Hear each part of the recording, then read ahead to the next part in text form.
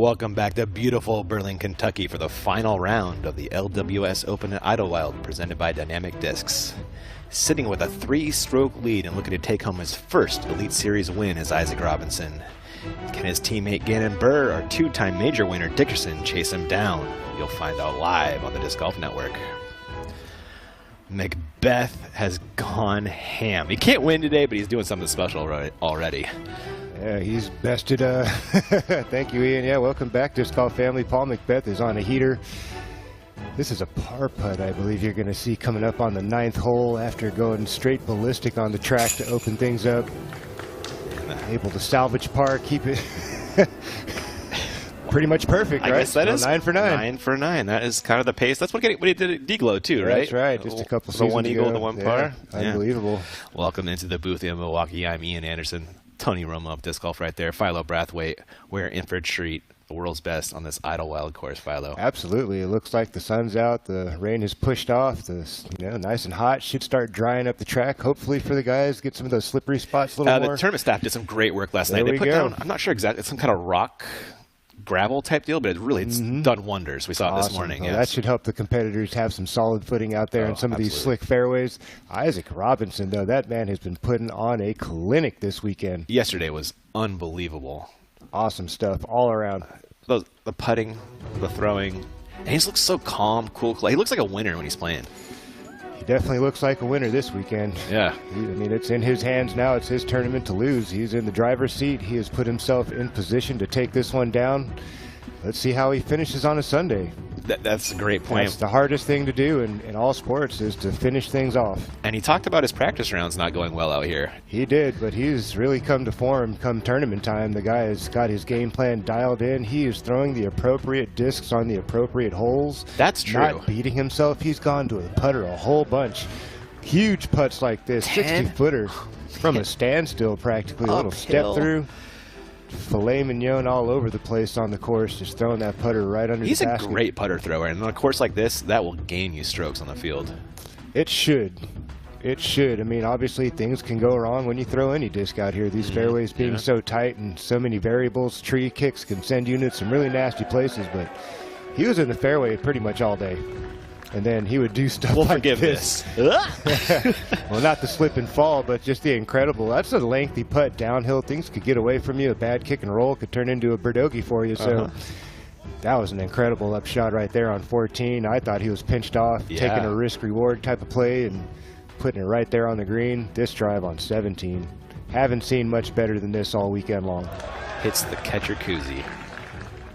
Drop in bird. What can you say? Unfortunately, did end his day with a bogey. Things kind of, got a little sideways on 18 for him, but did get out of there with the bogey. Was able to match Chris Dickerson for the hot round. He was chasing 1100 with a birdie on 18. I was hoping he would get there. That would have been really fun to watch. And it looks like we're going to have a new winner again. Kyle Klein is on the chase card, but you don't like his chances, do you? Yeah, I mean, the lead card would really have to struggle today. Yeah, he's 9 back right now. They would really have to struggle, and Kyle Klein would have to match a Paul Macbeth performance to have any hopes of really leapfrogging all of those players. There is Matty O. Think he's going to go balls to the pedal to the metal today? Everybody has to try. If you want to. I mean, they're not only playing just for the win for the weekend, but there's still Disc Golf Pro Tour points, and implications for the season finale with that. And obviously, the better you play, the more money you make. Helps your player rating, helps your statistics all around. So they're playing for a lot of different things. Yeah. Matt Forum. Let's get it out of the way early. Roll Tide. Matty O's had a pretty solid weekend. Pretty consistent. 8 and a 7, I believe, right? Yeah. Solid golfing out here at Idlewild. Usually that's in the mix for the win. Last year, 25 was the number, right? Yeah. We're pretty much there already. Haven't even started the final round. This is going to be a royal rive for Orem.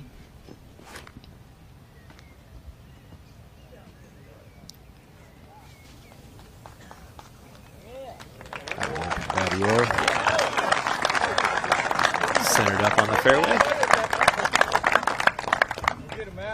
Second up out of Blacksburg, Virginia, James Conrad.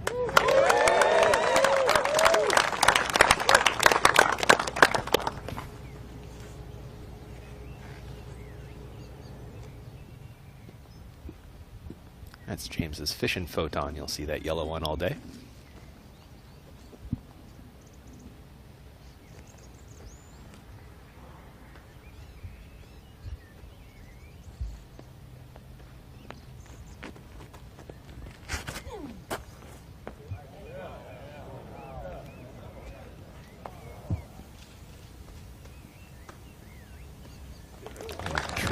Looks like there for James Conrad, keeps him more in the fairway than down too far down below to the right. Should be all right from Michigan, where that Kyle pitch.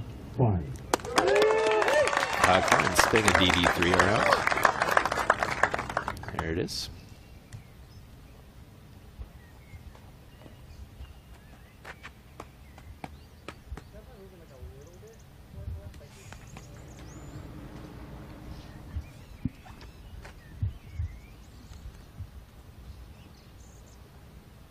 Kyle's done one of the better drives we've seen on this one. Yesterday he got a hold of that. We have 80 feet left. Yes. Chose to just pitch it up. He did, yeah. Well, he got it up in the air again, but I don't think this is going to unravel fast enough. This is heading down towards the OB line, but he should be fine. Yeah, it's pretty tough to actually get all the way over there. Pretty close to pin high. Should be a little sidearm chip up the hill. Chase card from Minocqua, Wisconsin, Adam Hammons. Adam Hammons finding some confidence here in the midseason.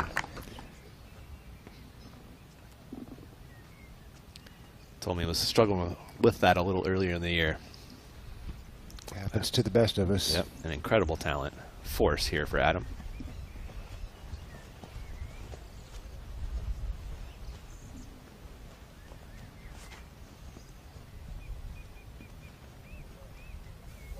That's just burned over, not enough airspace. We're going to have a little bit extra work there for Hammons to get up and down, make birdie. On the ground, we have Terry Miller. He is with the PDGA's Danny Voss. Let's send it down to Terry Miller. And good afternoon, everyone from Kentucky. Terry Miller checking in with the PDGA's own Danny Voss. And Danny, just a little while ago, we crowned our champion here on the FPO side. We both got a chance to speak to her. Katrina Allen taking it down. Congratulations, of course, to her. But there's other events going on this weekend, and just a few hours north of here, we've already crowned some champions yesterday. What's going on? Yeah, that's right. The Masters and Juniors World Championships kicked off with doubles yesterday for the Masters divisions. Some names you might be familiar with at home, Jen Allen and Sarah Hokum took down the FP40 title, which is really cool. And Jonathan Baldwin and Barry Schultz took down the MP50 division, which is also really awesome. Those legends are still going.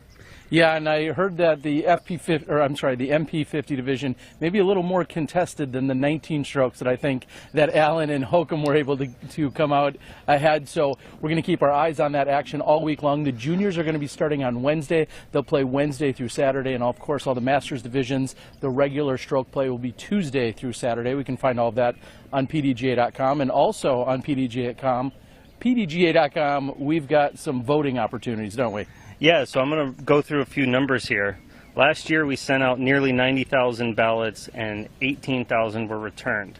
So that's about 20% participation. So this year we need to exceed that and get over that 20% hump. The record is 22.82% participation. I mean, we got to get that up, guys. So get out there, check your email, open your ballot, vote. It takes 30 seconds to do, and you'll be making the PDGA and disc golf as a whole better because of it. I feel like it's the first time we've mentioned it this weekend. Yeah, I think so. No, seriously, that's why we keep harping on it. We want you to go out. Of course, if you're a current member of the PDGA, you should be getting that ballot. Double check your email that's on file with the PDGA. Also check any of your spam folders, but make sure you find that ballot. You go out there and vote. We have candidates. I believe we have 13 of them. Find who you align with or who you don't align with. Whatever the case might be, go out and find the candidate that you want to vote for. It's going to help shape and mold what we see from the PDGA. So we're going to get out on a steamy course. This is Danny Voss. I'm the disc golf guy. We'll see you guys in the fairway. Terry and Danny, thanks for that.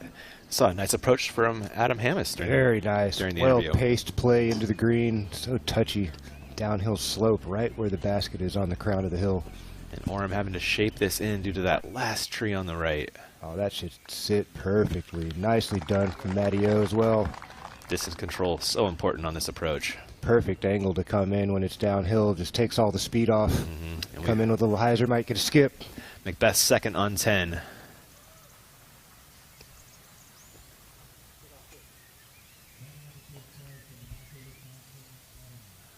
And that looked really nice. He is in the circle for a look at par. Back over to Conrad on one's fairway. Short and right. Conrad was a little all over the place, right? Just had some really nice plays and a few unfortunate bogeys yesterday. Really kind of held him up. Had 8 birds, Yeah. 3 bogeys. Finishes at a 5 down. Looks like just inside the circle for the birdie look. Yeah, going to have a little bit of a downhill look there for Conrad. I found out where the real envy is. Where is it? It's at his folks' house. All right. Yeah. Well, that's where my disc is. Is it? Yeah. Nice. Oh, nice. That's a good, No doubt. smart play there, man. Lost it once. That was enough? That was enough. Took 2 years to get it back, man. Your leader warming up. Teeing off in just about 10-15 minutes. Kyle Klein off fairway right. Should be a huge distance ask, though. Shouldn't be. He was almost to pin high. Maybe not quite as far as I thought, but he's got a couple options. You can go hyzer, you can go sidearm. Looks like he's going for the backhand.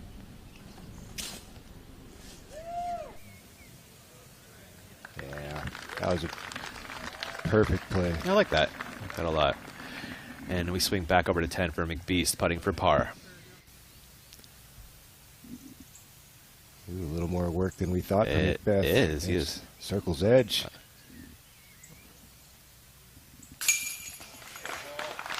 Man's feeling it. That's a great par save on 10. One of the hardest holes, usually the second hardest hole in play on this track. Saving par is not a bad thing. Now he's one off the pace of perfect Macbeth. Oh. Badminton racket to warm up. I've heard that the disc golf strong. Can you tell he's not 20? Can you tell he's only 17 years old? Got to have some fun somehow. Yeah, here, definitely right? do. Stressful situation he's gonna have about to walk into. Yeah, 4 hours of seriousness coming Right. up. Yeah. Conrad for birdie. There's a world champion putt. Dead center. Solid make. Solo fourth for Conrad for the time being.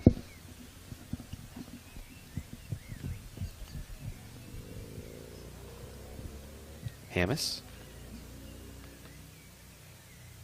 Let's get Adam to 14. To an 8th place tie. No problem there for Adam. Routine warm-up length putt there. Got to capitalize on all of those. Yes, you do. Klein. Also a birdie look. Ooh, just barely does creep over the rim for Klein, but he'll Did not scoop make that good out of there. noises. Remind himself with a little smack. All right, man, let's Wake get up. some good attitude on the disc here. For him, a drop-in bird. That's a nice way to start things here, the chase card. Over to the Beast on 11. Maybe he'll get back to perfect with an ace. That'd be really fun to watch. Wouldn't it? We haven't seen an ace on film in a minute, have we? Yeah, it's been a while. So he's taking a stab at it. That's high in the canopy. Oh, wow.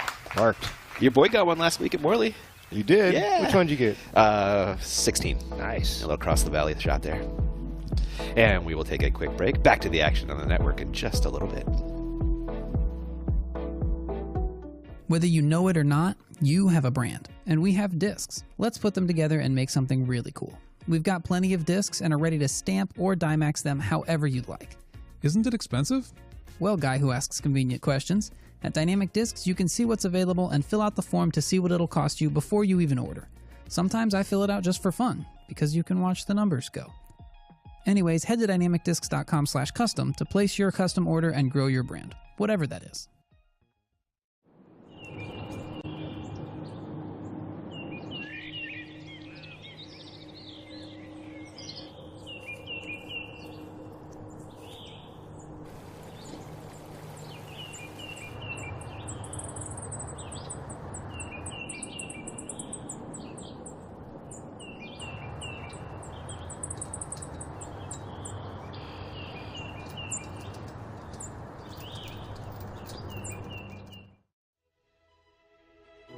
The LWS Open at Idlewild is brought to you by Dynamic Discs. Be dynamic.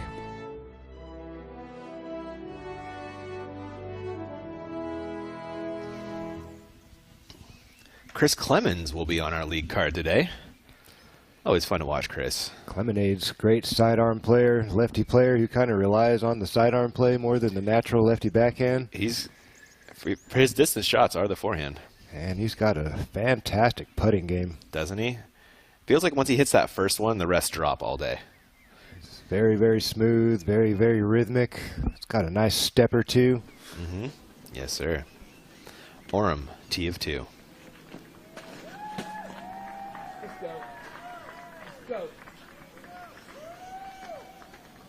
little shy there for Matteo. Would have liked another 70 feet or so. Yeah. Make that second shot into that treacherous green all the more difficult. Conrad. Clearing the runway once again. The only man who I've ever known to change his shot because of a tree behind the tee pad.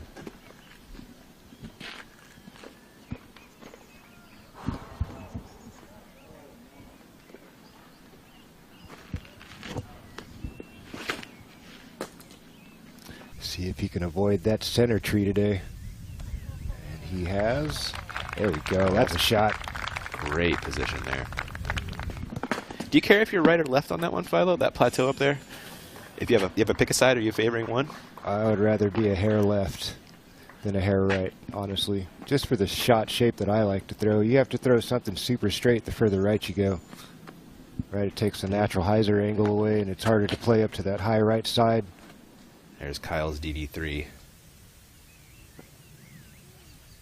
Too much hyzer on that release. A little bit off to the right. You'll see Conrad's disc there pretty much in the center. Kyle Klein a little right of that. He might have to flex that one. Potentially. We'll see what he has. Sidearm.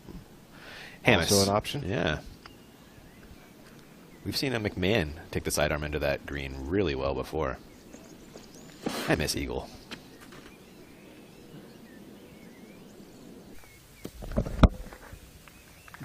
That's one way to do it. Yeah. Attacking camera position with a great shot was Adam. And your chase card is off down two's fairway. Well, that's a good start for the chase card. Was that birdies all around on one? Yeah, it was a star frame to get things rolling for these guys on the chase card, and only one guy out of position right there off the box. We'll see what they can do. Macbeth now. Add another birdie to the tally. Just one off her perfect pace through 11. There is another eagle opportunity ahead on 16, so it could be another one of those record-setting days for Macbeth. Burr walking to the tee, just 3 back of his prodigy teammate Robinson. He is hungry for his first Elite Series win as well. Yeah, one slipped through his fingers. First one this year out in Vegas. Took it to the wire. Lost in a playoff after a handful of holes to Drew Gibson. Got that great win at De La, though. He did. Maybe he can build off those experiences. I'm sure he's been building all year long. He's just bound to break through, man. Yeah, he's been building for years. He really came up the right way, winning, amateur and junior tournaments, getting used to winning. Maybe that's something. It helps. He learned how to win the right way against competition, of his age bracket. And big moments, Yeah, for sure. Yeah. Been around a lot of pros too. He's from Des Moines area, and there's a lot of solid players around there that I'm sure have inspired him and dropped some knowledge on him. He seems to play with knowledge beyond his years. So we see it time and time again. There's got to be somebody mentoring him. So many wild veteran plays. I'm like, this 17-year-old guy is doing that right now. How did he figure that out already? Well, might be part of the YouTube age too as well. These kids have actually. He's a student of the game. He watches like everything growing up. That's got to pay dividends. I've met kids all the way across the pond in Iceland, and these guys are throwing 1,000+ rated shots. And I'm like, man, how long you been playing? 6 months? Where did you learn how to do that? YouTube. I wish I had that when I started. You'd have to go get a Marshall Street video to catch it. That was grainy as all get out. You can learn anything from that. Oh my! All right, back over to two's fairway for Orem throwing to. He is going to flex that forehand into the green. Fading away from the water. That's a little low for Matteo. A lot low. Oh, Maybe not. Has enough speed. Will it hit something? Sit down. There we go. Matty O circles edge. That was a scary look, man. It was. You like the result, though. Oof. Good break there. Yeah, that had high rolling potential on the finish. He probably has no idea how fortunate that got. That had implications for water. Yes, it did. Klein. He does have mostly that straight shot you called for. Yep. Have to put a little bit of early turn on this with something with a stable edge. Try to get a late fade or just take something super neutral. Just hope it doesn't get overstable on you. He's been loving that bump and run play into the green. That's the idea here. So touchy, though. It's still 300 feet or so. That's a lot high. He's going to need that to sit in a hurry. That was a good tree kick, possibly. Circle's edge. Oh, that's not bad. Maybe a few paces off circle's edge, rather. Yeah, he's in circle It's too. a scary putt, though. Mm-hmm.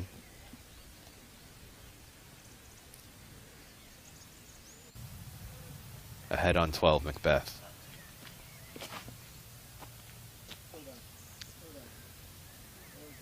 Asking for it to slow down. Don't want to carry this too long here on 12. Maybe not ideal, but good. Got something to work with. He does, exactly. Conrad second, back on 2. This is more the appropriate angle you'd like to see.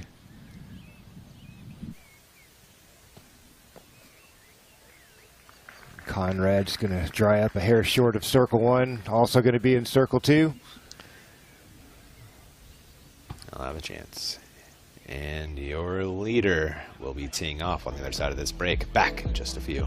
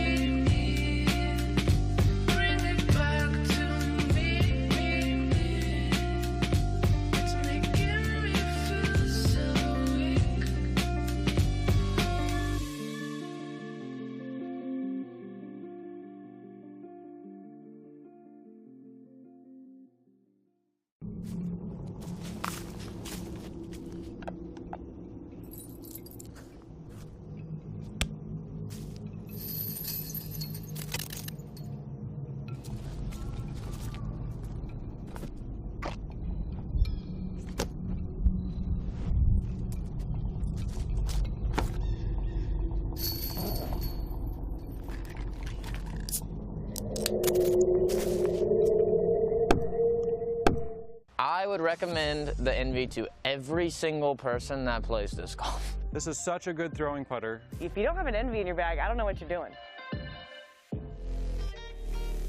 The Envy is one of the most pure, straight flying putters. Comes out clean, can handle power, it can handle touch. It's just very versatile. It holds any line that you're really putting it on. It's so good. So good! It's so good.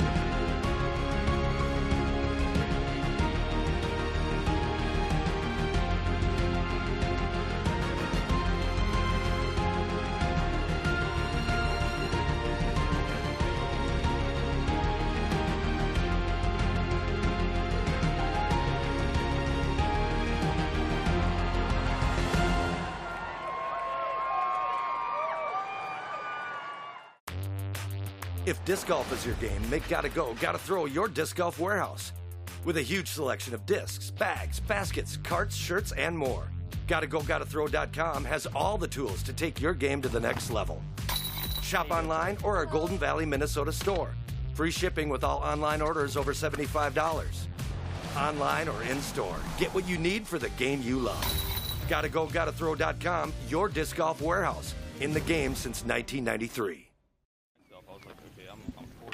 Robinson and Burr Prodigy teammates, but not teammates today. They're looking to battle it out for the win.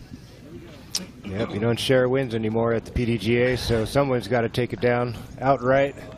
While we were on the break, you saw in the picture-in-picture Conrad and Klein. I believe that was Klein dropping big bombs from circle 2 to make birdie.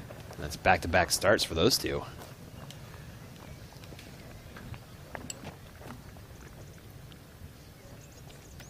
This is a memorial throw. Thank goodness, because I did not recognize that guy. Nice throw there. Well done. If memory serves, that was an improvement on last week.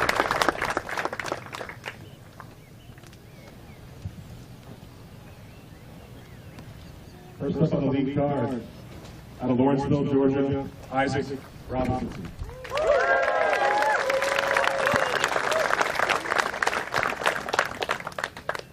D2 coming from Isaac.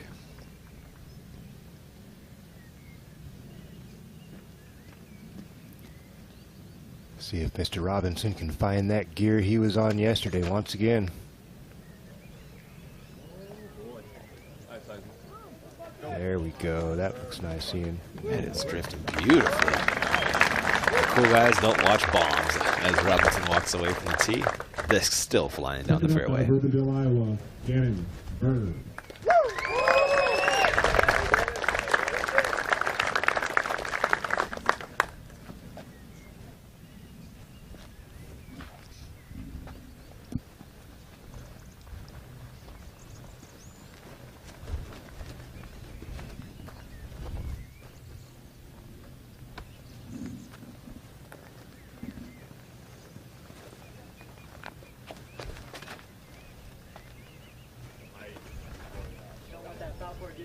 Such smooth power, Philo. Absolutely does. Long arms, great pace, good rhythm.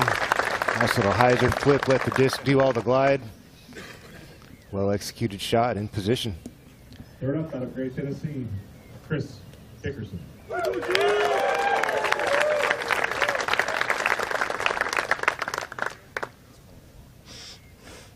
There's a force in Chris's hand.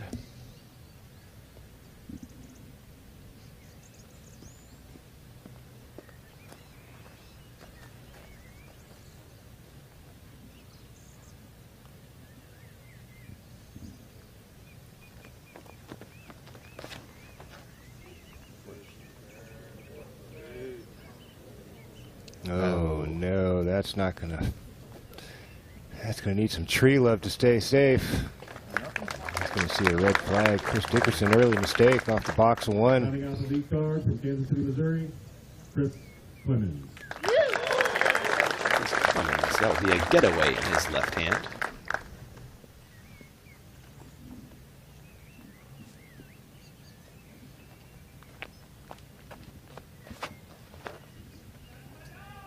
That's crazy.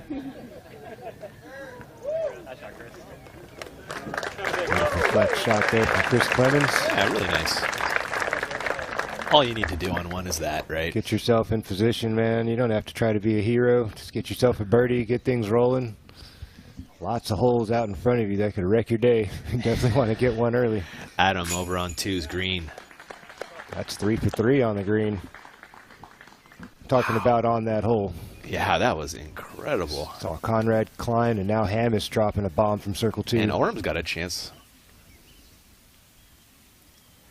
Back over to Paul on 12. You saw the drive. Here's the second. One of the toughest holes on the course. You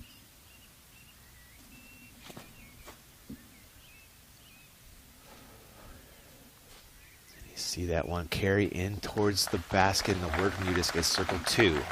Opportunity coming up for Macbeth to keep the hot streak rolling along. And back over to 2 for Orem to make this an 8 for 8 start for the chase card.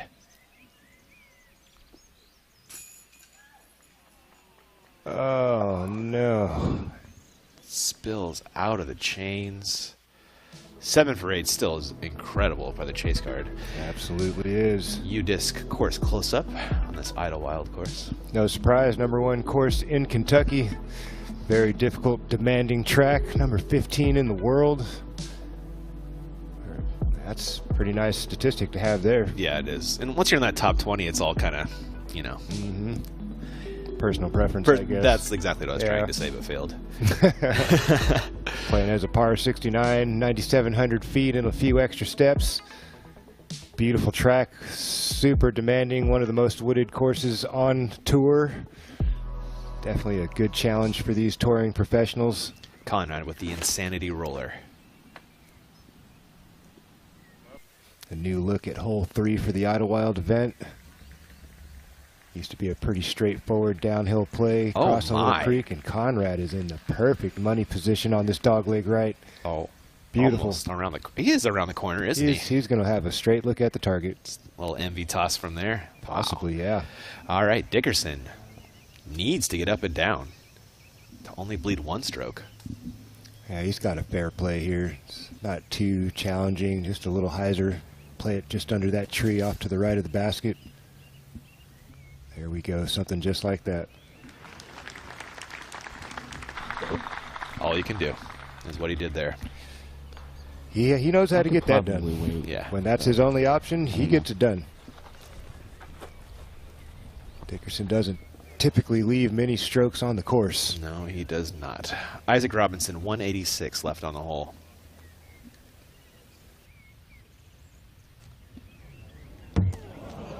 That was a favorable little nip from the tree. Whew. That had some heat on it and a lot of height. And it starts to slope away very quickly past the target.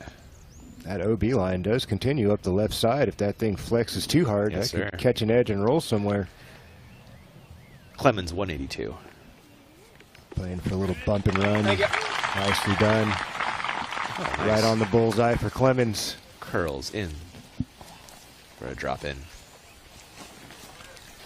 Gannon Berg could have a little step through putt here. Shouldn't even have to do much of anything to get up and down for his birdie. 133 feet left. That is definitely a jump up for this man.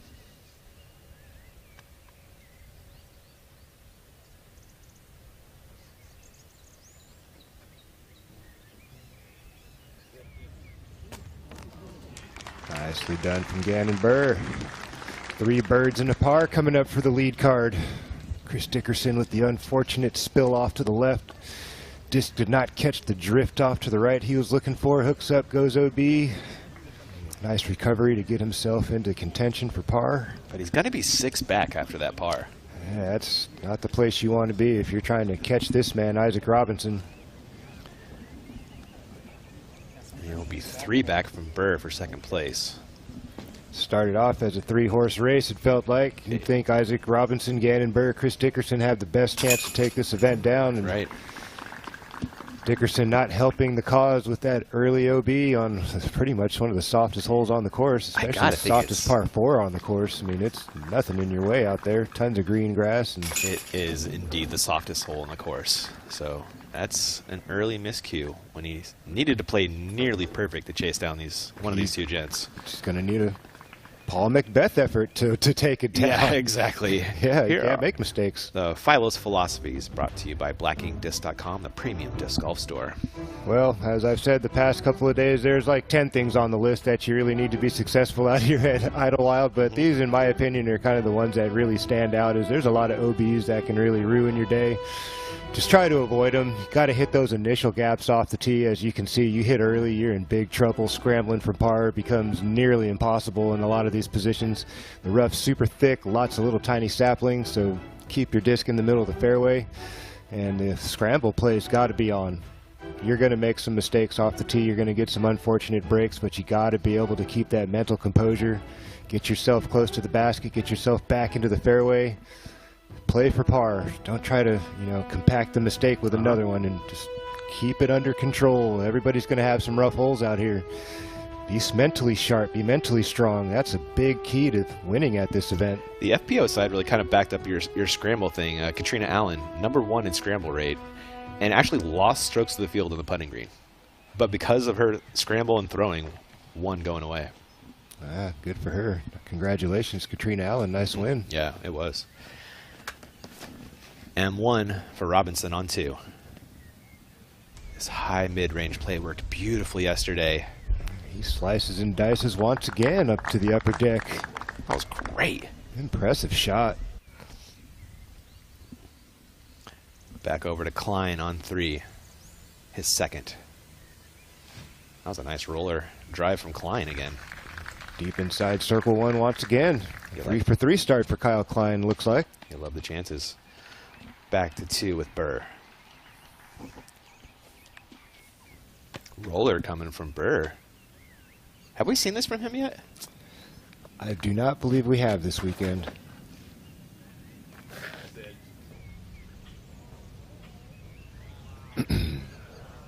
That's looking real nice. Backtrack just a hair at the end, but in position for Gannon Burr. All right. Clemens takes the tee with an enforcer. Overstable high-speed driver. Should see a backhand.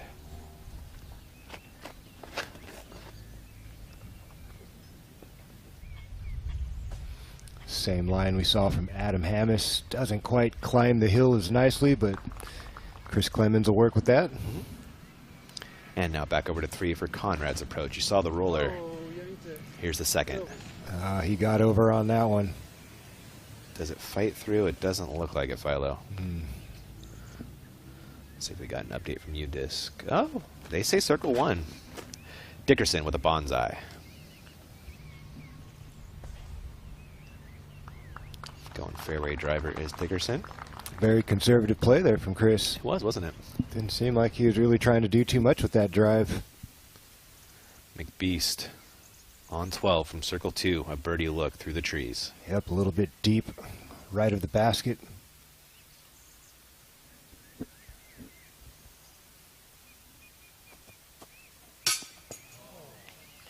Oh, everything but in for Macbeth. 1.5 inches from being perfect. That was fired. It was. That was an aggressive bid. He must have only had a small sliver to work with. Some ceiling, possibly. It's just a bunch of trees. I'm sure the gap was probably not much. Yeah, not much more than a disc's width. You know what I mean? Yeah, so he's aiming small, missing small. Just comes up short, or a little high rather. That could have been another amazing birdie for Macbeth. Macbeth up 28 spots today into a tie for 5th place with that round. Currently 10 down. We'll be through 12 holes once he drops in that par. Robinson, there are some big approaches coming up on this hole. We see some stroke swings on this hole 2's green.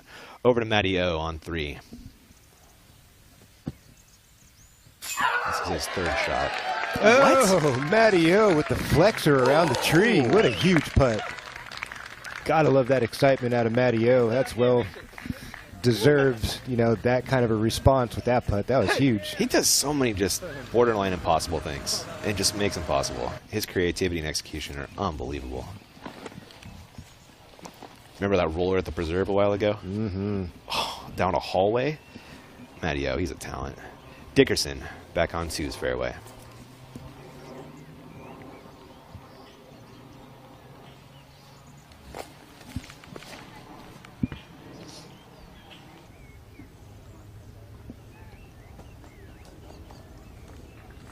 Nicely done there from Chris Dickerson. Thought his drive came up a little short. Looks like it was right where he wanted it to be. Gave him the swing that he wanted.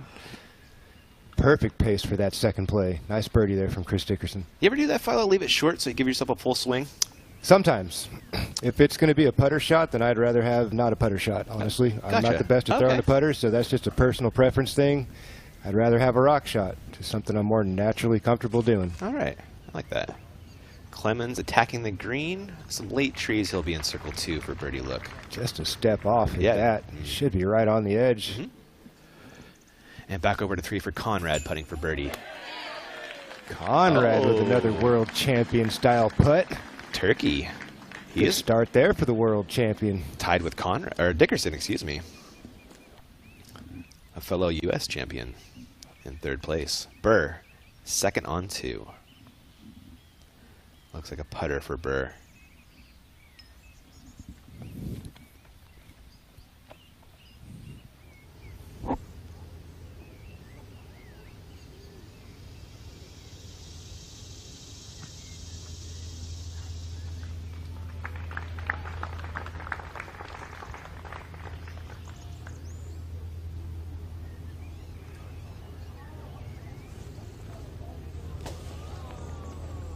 Unfortunately for Gannon Burr, that is going to be out of bounds. Red flag. He's going to have some work to do to save par. See that spotter running some 9-10 paces from the target. And now opportunity for Robinson to Extend push the the lead. lead. Yes, No sir. doubt. A little more breathing room, especially with Chris Dickerson kind of opening up a little slow. He's going to make birdie here, but this could be 2 for 2 for Isaac Robinson. Yes, sir. One more stroke. Look at that continuing to flip, Philo. Beautiful. 5 paces. That's a no-brainer for Isaac Robinson. Putter never touched the ground from that distance yesterday. No, it didn't. He hasn't all tournament. 100% C1X. And the C2 rate is also pretty ridiculous. Let's see if I can grab that real quick. Yeah, he's 57%. Is that what it is? No, excuse me. Yeah. 57% C2 putting. That's wild. Klein with a nice birdie on 3. Turkey for that guy. Yes, sir. This chase card's ready to play today. I think the field in general, you look down to about 12th, 14th place. Just a whole bunch of blue going on today. Lots of birdies, not many bogeys to be had. Guys are playing clean today. Burr is 75% from C2 on the event. That's an astronomical number, man. Usually like 40 is a really good 40 number. is an amazing number. An amazing. He's almost doubled it. Wow. Clemens. He is also up on that C2 list at 56% on the event. That's a great number. Like you said, man, it's kind of like shooting 3-pointers. You get a 3-point shooter somewhere in the 30 percentile, high 30 percentile. You like, I want that guy on my team. You 40, 50%? Wow. You are dialed. Let's see if Clemens is dialed today. Birdie look. Hair off to the left, catches a bunch of chains, knocks down. Settles inbounds, thankfully. Yeah, it didn't go anywhere. Right? Yeah. Okay. That's Gannon Burr. Yeah. Out of bounds.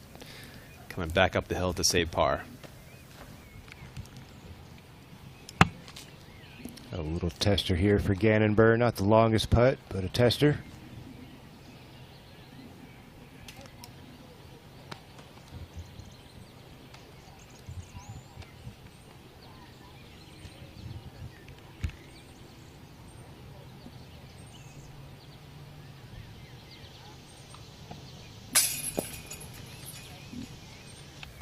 Gannon Burr unable to convert. That's going to be a bogey on hole 2.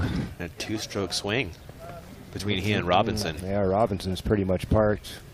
Maybe a step or 2 off the bullseye. I just don't see him missing that putt. So Burr drops to 20. Robinson will move to 25 likely. Dickerson to move to 19.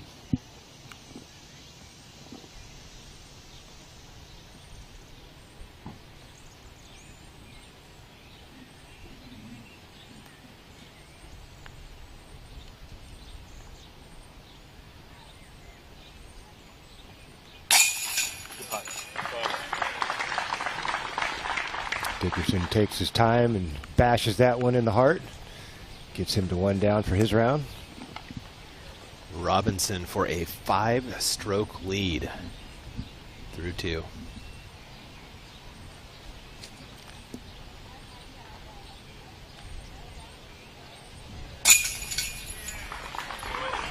Picks right up where he left off yesterday. Just super smooth, super confident. Clemens to save.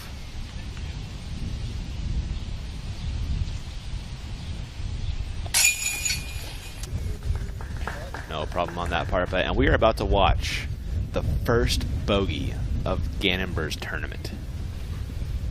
Well, he had his opportunity right there with that par putt to keep it clean and bogey free for the event, but unfortunately unable to convert, and that's the first bogey. And not a good time for his first bogey. It's better than late, I guess, but never would have been better.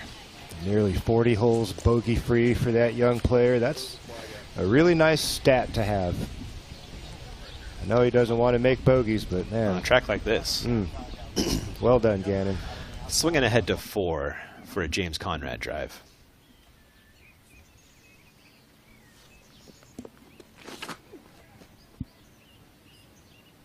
That looks much better from what he did yesterday. This looks smushed. Ooh, that might be... No, that's great. Oh, I think it did track a little bit towards the middle. left? Yeah, I think he should be all right from there. Hopefully he can Hopefully find... there's a window. Yeah, we'll find out on the other side of this break. Back to the action at Idlewild in just a little bit. Power Grip, Europe's #1 disc golf shop, is now available in the United States. Our selection is constantly growing as we build on strong relationships throughout the disc golf industry. It doesn't matter the question you have, where you're from, or your skill level. Power Grip is here to help. Shop us online at powergripusa.com.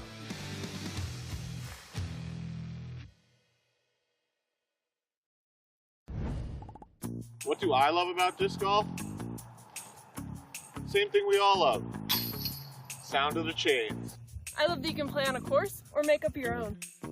My favorite thing about disc golf is challenging myself every time I step onto a court. What do I love disc golf? It gives me the chance to connect with an incredible community and throw some pretty amazing discs. Because after all, big is love, big is life. I love disc golf because you can be as creative as you want with this sport. Macbeth on the tee of 13. The infamous Y hole out here at Idlewild. Had a bunch of different looks over the years. Double Mandy, this time no Mandy. But Dog leg to the right. It can still ruin your day if you hit it. Macbeth slices and dices it. That's what you want off Yes, the tee. it is. Nice little filter over the hill. Through the first row. Yep. Get a nice little sidearm look, maybe a backhand line. Over to Robinson on 3. Air shot once again for Isaac Robinson. Been seeing a lot of guys go to the roller. Isaac said, I don't need to do all that. That's fine. In position. Yeah, not quite the distance the roller gets you, but I think is it good enough? It's good enough. I think for the righty backhand play, if you're not going to go roller, just giving yourself a line, there's plenty of airspace to work down the second part of this fairway. Mm-hmm. And we have Chris Dickerson. He's throwing Katrina Allen's signature disc here, the Vortex. All right. It should be a roller.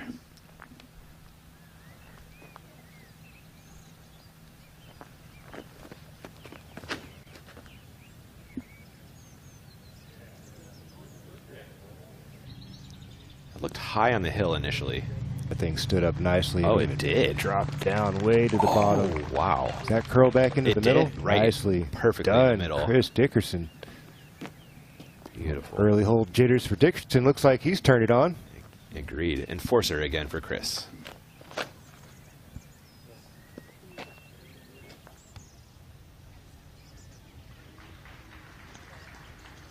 Lefty Heiser down the hill, a little bit behind Isaac Robinson's shot, but for a natural lefty, that should feel pretty good going into the green. One more lefty Heiser, right? Yes, sir. Conrad, what does he do with his second?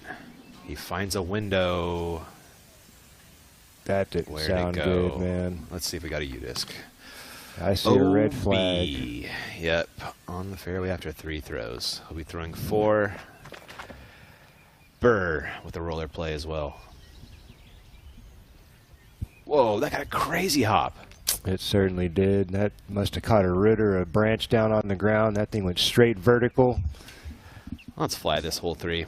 A new one this year. Yeah, this used to be a very skinny hyzer. Straight down, you'll see something in the foreground. I think that used to be the pin position, just inside of that tree down there. And that used to be it, but now it's breaking off to the right. Got to get up and over this hill. Try to get yourself in position to see the second part of this fairway. You don't want to finish back here up on the side hill. You're going to have a very, very tough approach into the green. Somewhere right around in this area as the drone is flying will do you pretty well. You should be able to see the basket. A couple of late obstacles to avoid and get yourself a birdie. Yeah, those bamboo or corn or whatever it is. Yeah, they're kind it's of well tall. placed, yeah. Yeah, they're caused trouble so far. They have caused some issues for the players out here, but very fair hole, lots of room to work with. Nice little protected green. And we've got some... Oh, the caddy gave up the foot to go get Burr's disc back, so he hasn't had a chance to put it back on yet. Or maybe it got really wet. Anyway, Burr throwing 2 well back on the fairway. Looks like he's going to the roller again. Up the road and around. Let's see. Heads up, gallery. That should be safe. Nice job from the gallery to not ruin that for Gannon Burr. Yes, oh my goodness, so much. Watch him pull a Matty O and make that from over there. Nice recovery play.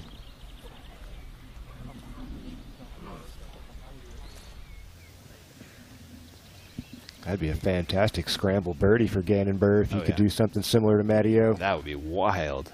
Didn't see what happened to Matty O's first and second, but man, that was a heck of a putt. Chris Clemens, he has 380 left, so decent pull on the hyzer line. Yeah, plenty of space to work with here for Chris Clemens.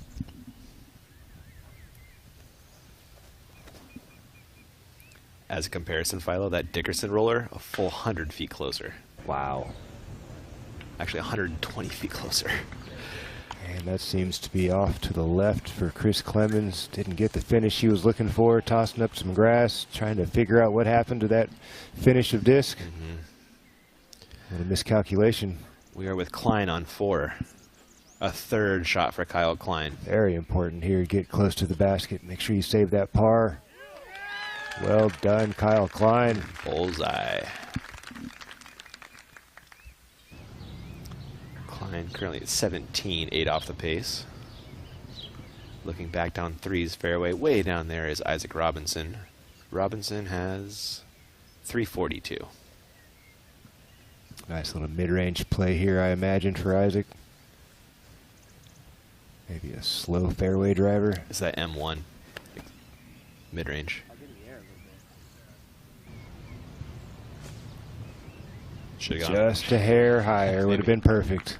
Should have gone fairway. Nah, that would have got there if he got just a little higher. Yeah, just a little low out the gate. Had the right shape of shot on it. Threw the right disc, just missed the height.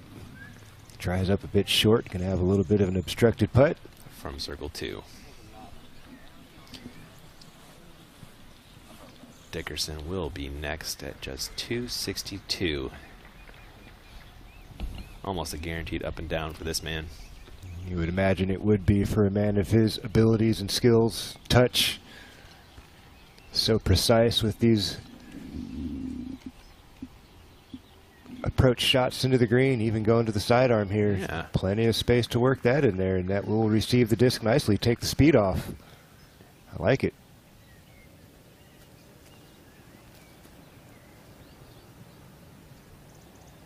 Chris, elite from both sides.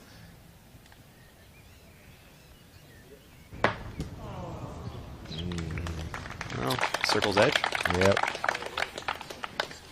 I'm sure he's not stressed out about that. Would have liked to have had a clean flight. That would have been deep in circle 1. A little tap in putt. And he's accustomed to making putts. Yes, he is. They're calling Burr on the fairway. So he's going to need to make good from outside all circles if he wants to snag a birdie. Back over to Paul on 13, his second. Last one tree.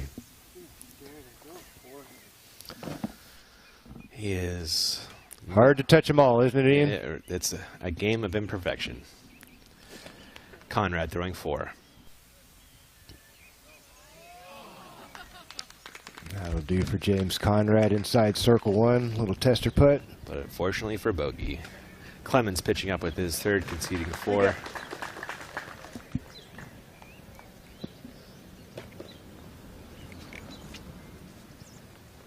Should be Burr next to act. Gannon at 89 feet for this birdie bid.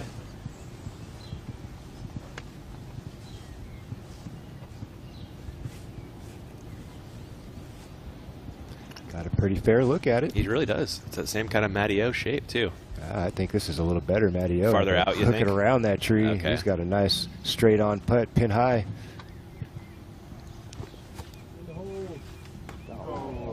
Also trying for the little slidey action to keep it tracking on the chains. And so hard to be accurate when you have to put that much power on a putt. It can be. Speed is the variable that makes things kind of fickle at times, you know. Got that normal pace and energy that you're accustomed to. You speed it up, things get a little squirrely.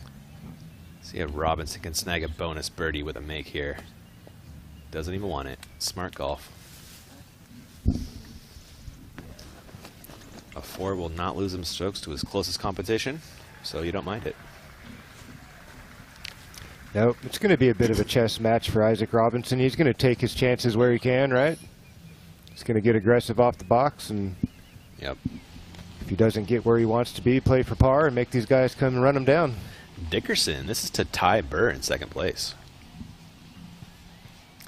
And to move within 5 of the lead, 1 step inside circle 1.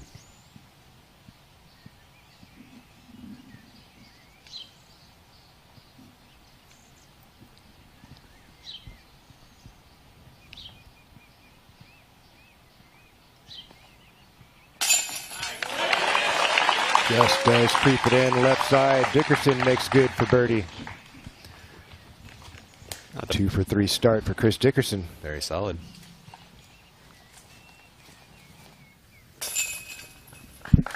That was Robinson cleaning up 4. Burr and Clemens will do the same. Dickerson snagging a stroke on your final grouping.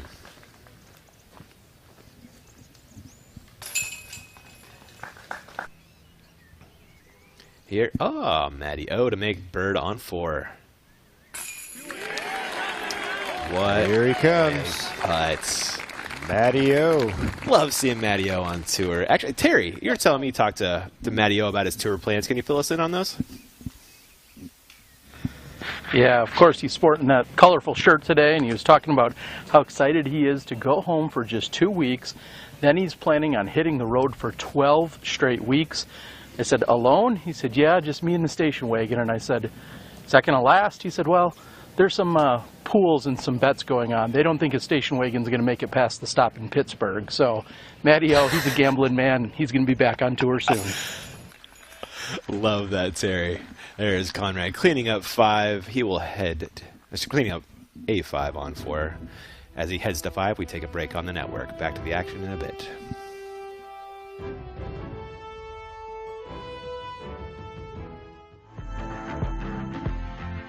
It was designed for me to be able to throw hard, throw consistent shots, and know that it's not going to just glide and sail past the basket.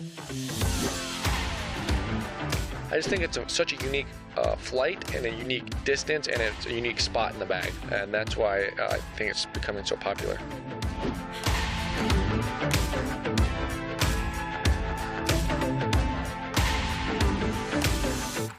Hello, we're Kenna. We're a Dutch growing company. We love plants, and we want to tell you some cool things about them.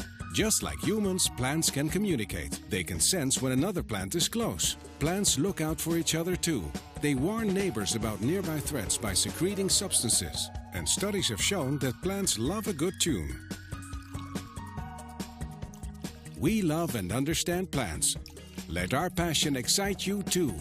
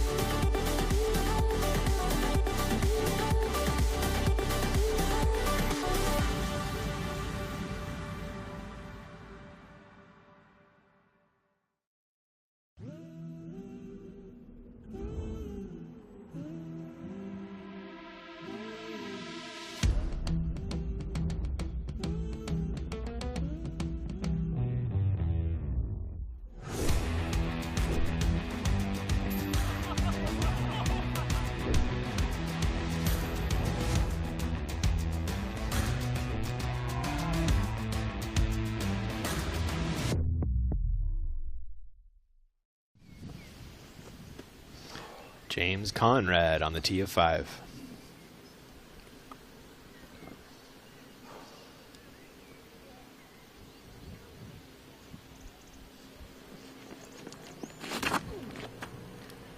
Hole 5 is playing greedy today. Yeah?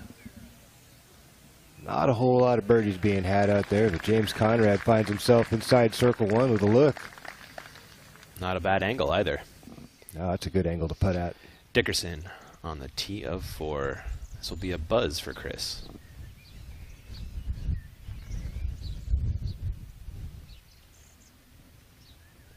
Interesting disc selection on here. What do you think about this, Philo? If it finishes straight, it's the right decision. Pretty good. Maybe to keep it back from the gap, you know? So even if you miss left or right, you still have an angle, possibly? I'm really curious about that play. It seems... Don't question that, man. I'm not questioning it. It seems really smart, is what I'm saying. Yeah, I totally agree with you. I like the idea of like not trying to force the issue to get all the way down there, play for angle. FX2 here for Robinson, fairway driver. Also playing it back a little short, not really getting super aggressive. Yeah. Clemens reaching for a getaway.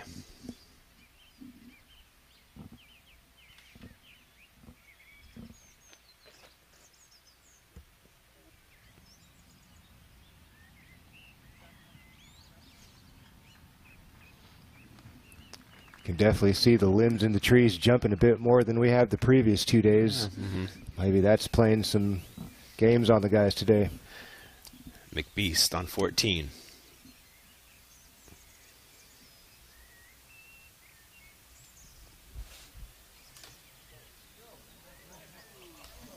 He's all the way down. He's all the way down there. Paul Macbeth threads the needle on, I would say, one of the most difficult tee shots to nail. That is this in 18. One of the more crowded fairways for sure. Burr on fours tee.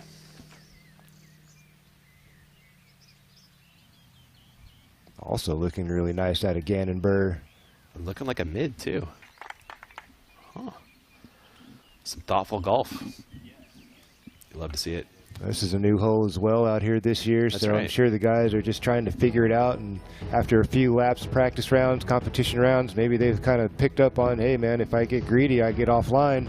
Don't give myself an opportunity to even make it through the gap, so let's play for that. I've got plenty of speed to make it through. Let's take care of the first things first, right? Give myself an angle. Yeah, let's fly this, kind of take a look at those angles to the gap that they've set themselves up with. Well, you can see it's asking for super straight. You've got these trees on the right side defining the fairway. You're trying to stay left of that. Seeing a lot of guys throwing the hyzer flip that doesn't do a lot of moving, just, you know, kind of stay straight. You definitely don't want to taper too hard, right? That's kind of down in that jungle area that not a whole lot of room to throw a disc, right? No real defined gap, but obviously they're showing you this is where they want you to throw the disc. You got to make it through this gauntlet here, at least to it. Really opens it up for the second shot, obviously, the closer you can get, but I just think it's the touch and the speed required to get to that spot. It's a lot harder than just to play it back some 50 or 60 feet. And this is honestly a great hole. It's a great addition to the tournament. It's a really nice one. Yeah. Makes you think. Exactly.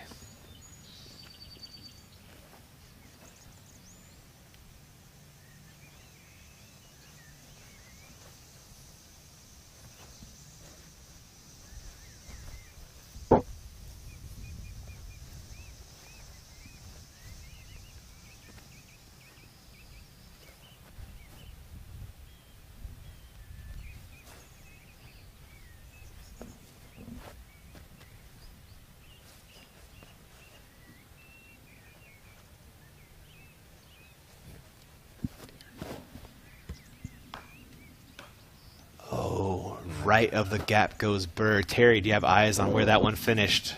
We're seeing a green flag as a word from production. Yeah, he stayed inbound, but he's off to the right-hand side as he's looking toward the pin. Okay. That's the crowded area. Is it? Yep. Ideally, I think you'd want to be more left from where he was. Kind of keeps things more open. Clemens. Verdict on his next shot.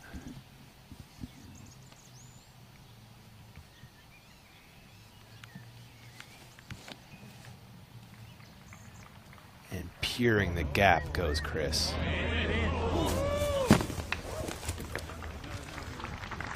Hear the gallery groaning. That must have had implications for a moment. Yeah. Maybe hooking up a little earlier might have gone in. Was the... I hope there's not an OB line past the basket there. I hope that's just a barrier. I didn't see any painted lines over there. They've got him putting for birdie, circle one. There you go. Sometimes they do paint the OB lines just inside of those. I think kind of the new standard is about a foot or two. Right. Off those boards. Advertisements. Dickerson throwing 2 from the far side of the pond.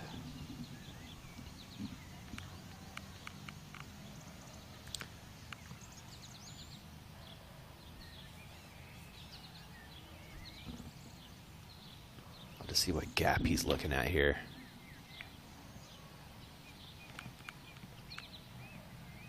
Yep. Whatever he was looking at, he hit. There we go, just outside circle 1.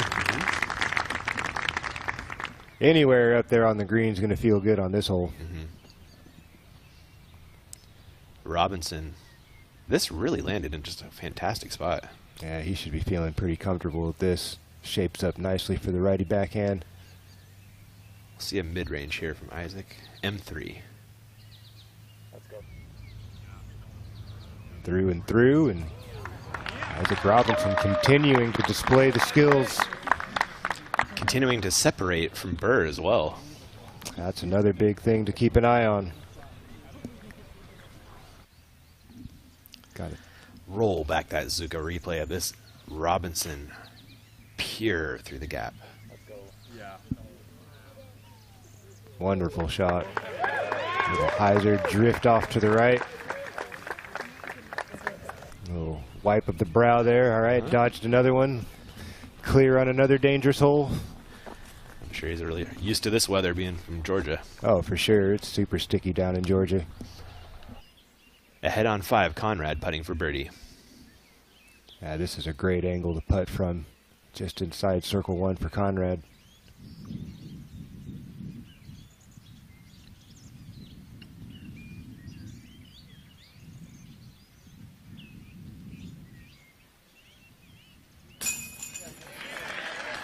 Sneaks it home. No par day for Conrad so far, but mostly in the good way. Yeah, man. It's always nice to see the birdie after bogey stat. Yeah. Back over to 4 for Burr's 3rd. That gets onto the green. Opportunity there for Gannon Burr. To only lose 1 stroke to Robinson. Dickerson will have a chance to make a putt and snag solo 2nd.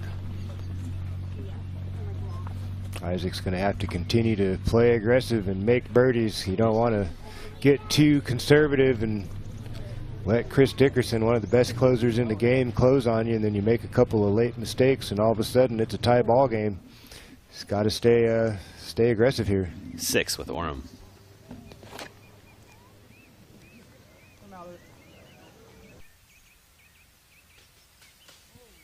See if that filters down the hill a little bit. Oh, yeah. That's not too bad for Matty O. He should be able to make a play from that. Yeah. Jump putt look for eagle on 14. This is unheard of. Yeah, you don't really see too many guys get down to the flat. It's just improbable. There's a so lot many of trees. So many trees. Ooh, buzzes the tower. Just a foot on the outside. And he'll have that on. That's fine. That's fine. Yeah. 5 paces. Dickerson for solo 2nd and a birdie on 4.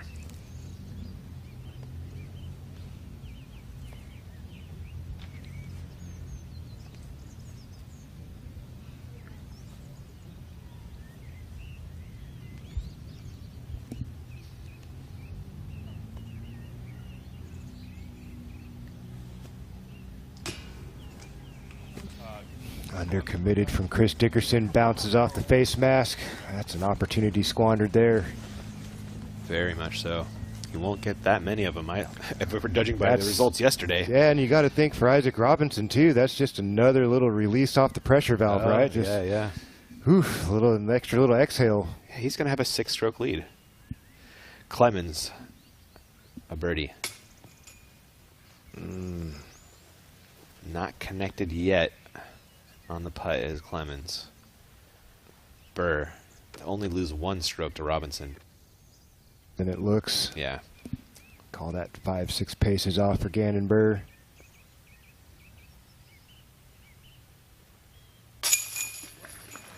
There we go. Nice smooth swing and pop for Gannon. Gets it home for par.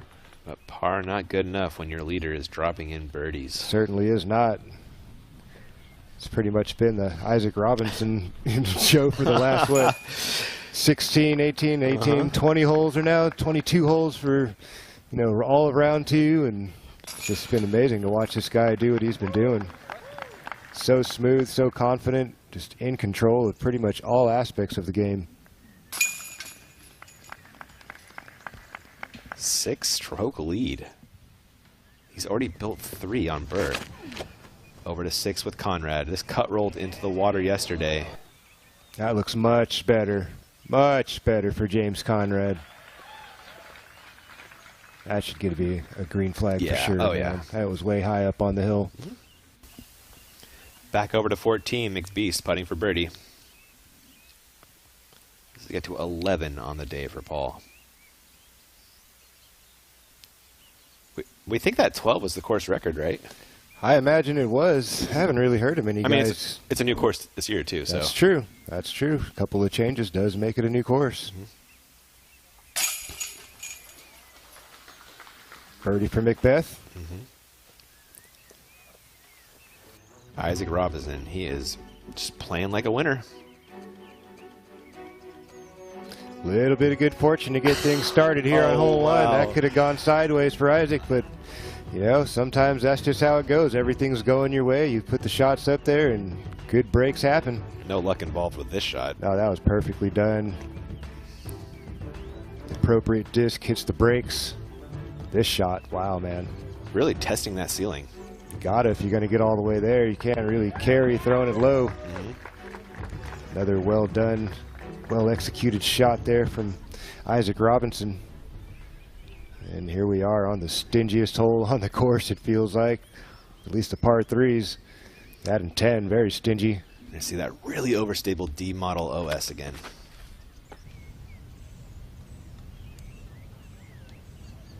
Big high flex. I'm worried about this one. Never had a chance, Ian. Nah, he never got over on it. That's going to be a long ways back. That's looking like a bogey there for Robinson. Well, I should not say that. He makes them from everywhere. Even then, we'll see. Opportunity now for Chris Dickerson to potentially get 2 strokes with a great shot. Dickerson going Onyx.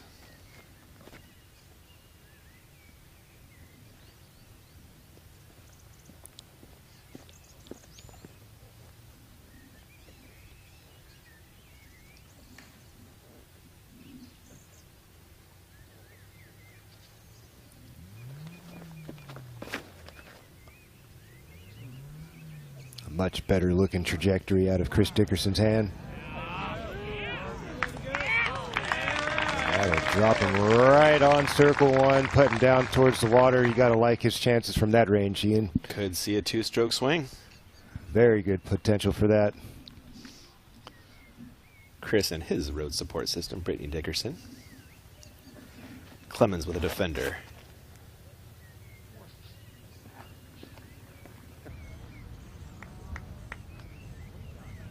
Surprised you don't see Chris Clemens get a little more aggressive on a lefty hole.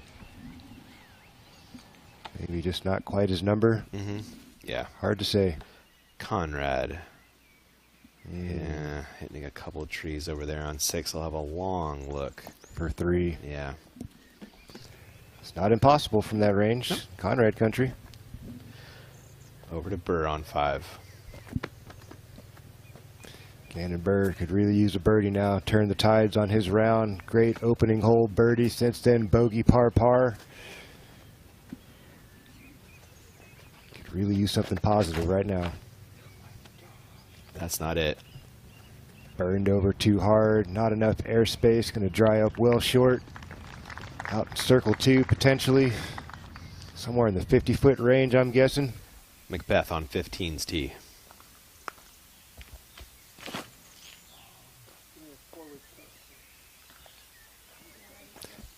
Not the worst reaction off the ground there. Actually kind of pushes him back towards the center. Good break.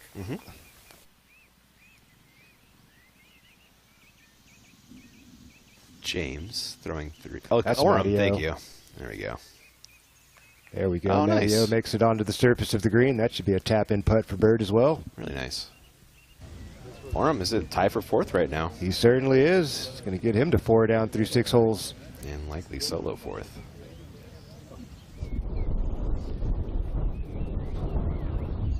Your leader.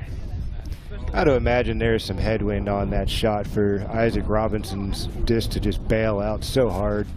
You can see I'm telling you, the wind's up today. They haven't really showed us the conditions, but you can see the limbs are pushing around a whole lot more than we've seen all weekend. We don't have to guess, Philo, because we got Terry Miller on the ground. What's he got for us? Terry, tell us about this wind they're working with on 5. Yeah, it's been pretty light and variable actually throughout the entire round so far. Nothing significant. It might look like it's playing on these guys, but it's not really doing much out here. It's relatively stale. All right, we'll have to put that one on Isaac then. Mm-hmm. You tried to let him off the hook. I tried, man. Terry put him right back on. Yeah, he blew it. Terry gives us the truth. We're looking at Gannon Burr. He's got to lay this up.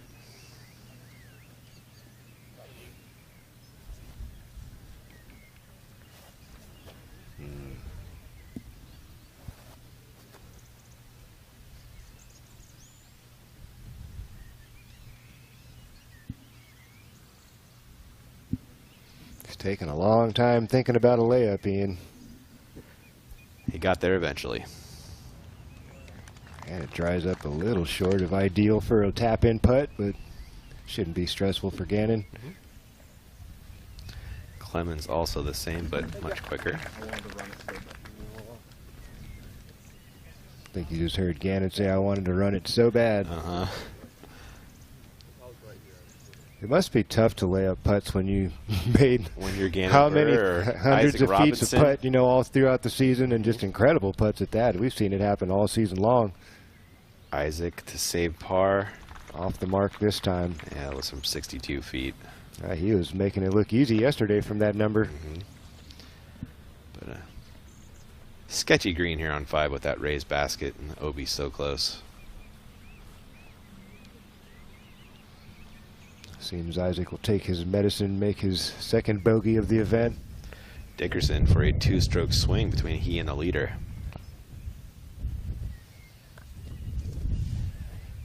Well, Dickerson let him off the hook on the previous hole. I do not see it happening 2 holes in a row.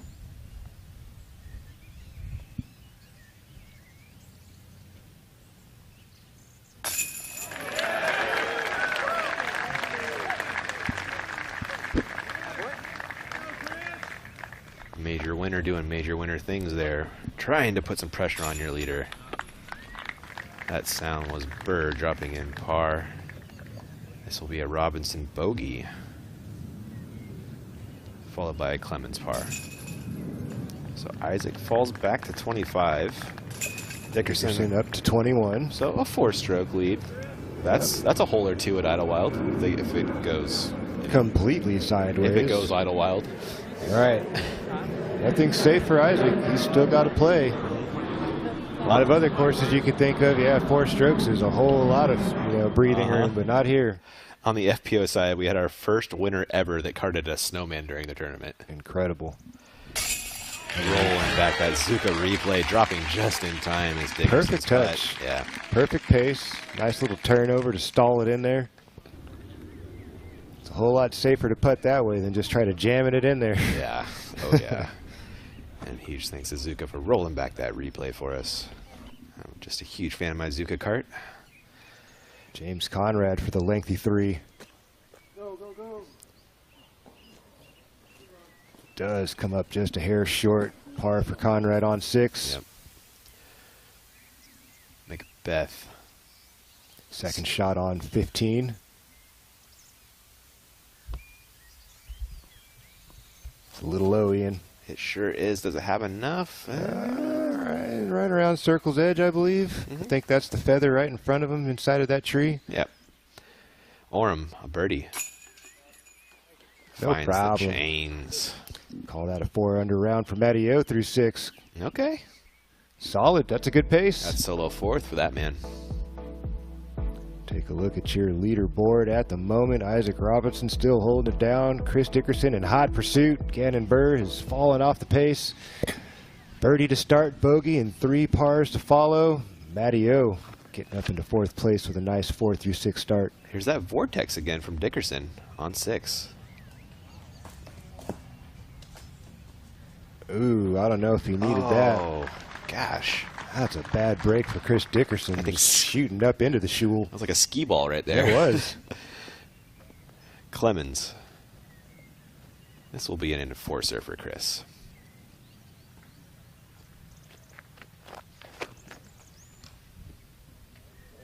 Money. That looks nice. Late drag in. That should be right in the middle. Beautiful shot. Even a little roll out. There we go. Chris Clemens going to love that look. That was ideal. Over to 7 for Orem's drive. Such a demanding tee shot here. Inside.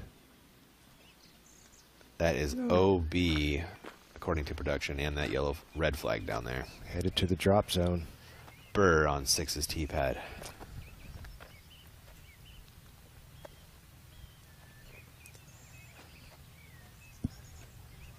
Looks like a mid. I like the choice. Ooh, we might be going roller. If that's not, that's cutting out. There you go, man.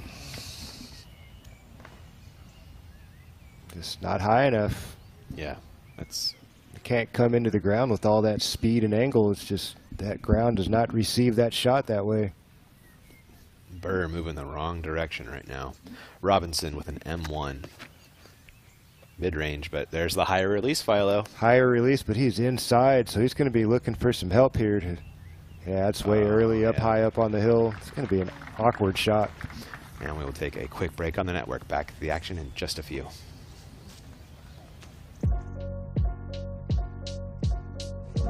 Being a PDGA member gives you access to not just play the sport, but to engage and compete with your local community. An active PDGA membership gives you access to over 6,500 sanctioned events around the world. From local leagues and tournaments, all the way up through the majors, everyone has the opportunity to play. These are an amazing way to get engaged with your local disc community. Get started on your disc golf journey today. Visit pdga.com/join. We are at a kindergarten through 8th grade charter school called Stallworth Charter. These kids are being invited to the pro tournament this weekend for free, and they get to take a disc home. I think a lot of these kids are going to start playing disc golf. I mean, I've seen some of them that were so excited that they had questions. Where do we go? Where do we play disc golf? This is where a kid can like step off by himself and just be like, all right, I can do my own thing. It gives them a sense of individuality. Something you can get into young but continue to enjoy throughout your adult life, which is pretty special. Macbeth for birdie on 15 on Circle's Edge.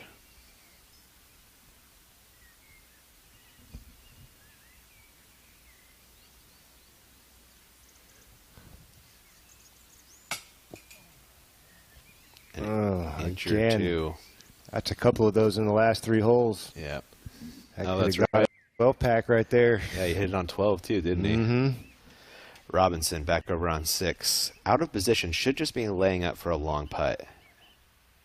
All right. Could have been a hair more aggressive than that, but that's still an opportunity for Isaac. And a good angle, too. It's a good angle, safe putt. Plenty of room to work with behind the basket and side to side. Smart spot to pick right there. Mm-hmm. Swinging into the opposite side of the fairway for Burr's 3rd. Doesn't like his selection there. Going to grab another disc. Went to the putter. A little slower disc. Maybe Yeah. just trying to do the same thing. Get a little closer up to the border of the out of bounds. Make it a Circle's Edge putt. Very touchy to try to stick it on the green from here.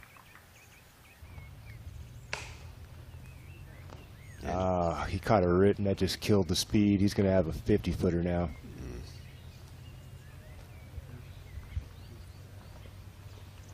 Dickerson should be next up. A chance to grab another stroke on Burr. And I guess he could pick up a stroke on Robinson as well, depending on that putt. We'll see. Orem. From the drop zone. It's a nice looking shot there. Climbs the hill. Oh, wow. It looks like just inside circle 1 for Matty O. What a par save. Big time par save. Dickerson off fairway right. Pinched off for sure. This is awkward. About as awkward as you could get it. Yeah, body pointed down the hill, trying to throw the disc back to the right. And he's doing this patent pending standing where you got the wrong foot behind the marker kind of thing. You know, just all kinds of weird things going on here for Dickerson. Going to have to get creative. Thankfully, decently close, just 135 feet left. You think he plays for the putt across the creek? I think he's probably going to try to stab it over there, but you know, he's just got to make sure he doesn't hit anything out the hand.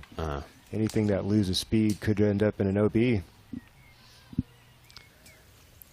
Smart play would be to just throw it right up to the edge of the border and take your circle's edge putt, because he's really good at that. You're right. Is that okay, Clemens? Yeah.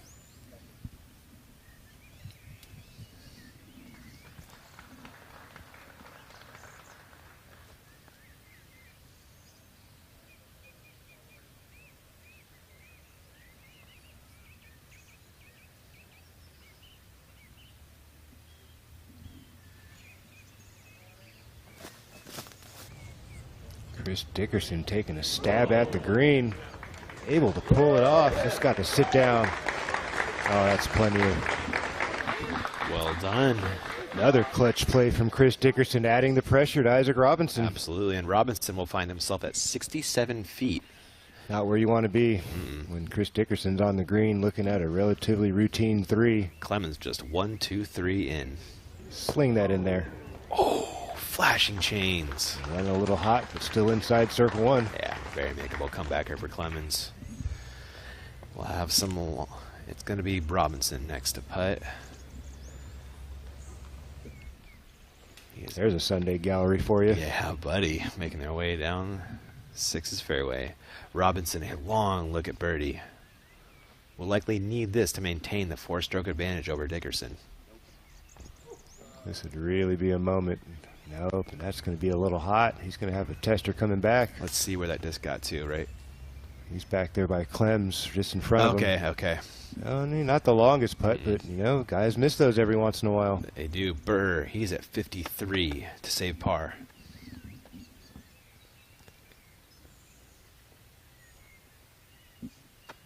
Needs the make to maintain solo third.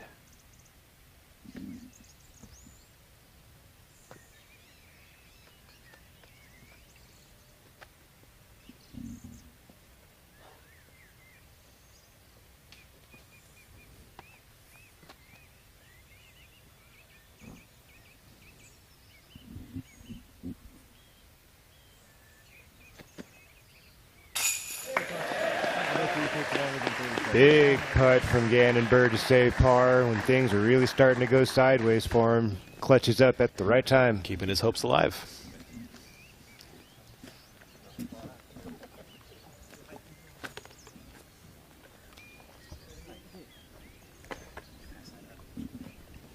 Clemens walking over to his birdie look. Chris just 1 under on the round today. This will put him back into a tie with Paul Macbeth and Kyle Klein.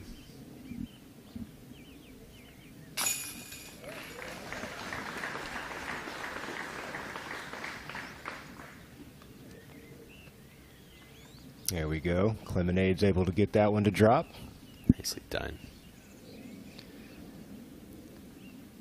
Robinson will be next, just a couple feet closer, or will it be Dickerson? No, he's just running out of the way. Clearing out.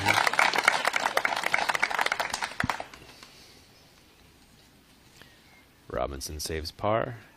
Yes, he does. Terry, we are looking at a huge gallery out there. Tell us about that.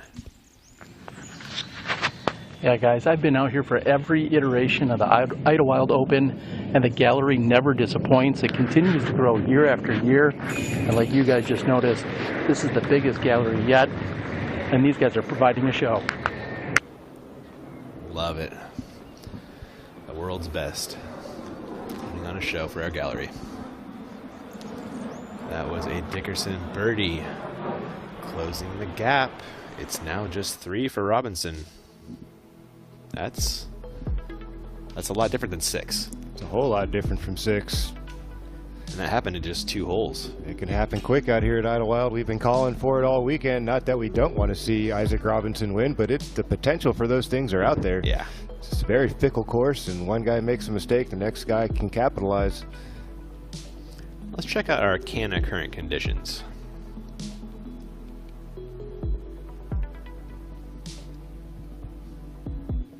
I believe so anyway. Terry was telling us it was pretty nice out. You got a guess on the temperature, Philo? 80, 85, probably. There Ooh, we go. 80. Oh, it's climbing.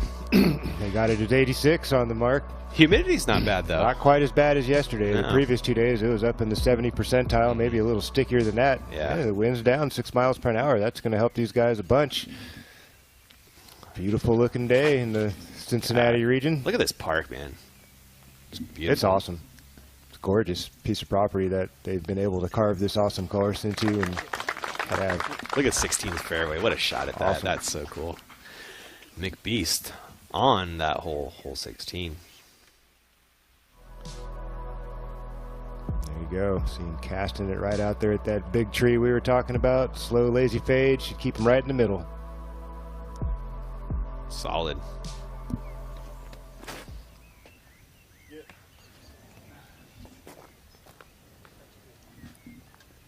You know he's thinking eagle on 16.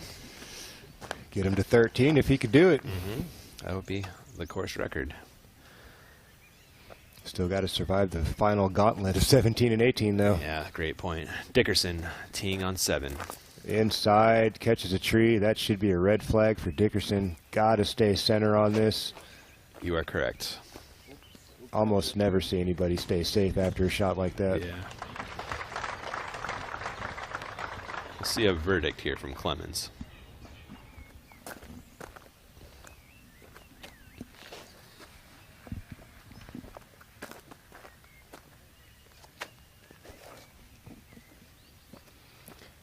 And Clemonade's able to sneak through up to the left side of the fairway.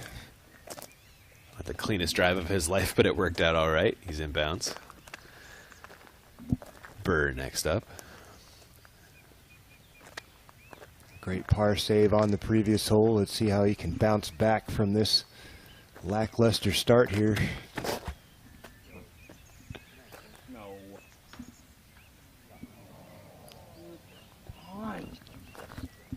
So frustrating.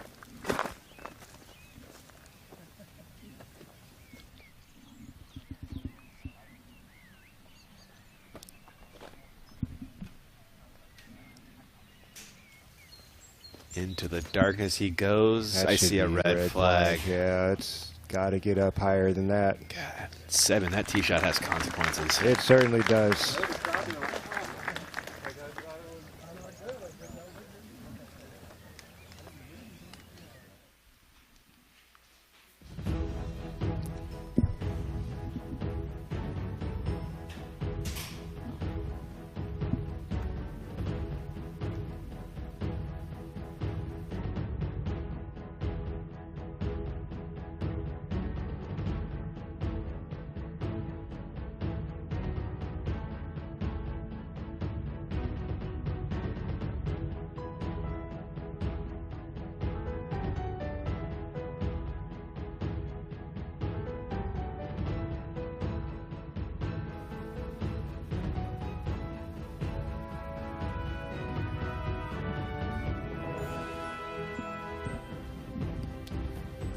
Sorry for the technical difficulties there, but I think we're back to the action.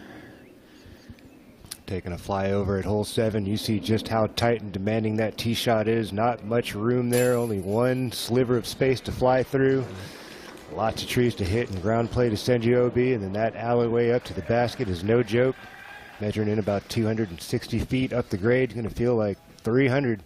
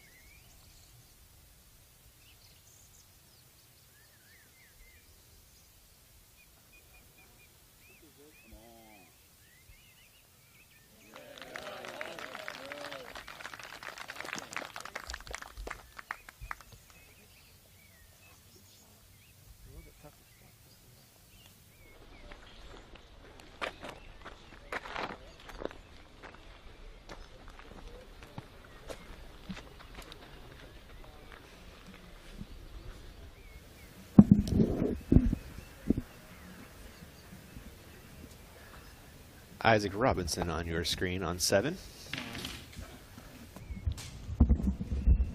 Apologies about that earlier. I think we got this sorted out.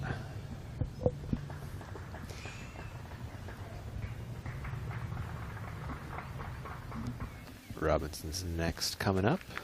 Got a little squeaky clean there off the tee. That could have gone either way for Isaac. Finds himself in a position to attack the green. Could pile on with Burr and Dickerson both throwing OB off the tee. That's looking real nice, Ian. Go in? Go home. Wow, what a shot from Isaac. Timely response to the previous hole with Chris Dickerson gaining those 2 strokes. Big bounce back moment for Isaac. This is Disc Golf Network.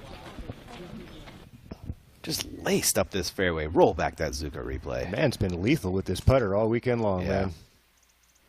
A little nip out the gate there, but that didn't affect a thing. Maybe even took a little steam off for a potential eagle throw in. Yeah. Perfectly placed. Bullseye drop in for your leader.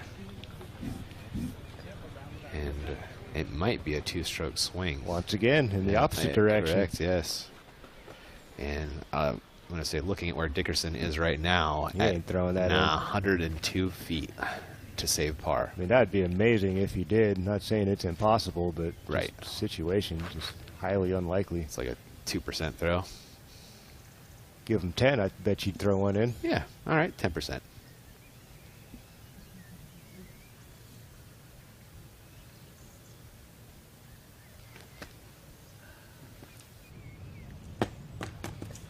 Good effort to get up and down for Chris Dickerson, but not good enough for par. No. It'll be a 2-stroke swing once again. The lead will be back to 5.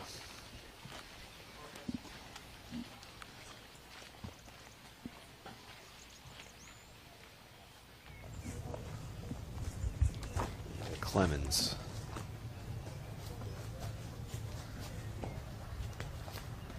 It's a birdie look in circle 2 for Chris.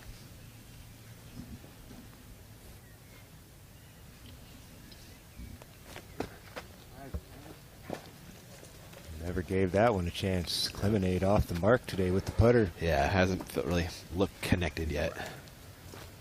There's nothing there. You ever feel like putting is kind of like a day-to-day type of thing where some days you got it and some days it's just not there? Nowadays, yes. There's a time in my career where I felt just as confident as anyone with the putter. I mean, there's just a rhythm to it and a feel, and you earn it and you hang on to it as long as you can.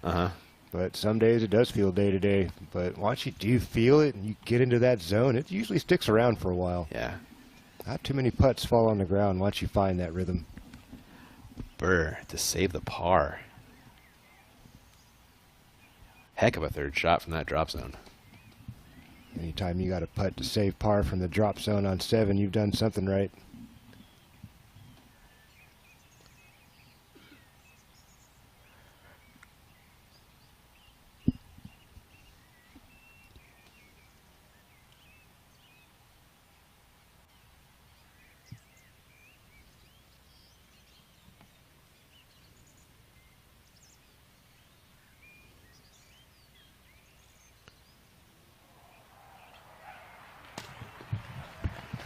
Unfortunately unable to connect, and that's going to slide off. It looks like outside circle 1 once again for Gannon Burr. Terry. There it is. That's like 50 feet again. You got an eye on that Burr disc. You think he has a window out from underneath there? Yeah, he's still going to be obstructed, though, and just when you thought he was going to have the hero recovery, it looks like he's still struggling. Oh, man. And this is to now make a bogey. Yeah, this could be a double bogey when it's all said and done for Gannon Burr, unless if he knocks in a extremely difficult putt here. Yeah, this is high on the difficulty charts. That's not a clean look. That could be looking at triple. Is he still in circle 2? Putting for double bogey in circle 2.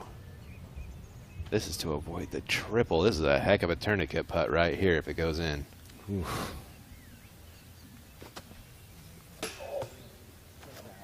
A triple bogey. Is it rolling? It is rolling. That's the fastest play we've seen him do all tournament. Just kind of stepped up behind that disc and my gosh. Jump putt. This is brutal, Philo. Now to make triple.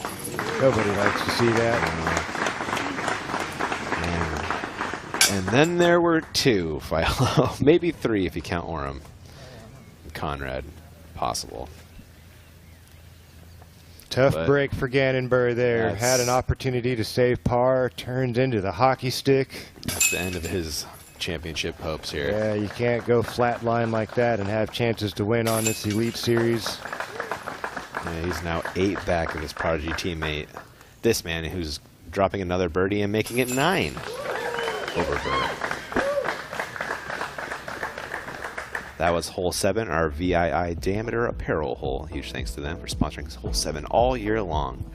Also the score that Gannon Burr just got. Ooh. Sure am liking this gear, man. These shirts will fly this year, buddy. I do like these ones a lot. McBeast. Eagle look on 16. To get both of the big eagle holes out here. The 2 par 5s, both eagleable. He's already made the first one happen. That got him to a perfect round. One better than perfect, actually. Yeah, at the time. Ooh, looking gusty down here on 16's green.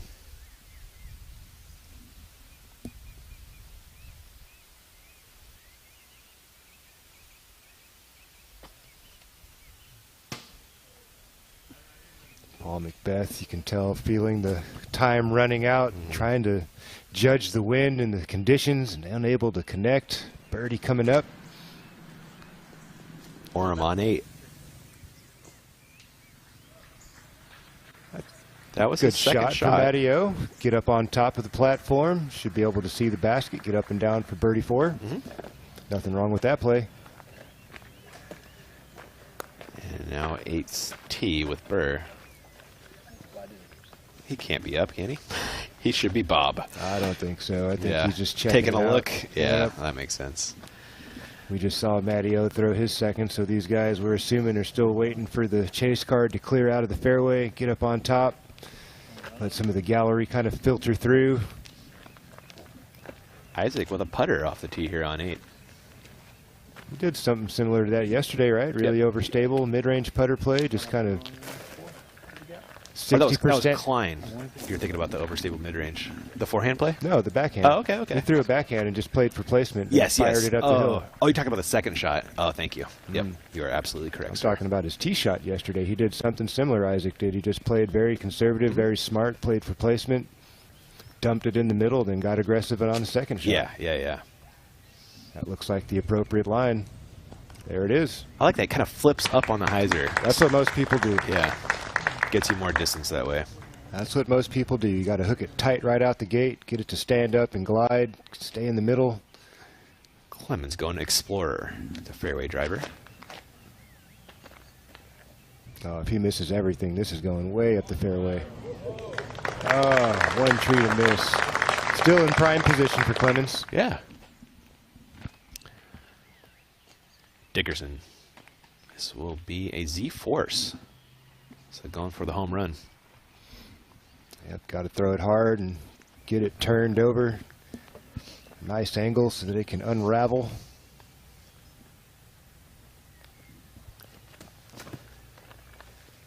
Yeah. Burr likes it. There it is, a home run executed. Dickerson will love that once he finds it. Eagle opportunity. Huge eagle opportunity. Oh, we've got an eagle look on the green as well from Matteo. Wow, he's actually got a better look than we gave it credit for. At least I gave it credit for. Matteo for eagle. Oh. Oh, don't go anywhere. That's fine. Okay. Definitely inside circle 1. Yeah. Orem good from there. Back edge of circle 1. And now we have Gannon Burr. That looks a little outside. That was. Things are coming unraveled right now for. He's going to need to Mr. settle Burr. himself down. Let's fly this short par 5. It's a very short par 5, but the reason that it is because of this shot right here. This opening tee shot is so technical. Look at all those trees you got to, mitigate and try to dance through.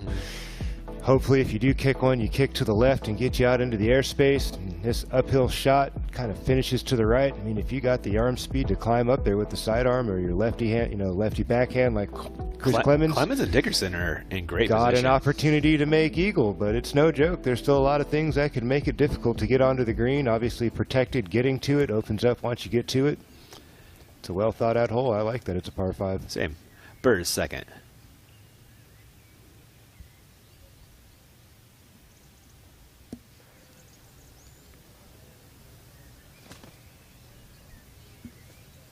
That's a nice recovery shot. That's a really nice recovery shot. He could still birdie now. He could. He's going to have to throw a dime. But he's definitely squared up. Matty O coming back for bird. Ahead on the green. There we go, Matty O. All right, Matty O charging up. 5 for 8. He is in solo third. Wow. 20 under for Matt Oram. 17 with the beast. Needs that to flip in. It's trying to get over there. On the bridge. That's in. Green flag. That is a birdie drop in. He is 5 feet away from the pin. Beautiful shot out of the 5-time. And back over to 8 we go. Robinson throwing 2. New course record. Paul Macbeth, 1 hole to go.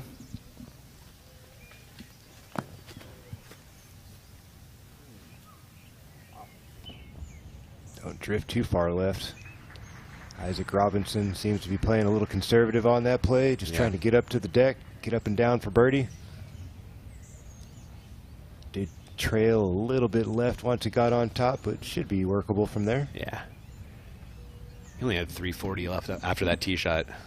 Yeah, and he threw that about 250, so probably about 110 feet into the green. I like you're thinking there. Gonna have a little bit of a turnover play, but Chris Clemens in the meantime. Only 310 feet left to set up an eagle look.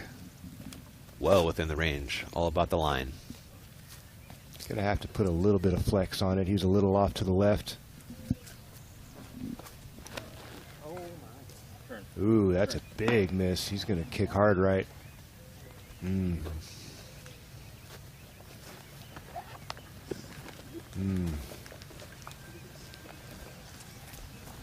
Misfire after a great drive. Tee of 9 with Oram. This good flare skip in. Oh, wow. Great break there for Matteo. Sit down. No. Oh. Good break, bad break, good break, bad break. All in about a second and a half for Matteo, and that just ran away some 70 feet. That was so close to an ace. It was, I don't know how it didn't hit the basket. That'd have been 3 for 3, huh? 3 years in a row somebody drops one in. Yeah, right.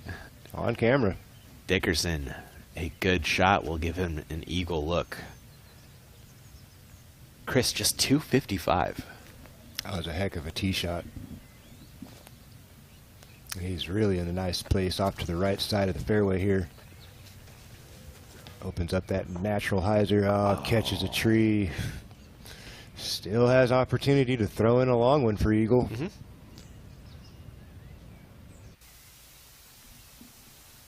Here we are, hole 18. Paul Macbeth trying to add one more birdie. He doesn't like any of that. Way off to the left, looking for a kick right, and that was a great break there if it stays center. We'll hope for the best and let you know how it shakes out when he gets there. Burr, 241 in. Throwing 3 on the par 5. Oh. No balks in disc golf.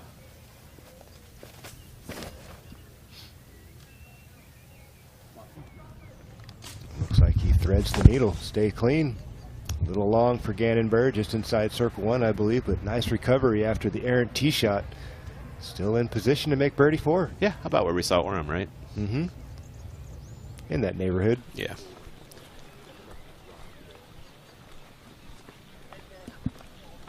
So easy to let the emotions get a hold of you in a position Gannon Burr's in. Yeah. Gotta calm himself down. Matty O for birdie on 9.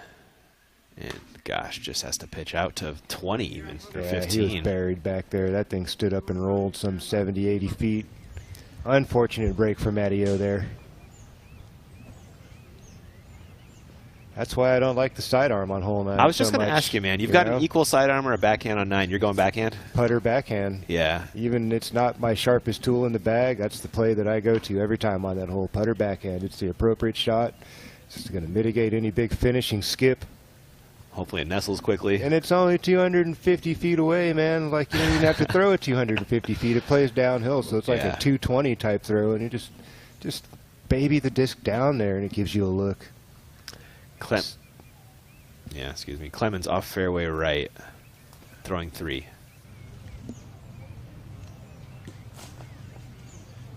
It's a long birdie look. Circle 1's edge, maybe? Potentially, yeah. They're giving him circle 2 right now. We'll see if we get an update. Isaac Robinson for eagle. A long layup, more like it, just to make sure he gets that birdie. That's well executed there from Isaac. Another one. Perfect. Yep. Taking the pressure off the putter today a little bit. Yes, he is. Well, he's had a couple opportunities to make some big ones. Wasn't able to capitalize. That putt on hole 5 kind of flip-flopping there with Chris Dickerson. It's hard to make 60-footers look like 15-footers every day. Every time. It's tough. Dickerson for eagle. This looks like the Matteo putt we saw back on hole 3, I believe. Same kind of shape to it. Turnover slightly downhill. Last tree. That was a good bid from Chris Dickerson. That looked amazing. That looked like he was tracking the whole way. But will have a drop-in birdie in his future at least. That will keep pace with Robinson. Where is it at? Oh, okay. Clemens will be next to act birdie looks. I know, now the pressure's on me.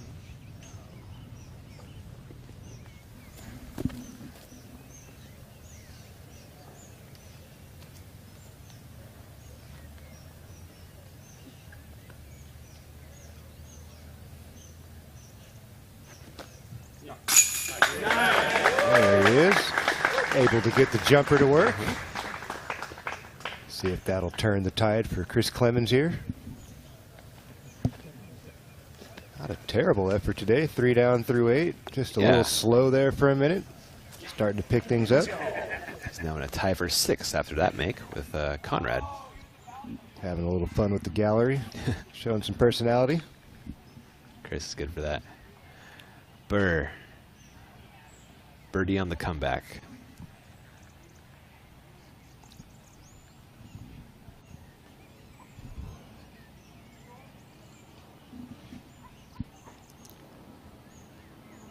He can maintain a good pace on the putt from the knee down on a knee, like we've seen him do it a bunch this year. Oh yeah, just comes out like a rocket.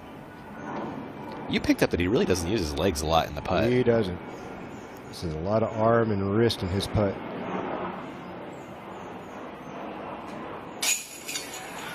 Dang, there you have it. One of those crutch putts you saw him nailing about 5 years back, whatever it was. I think it was 2 years ago.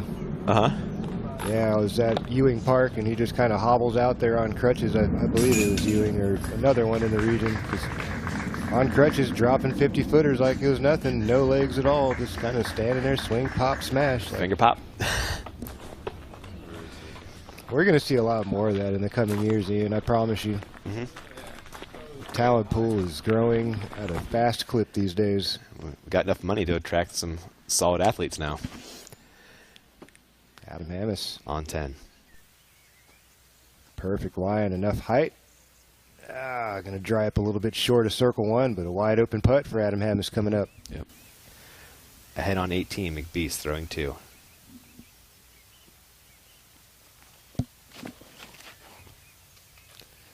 Big pull there. Does it go out?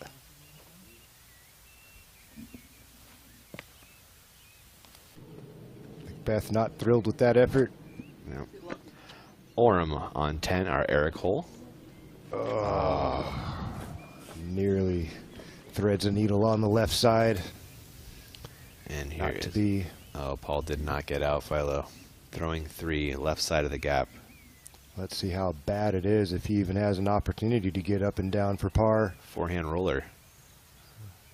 Hard to say. If he's past the gap, then this is potential that he can get up and down. If he's still back in the trees, unlikely. Okay, he's all right. That is an opportunity for par. Let's see if we see it finish. There it is. Wow. Solid save. Record-setting day for Paul Macbeth once again. Unfortunately, he's not gonna win the tournament, but he definitely put on a show. Yep. That opening 8 or 9 holes was pretty special. Robinson on 9, PA3. Again, Carbon copy of yesterday, huh? Same exact tree. 25-footer for birdie coming up for Isaac. He's consistent. He has been consistent. Obviously, that's why he's on top of the leaderboard. Clemens. A judge. Pull from the lefty. A little too much speed on that one. Burr. Nope. Dickerson with a roach. That is a putter if you're not familiar.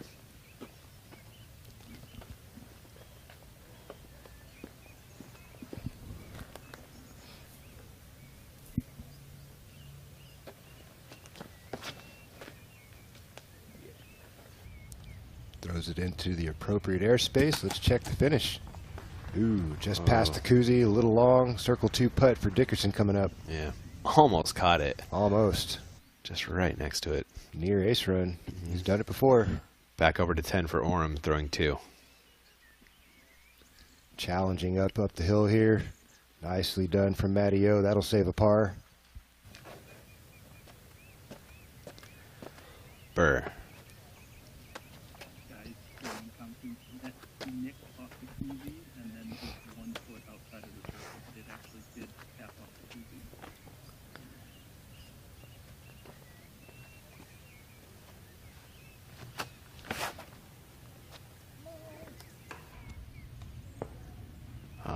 No birdie for Burr on 9. And we actually did get a little update from Terry Miller on that. It actually did tag the koozie just a little bit and nestled, was it right outside circle 1? Yeah, he called it a pace. 1 step off circle 1 deep. Uphill putt coming for Chris Clemens. Adam Hammis with his own uphill putt on 10. Rarely birdied hole here.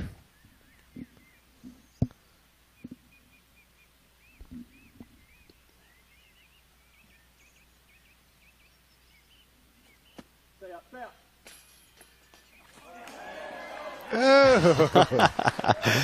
Just stays up for the turkey, and what a turkey it is. Grab on 10. That was an awesome putt for Adam Hammis, talking it in the whole way. Body English and everything. It was on the rim, dancing up there. But nestles in nicely. Clemens in par salvage mode. Not easy, Philo. It is not, but he did well to get himself in contention there, give himself a putt. Call that a 27-footer for Clemens coming up. Really nicely shaped forehand. Burr next up. Gannon at 89 feet. Smart to just lay that up, but that's going to run out a little. Was he running that, Philo? I don't know, man. I mean, I don't think Gannon misses a layup by that much. Oof. Right? I haven't seen him this discombobulated all season. That's also true. You know, it's going to happen eventually. Maybe today is just the anomaly for him, you know? Yeah, throwing round things in the woods. You're bound to have an unlucky day at some point, or where you're just not feeling it. Burr will come back up the hill for par, but before that, I think should be Dickerson first. Yeah, they've got Dickerson Bushnell up just outside the circle.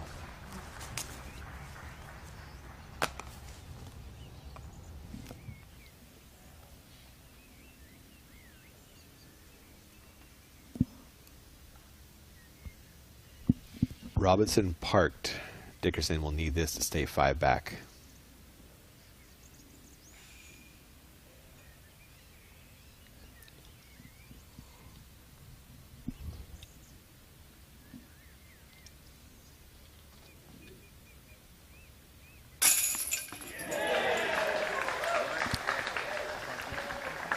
Here's Dickerson able to make it stick. Keep the deficit to 5 with the tap in coming in from Isaac. Before that, here is the Burr par.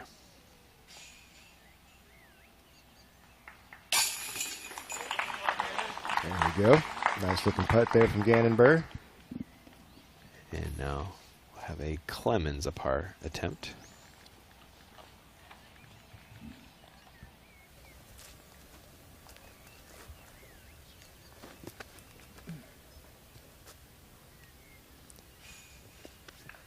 When you're first to tee and last to putt, you know you're playing well. Robinson playing very well. Clemens, a nice par save.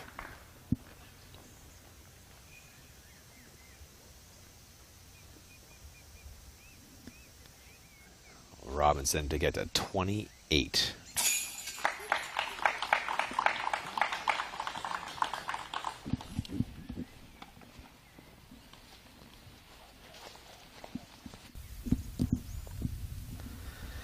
Macbeth to tap in the par on 18. That is a patented Sunday round from the Beast. Certainly was, Ian. Special start for Paul Macbeth. Really had all the pieces connecting. Stringing birdies. Got that eagle. Couple of pars. Got another birdie. Couple more pars. Just kind of back and forth. Roller coaster on the way home. But solid performance there from Macbeth. In the clubhouse, 13 deep. Another course record and tucked in his belt. I wonder how many he's got around the country. It's got to be pretty. I can think of at least 2 in Pittsburgh. I could think of. I'd probably say 100 or more. Yeah, it's pretty wild. We have the Paul Macbeth in the clubhouse. Let's set it down to Danny Voss.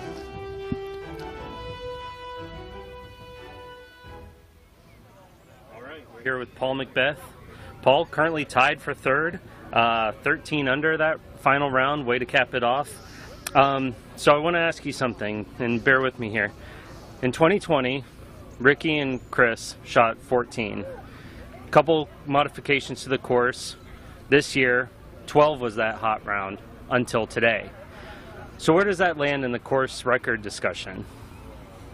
Assuming that 14 is the course record, excuse me. Yeah, I don't know. I don't look at course records too much. You know, I feel like if you didn't win the tournament, what's the point?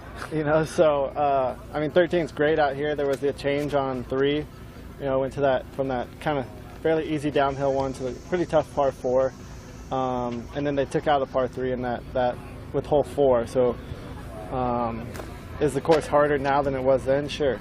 And then the conditions that we have here with how muddy it is. Like, I mean, I fell on my butt on 18. So, yeah, I mean, I don't know. So I'll let the people talk about it. Yeah, we'll leave it to Ian and Philo to sort out in the booth. But yeah, I mean, 13 under, I mean, you got to be happy with it. I know you have a champion's mentality. It's win or nothing. But I mean, this is a good momentum builder going into the next tournament. How do you feel like you're going to take this into that next stop? Well, I mean, it's easy for me to figure out what I need to work on out there. I was 9 through 8, and then we hit a slow card in front of us, and we had a pretty big backup for the rest of the round, and that's kind of threw me out of a rhythm. So that's something that I need to work on before the next event, is just prepare for something like that. You know, you're shooting great for 8 holes, and then you stop. So you know, that's something I definitely need to work on before the next event, the remaining parts of the year. But overall, everything felt good, controlled. Circle 2 putts could improve a little bit, but yeah, I mean, it was pretty solid. Yeah, well, it just wouldn't be a Sunday on the Elite Series without a hot round out of you, Paul. So that's all I got for you. Thanks for joining us, and yeah, good luck at the next stop. Thank you. Thank you, Danny and Paul Macbeth. I'm giving it to him. How about you, Philo? Oh, total. Congratulations to Paul Macbeth on an awesome round. Unfortunately, not going to be enough for a dub, but he'll remember that. Yep.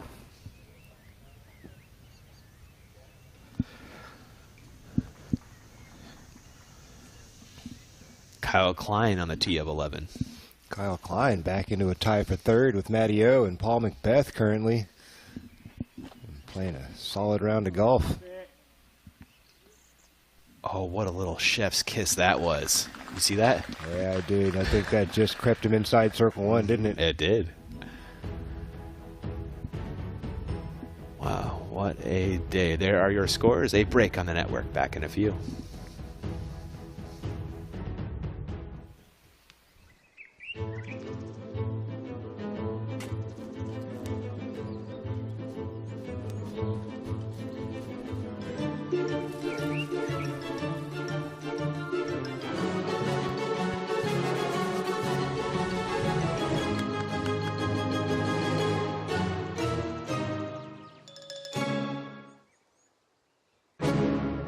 Check out the whole lineup at clashdisc.com. I mean, it's literally the most popular disc of all time in the history of the sport. At its core, it's one of the most important tools a player has in their bag, a dependable, straight-flying mid-range. But the legacy of the Buzz goes a lot deeper than just that.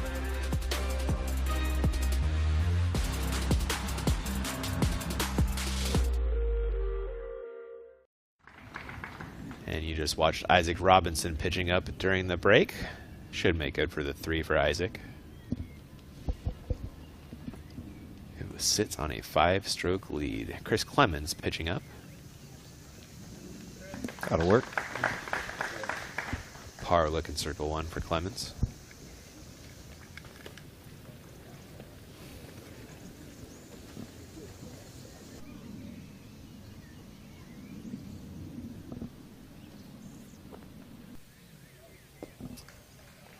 Orem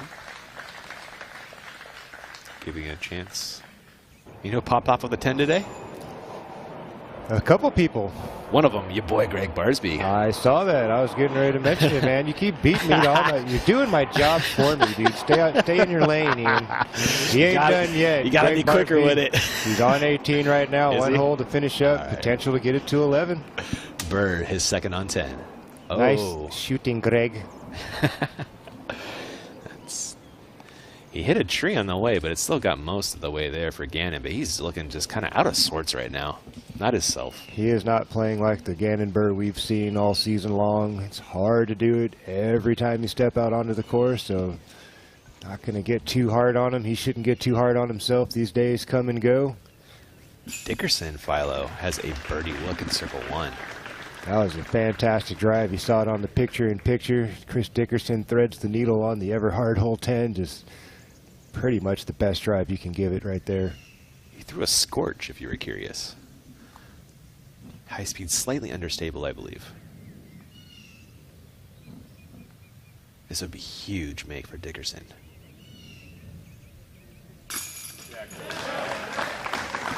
Catches wide change, drops it in the bucket. Dickerson closing the gap once again. And that is just the 4th birdie of the day on that one.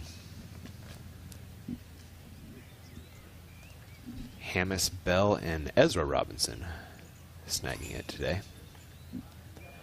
Robinson of the Isaac variety, saving par. The lead is now 4.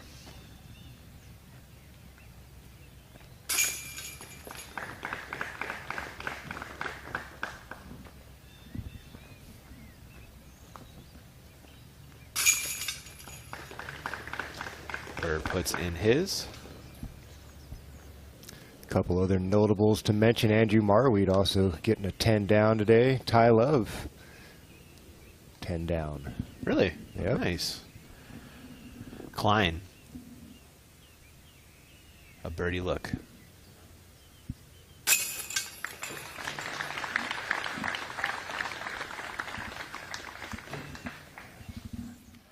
Klein keeping it clean today. Let's check out that Barsby scorecard. Oh, we got the eagle on 8 too. Yes, he did. He would though, wouldn't he? He's got a great sidearm. Yeah. I'm sure he filleted that one out the gate, gave himself an opportunity. Unfortunate bogey there on hole 3, but the rest of the way looking pretty consistent for Mr. Barsby. Yeah. Gearing it up to head over across the pond to Europe in a couple of days, I imagine. Oh, nice. Be staying with him and Matt Bell, James Proctor for my week in Europe. That's a solid crew right there, Yeah, man. Cali crew, baby. You're going to have a blast. I always do. Klein on 12.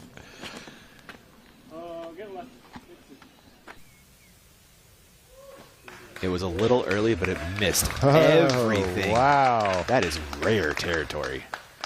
You are not lying there, buddy. That is a fantastic drive. And really, the only way to get that far is to cut the corner. Yeah, you got to get that big flare skip, too. Yeah. Not skip hard right and get down below. That was a fantastic shot from Kyle Klein. He's going to be stoked once he finds that one. Yeah, he's going to love that. Dickerson taking the tee of 11. What do we got here? We have a roach for Dickerson. Again, going putter.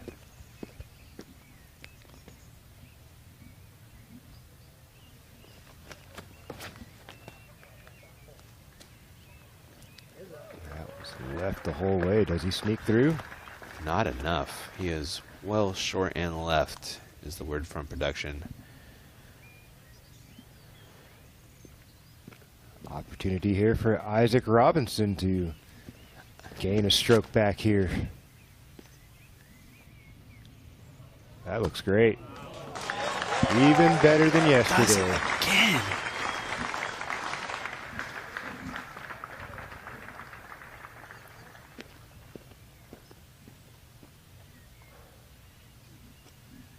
Clemens.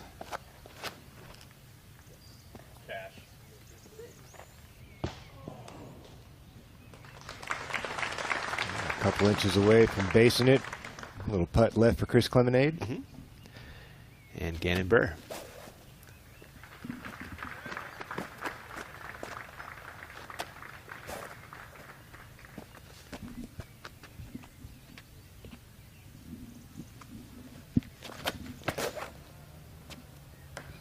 That's way cooked. Early tree for Burr. And that's one of the fastest tee shots he's thrown all tournament, too. I think he's getting out of his rhythm. He's getting out of his routine. Yeah. You got to stay the course, man. You can't deviate from that. Rolling back a replay of our leader piling on. He needs to put that putter in a shadow box and say, this is the disc that got me my first Elite Series, because he has been perfect with that disc all weekend long. The lead should be back to 5 at least. Orem on 12. Matty O. Nice little hop and stop in the middle. Yeah, that's like a normal great drive. That's a fantastic. And Kyle Klein, you'll see him up there about 50 feet in front of him. Burr throwing 2. That should be just inside circle 1. Little tap in putt for Gannon. What else can you say about how Isaac Robinson's played this weekend? It's just been inspiring, man, to watch.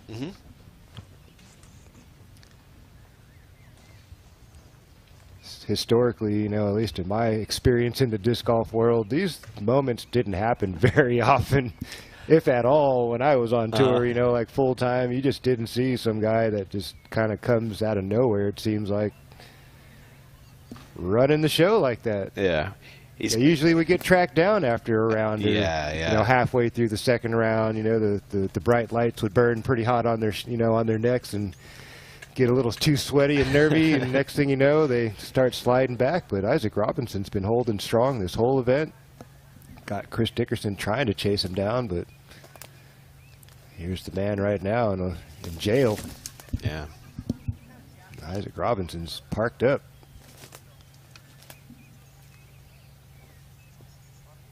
Chris Dickerson can't get out of this jail cell. It's going to be another 2-stroke swing.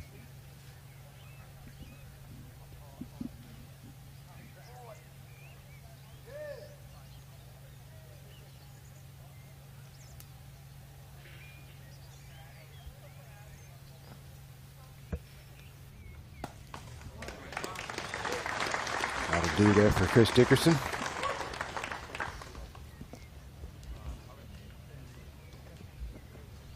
Should save par. Before that, we'll have a Gannon Burr par attempt.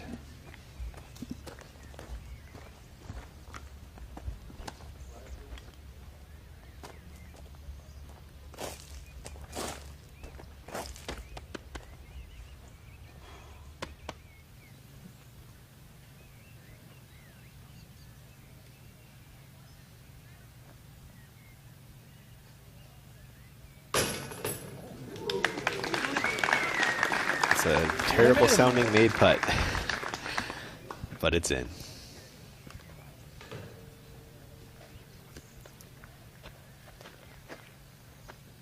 Clemens to save. Or is this birdie? This is for birdie. Yep.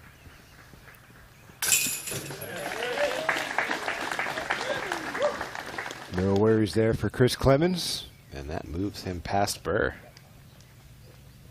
Going to get him in a tie for 4th place with Paul Macbeth. Matty O. Yes, sir. Dickerson to save his par.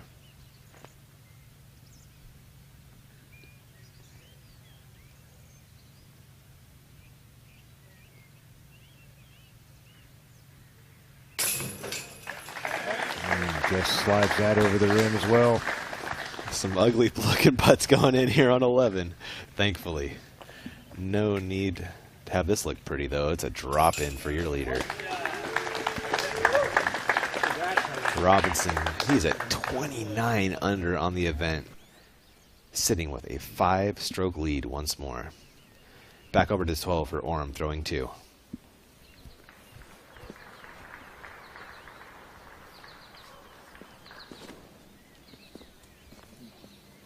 Yeah, looks a little inside. It was indeed. Matty O didn't give it enough respect out there on the right side. Pretty ideal position in the fairway. You'd like to think he'd pull off a better shot than that, but remember what he did the other day from a horrible position. That was one of the most incredible shots I've ever seen on that hole. Hammis.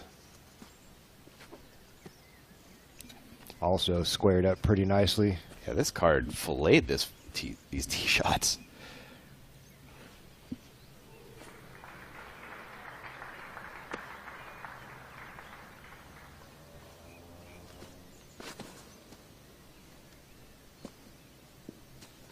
Just does perfectly executed there. Beautiful shot from Adam Hammis. Count that one. Awesome. Can't do it better than that. Kyle Klein will try, though. He's closer. He is closer. He could put a little flex on this if he wants to, help slow the disc down. I think he was listening to you. Oh, not enough the line, flex. not enough. While they make their way down the fairway, we'll take a quick break on the Disc Golf Network. Back to the action at Idlewild in just a few moments.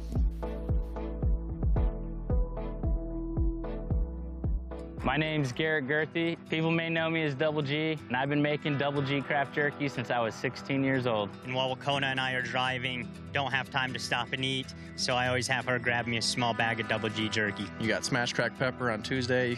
Wednesday you got the garlic. Late in the round, you know, hole 14, you might need a little pick-me-up. Pull out some Double G jerky. Grab the big bag because you're going to have to share. You can find Double G craft jerky at doublegjerky.com. I never thought it would happen, and here we are.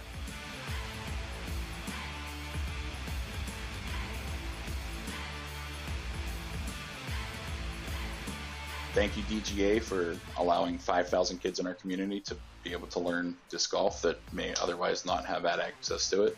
If your course needs new baskets, fill out the survey, come up with a plan, and you could be sitting here a year from now with new baskets at your course.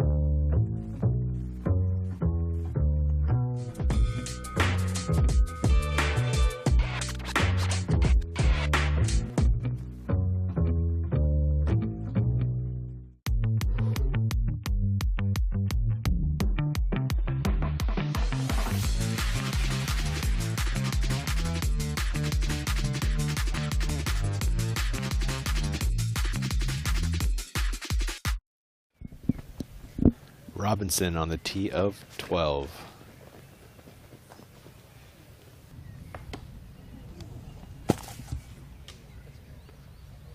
Does catch a tree, pushes him up to the left side. Not the worst place ever, but definitely not his intended landing zone. Yeah, or I'm throwing 3 on the same. Have to dodge those trees. There we go. Stop moving. Oh, not this again. Not this again. Almost a 13's tee pad. It is at 13's pad. And ugh. I don't think that's out of bounds. Just spotter giving him an idea where it's at. So unfortunate for Matty O. He's going to be 75, 80 feet away. Clemens on 12. Clemens tested the inside line and didn't give the disc enough respect again. Yeah. Ahead on the fairway is Klein, throwing 3.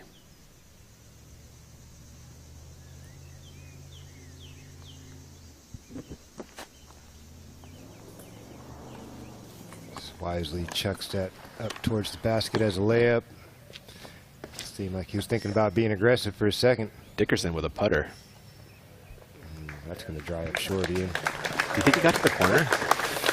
Barely, if he did. Okay. Burr.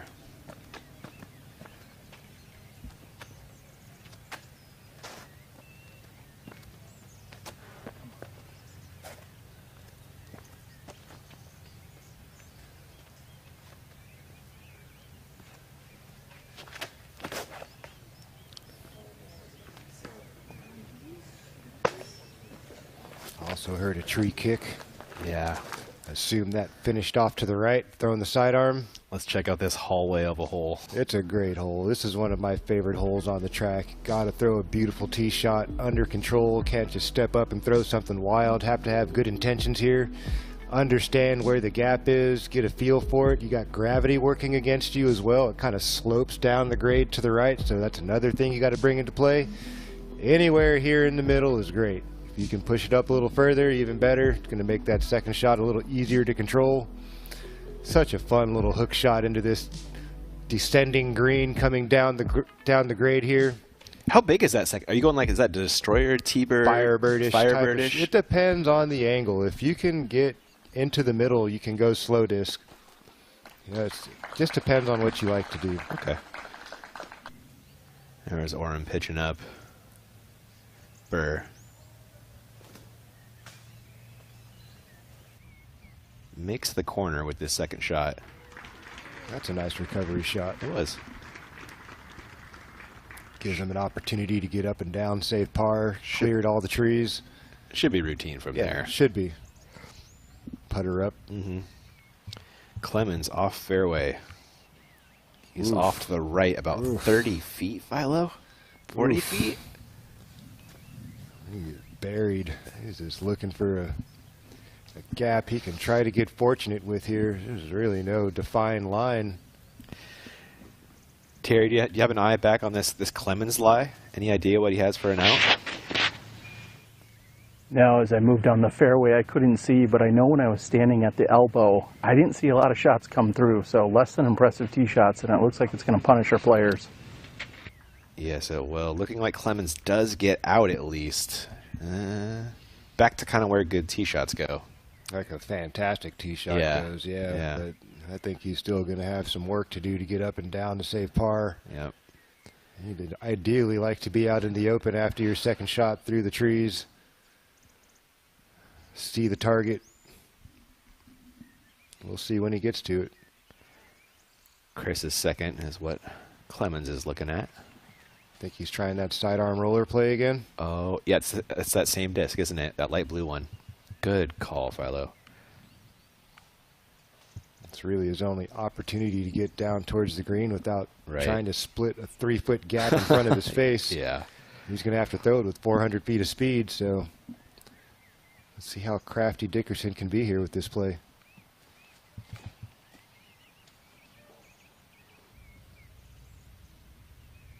Started off looking pretty nice.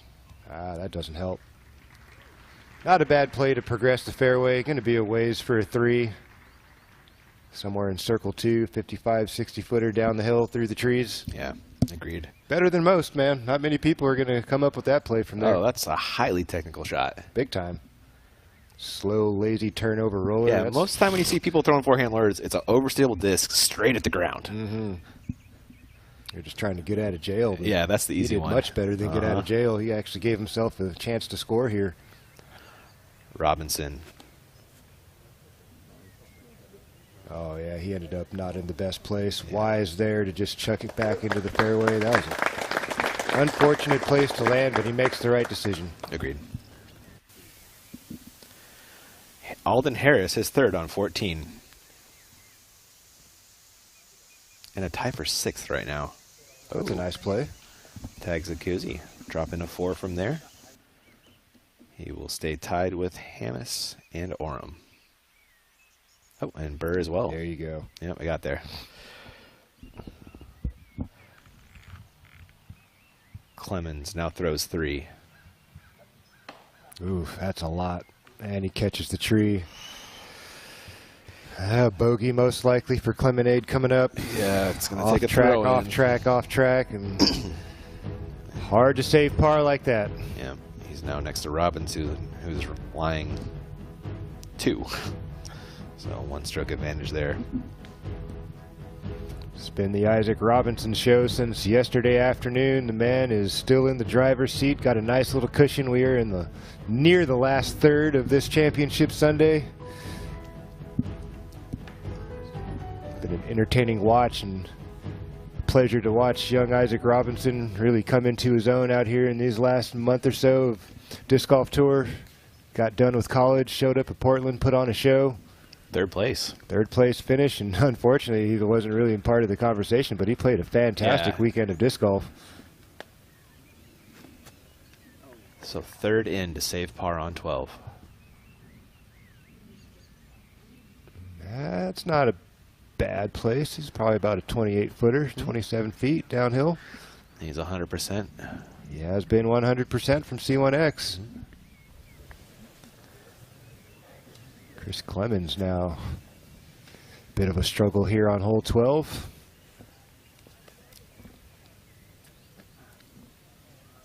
Yeah, we still have 6 guys at 100% C1X on the weekend. Clemens, his 4th. That'll do. That's fine. Inside circle 1, halfway between. Barsby 100% C1X on the weekend. Look at you, dude. Wow. Alden Harris, Chris Clemens. I tell you one guy who's super excited to go across the pond and play that European Open, Greg Barsby. He almost got it done once. He almost got. And he came back and got a world championship. And we spent a lot of time together during that. He was battling period. the same guy in those, wasn't he? McBeast both times. How about that? That was a fun summer, man. That was a lot of fun. Over to Hammis on 13.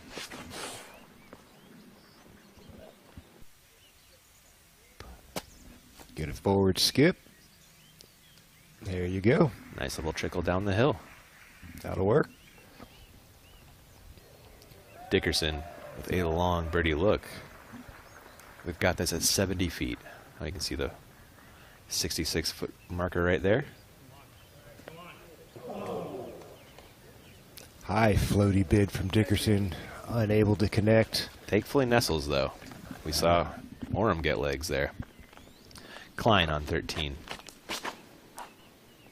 PD here for Kyle. That's some sticky grass. It sure is. Seen most players get a nice little forward skip out of that. Kyle Klein digging in. Bit out of position, but he's been pretty good with that sidearm play. Kind of did it perfectly the first round, got punished second round. Isaac Robinson. What a par save. 100%. What a par save. Well played scramble there for par for Isaac Robinson. Didn't force the issue on his second shot. Clemens to save bogey. And he will also stay at 100% inside the circle. So the Robinson lead will maintain at 5. As Burr and Dickerson will take pars here.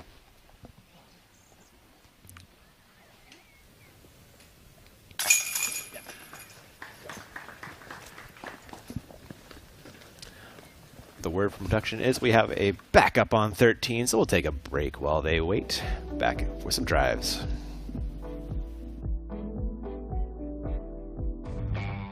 We are dedicated to the game.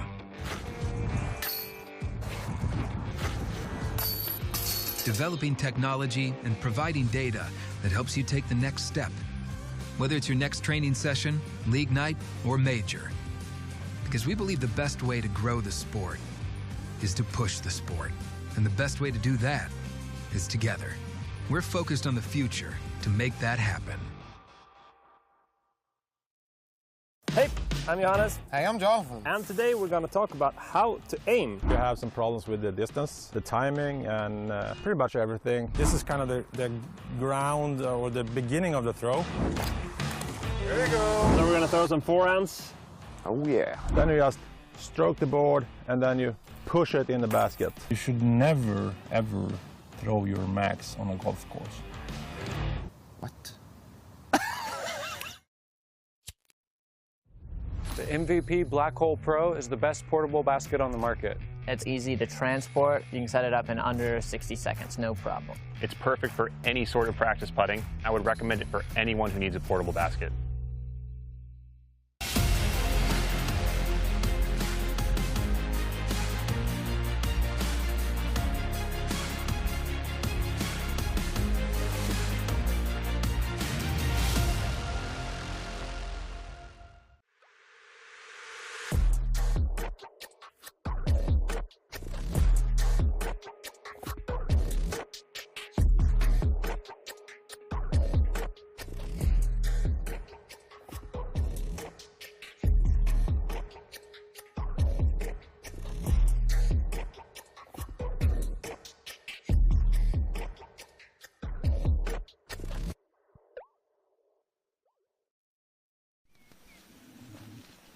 Adam Hammis, his second on 13.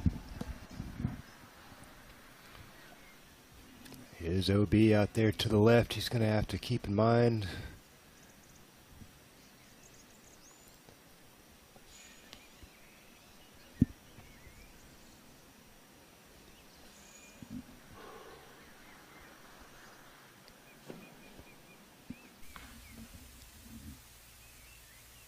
Caught one late on the way in. Will make for a long birdie putt.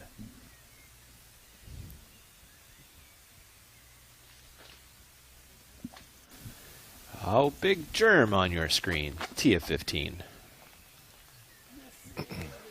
Currently in a tie for 12th, shooting 5 under this round. Oh, that's a well-placed drive for the big yeah, man. Beautiful flip-up forehand for the master of that shot. Looks like it is game time on 13.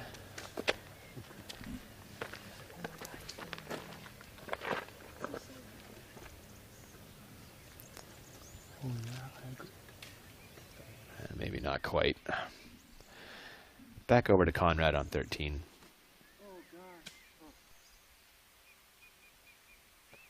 A little bit of good fortune there for James Conrad. Yeah. Sound like he didn't like any of that, and he's right by the basket. It worked out.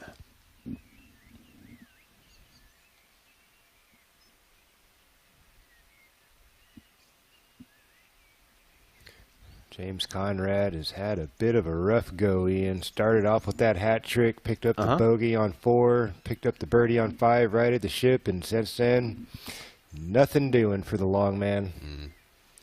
5 pars in a row, followed up with 2 bogeys.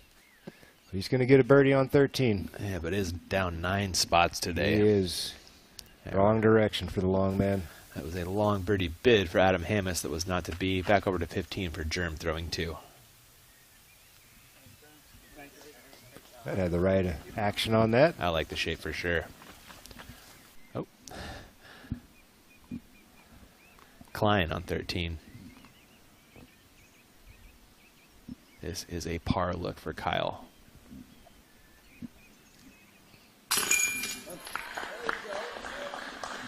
Spins it home. It's a great par save.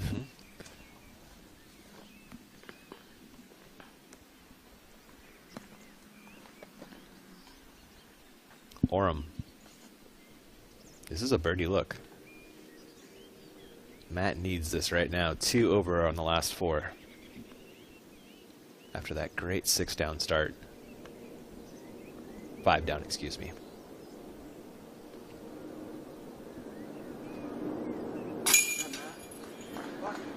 Another solid putt from Matty O. Doing what he does best. That should bump him back into that tie at 19 under with Paul McBeth. He's been there a bunch of times this weekend. Let's see if he can finish on that number. Really curious to see where Paul finishes. It's hanging on pretty well, isn't it? It is. Now is the Conrad birdie. Here is Harris throwing 2 on 15. That looked a little inside. Lucky to miss everything, though. It did. That should have faded out nicely as well. All right.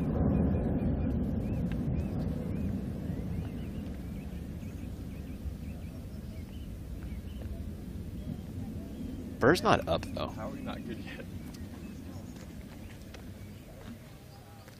How are we not? It should be Robinson, I think. I think he's just keeping the tee pad warm for him. You know? Holding it down, making sure it doesn't go anywhere. Yeah, they're getting a green flag from the spotters up ahead. Should be ready to go. Robinson. This is going to be an FX2 from Robinson. We're seeing a lot of fairways off this tee shot. Is it a, slow it down to hit the gap thing, or more of a shape thing, you think? Both. I think for these guys that throw the disc so incredibly fast, going a fairway gives them a little bit more control and mitigates a big flare skip because there is OB to the left. Oh, okay. So, they're playing conservative in that regard as far as the finish of the disc. Gotcha. Don't want to add another stroke to the scorecard by going out of bounds. So, not surprised to see some of these guys going to the fairway driver. I mean, he did throw mid-range, right, before, didn't he? I can't remember. This is Bonsai here for Dickerson, also a fairway.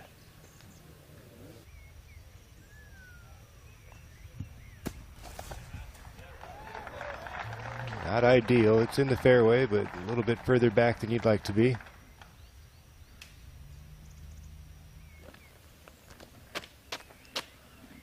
Chris Clemens. Felon for Chris. Over stable fairway, but before that we'll have Burr.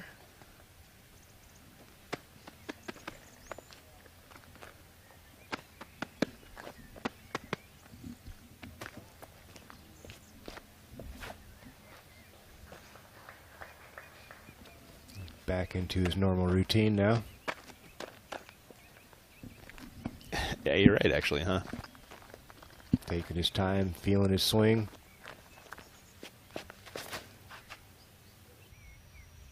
A better shot. It's a great shot. Dragging a little left, but there's some room down there if he should dry up. Don't trickle in there. Oh, brutal. Goodness. That's why we see the fairways, huh? So we don't see that. Interesting. That just unfair. It That was just kept pretty trickling. Just wouldn't hit anything, wouldn't catch an edge and stop. Unfortunate there for Gannon.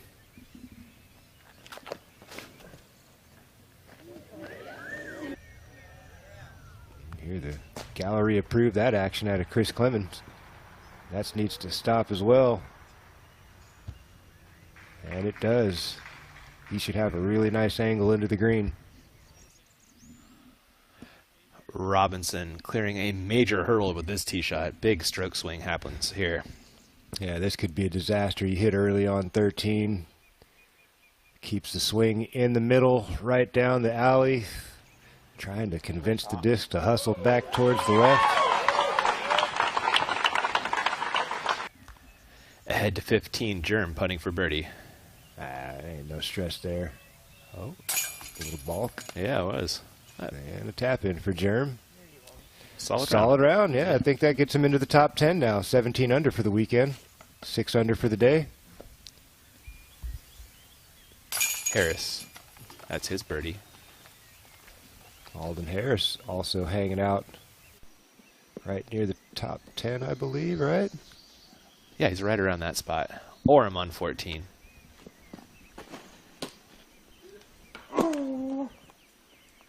Just a little too inside on the gap.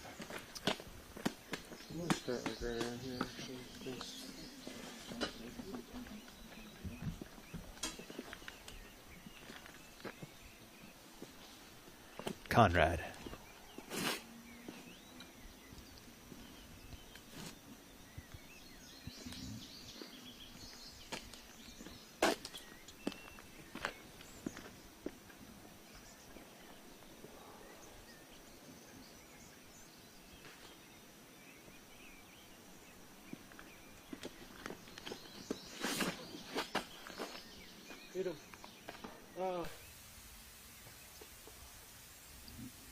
I lost that one on the finish. Late tree?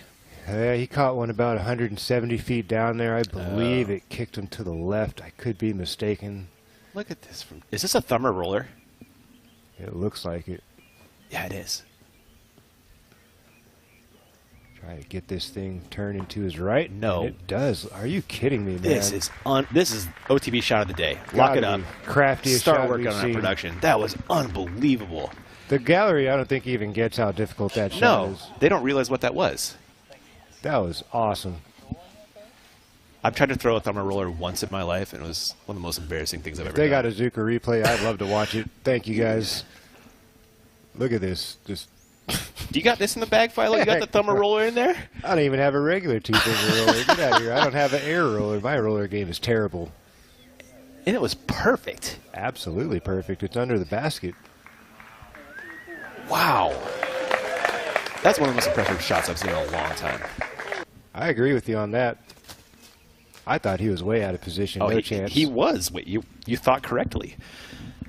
Well, he just enter foot in mouth for me because he just shut me right up. Dickersoned all over that lie.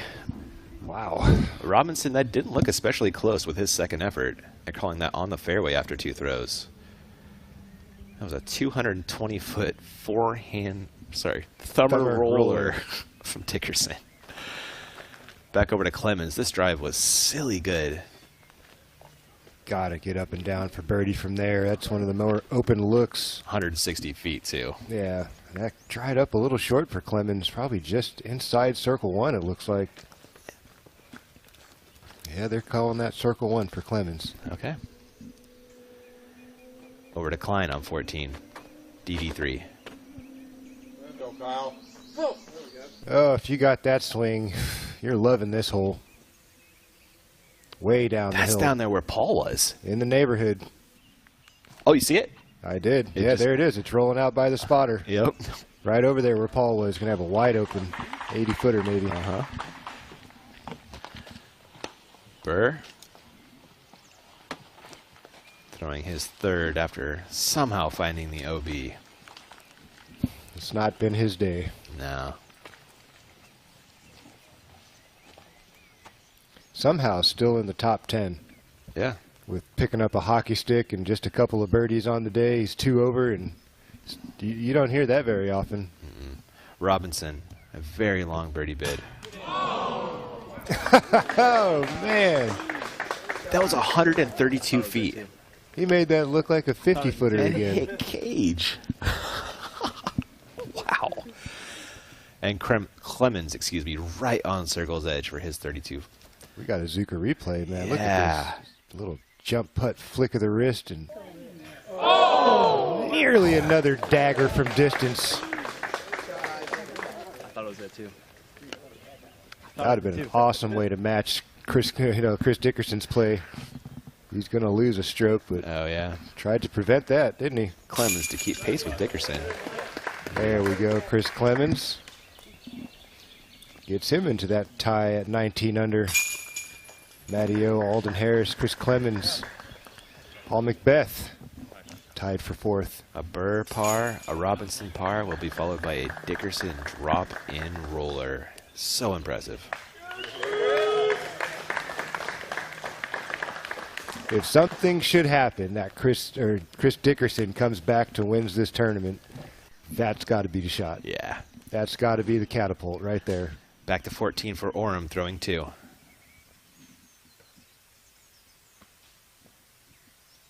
It didn't get to camera position. Looks like it came up short left. Hopefully he's not too buried back there. Big germ up on 16. Looks like his second. That should be just fine. Germ still bombs after all these years. Big fella's had a big arm for a long time, man. Yeah. He's a natural athlete. Great basketball, volleyball player. Adam Hammis on 14. Soccer player, too. Soccer player. Oh, gosh, we've seen a ton of chain flashes on 14. None of them finding home yet, though.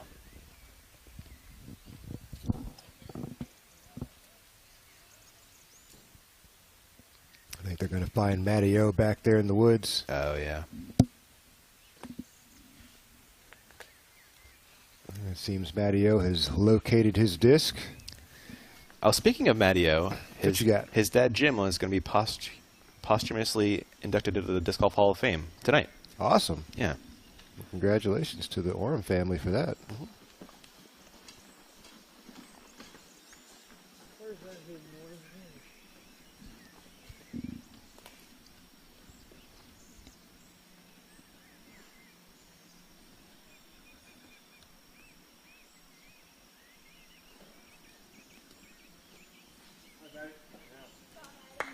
Beautiful third from Warren. We'll save par on 14.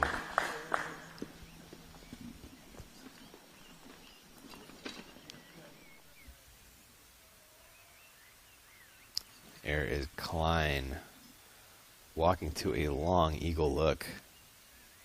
What a drive. You gotta be lucky and good to get this far on 14.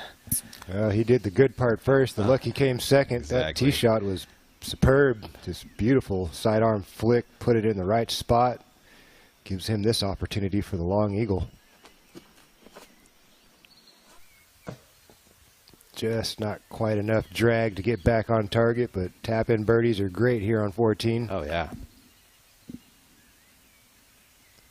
There's James Conrad. James throwing 3? Yes, he is.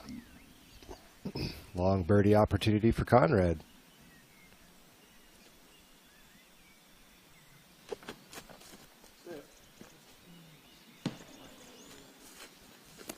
Catches the bottom of the bucket. Over to Germ on 16. Long eagle look. Drop in birdie instead. Not bad. That'll be a turkey there for Germ. Germ trying to get into that top 10 conversation. That birdie should do it for him. Get him into a tie at 8th. Correct. Adam Hammis, Gannon Burr, Austin Hannum. Alden Harris has an eagle look on 16.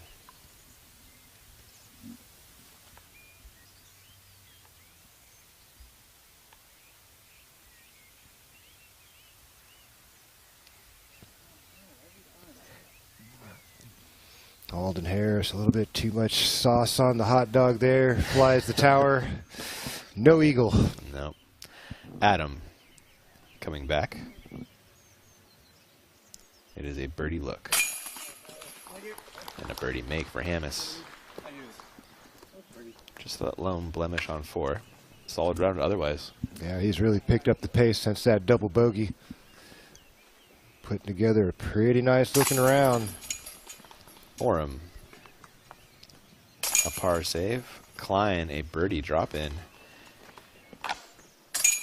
Conrad par. And back over to Nate Hecker making his DGN debut on 16. You heard us call his name a couple of days ago. The man was on a heater. Long eagle look. This would be a great way to make your debut.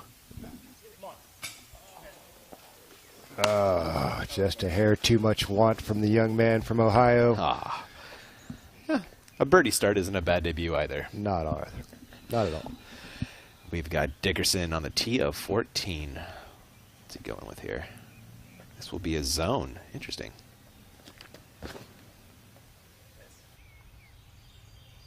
Ooh, threads the needle, gets past the first gap, and that's working its way down the hill. Little bit left. That's a bad reaction off the ground there. That could make things a little interesting, but he navigated the hardest part first. He did. Clemens. This will be a getaway.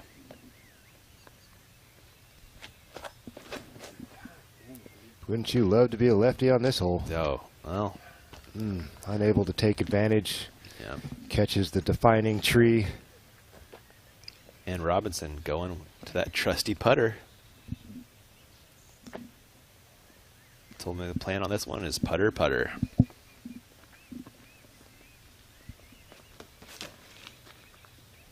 Nice. That looks great. Beautiful hyzer to flip, slide. Isaac Robinson has done it again. Even better than yesterday. He was off to the right, really pinched off. He's more fairway central. Such great speed on that. He's going to have options. Yeah. Perfect speed. To get that that perfect glide instead of burning Stand over. Up, yeah, stand up and ride, push forward longer than it turns. Yeah. High skill shot right there. Burr.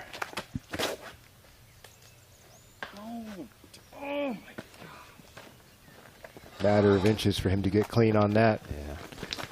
Unfortunately, that's adding on for Gannon Birds. Oh, man. The backpack's getting heavy. It is. Let's check out this sidearm form from Chris Dickerson. What are you picking up here, Philo? Short and compact, man. See a lot of guys start waving that disc all up over their shoulder like the whole time, and right when he starts to get those hips turning, look where that disc comes. Boom, right into the power pocket. Look at those eyes, too. Focus on the line. Yeah, he's keeping his eyes forward, keeping his hips forward. Love to see it. He's going with a slower disc, so he's not getting the full torque and reach back, and that's another thing to keep in mind when you're throwing a slower disc. You don't need quite as much torque, so you shouldn't be reaching back quite as hard. You should be a little smoother with it. You could totally tell that in Chris Dickerson's form there. Didn't take a big, deep reach back, just real short and compact. And a huge thanks to Ideo Sports for sponsoring the form breakdown. And go check out those shoes. They are made for disc golfers by disc golfers.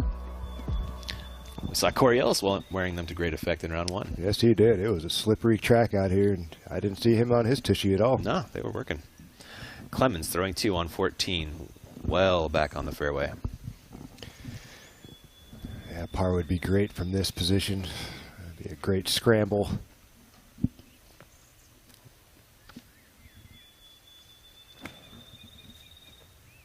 Man's got a great sidearm game, and he has put this one. Oh, that's just fine. That's fine. Yes, agreed. So close to making it all. I mean, he was taking on the moat. Right? I was worried about the moat for a second before that tree hit came. Maybe a little good fortune there. Gannon Burr next to act. Second throw after catching the fairway defining tree on the left. Big kick to the right. Playing that inside line. And that'll work its way down in towards the fairway on the lower level. Should be able to get up and down for a par. Still a bit frustrated, Gannon Burr. Hecker is on 17's tee. Going over stable midi, it looks like. Get up there. Look at that That's check. a green flag. Wow. Welcome to the show, young man. That's going to be back-to-back birdie debut for Hecker on the network. Welcome to the show. Klein, he's on 15's tee. Well done. Perfectly executed there from Klein. Never left the center line of the fairway. Nice little flip-up hyzer with the control driver, too, I believe. 300 feet's all you need. And then you got 187, right? You got 187 for you. Coling on 17. Looks like the pro play to me here. Yeah, Germ knows what to do. He's been around long enough. Just praying for some good fortune there on the roll. No. Oh. Really? It was perfect, Germ. You're not wrong, man. Just a little misfortune there. Bad reaction from the ground. Yeah. Punishing Big Germ. Dickerson, he has 229 and a lot of trees to beat on the way to the pin. Well, the good thing is that there's some space between the trees, so he should be able to swerve his way down onto the surface potentially. Obviously, he's going to have to put a good move on the disc.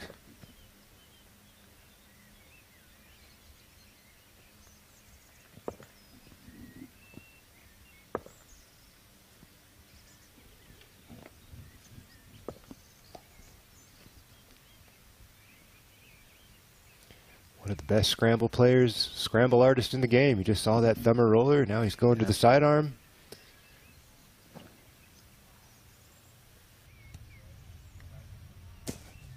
And once again, does not disappoint. On the green safely, Chris Dickerson.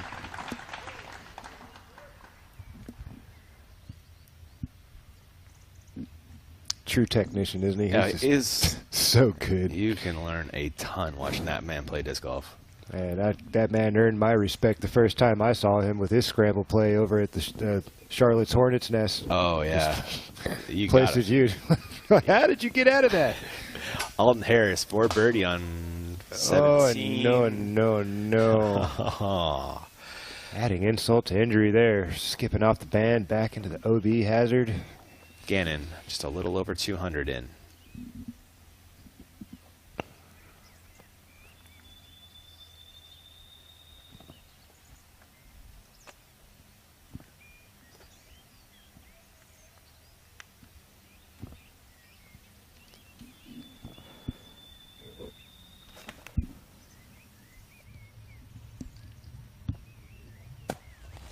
That's a nice play there from Gannon Burr. Yep. Give him a chance to save par.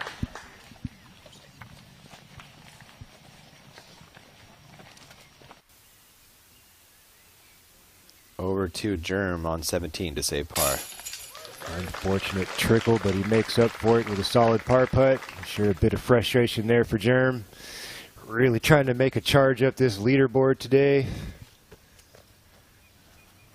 Not really happening, just up one spot from yesterday, but now in the top 10, tied for 9th. Robinson.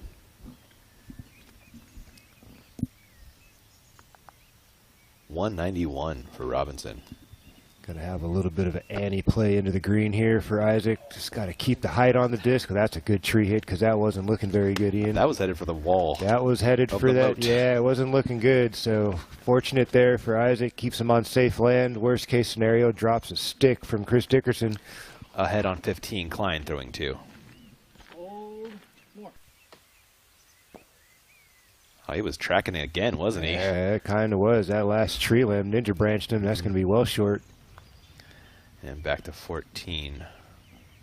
Clemens throwing 3. Should be a routine up and down for Clemens. Can be aggressive. A nice backstop here. Ooh. Nice try. He'll take that par. Isaac Robinson is 90 feet? Yeah. I'm guessing. I think it may be even beyond. No, that's a good guess. Oh. Well, he gave it a chance. Sure did. Comes in a little high and left. That'll be a par for Isaac Robinson. That will give him a 4-stroke lead. 3 Dickerson. He's going to cut it to 3. He's going to cut it to 3. Right. He's not missing that short putt. No. Everybody's pretty much deep inside circle 1, 5 meters or less. You can go ahead. Got some stroke swingers coming up here, Philo. This isn't as... It's not over yet. No, it's not. It's not over yet for Isaac Robinson. He's going to need to get a couple more birdies, potentially look at eagle on 16 and then play clean on 17 and 18. Burr saving par. We saw the drive Isaac Robinson dropped out there on 17 yesterday. Stress-free birdie tap-in. He's going to need another one of those. Do you throw the same shot during the final round, or do you play for the germ lie? Can't change your game. Okay. Unless if he practiced the layup off to the right, you know, like if that's not the shot you practice, you don't change it. Dickerson to close the gap to 3. Never a doubt. No, he doesn't let those slip through his fingers many times through the round. Two-time let him off the winner. hook once, right? Yeah. Not second or third time. Robinson will save par. Clemens will do the same shortly after.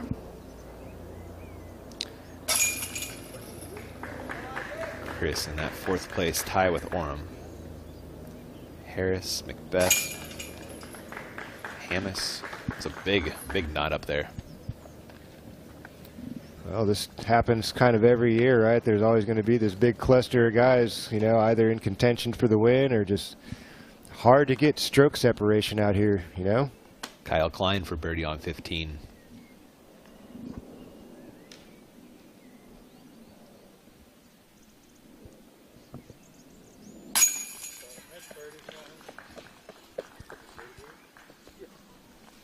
Nice work there from Kyle Klein. If he keeps it up, this could be another podium finish. He's sitting in 3rd. A moment ago, Adam Hammis on the same.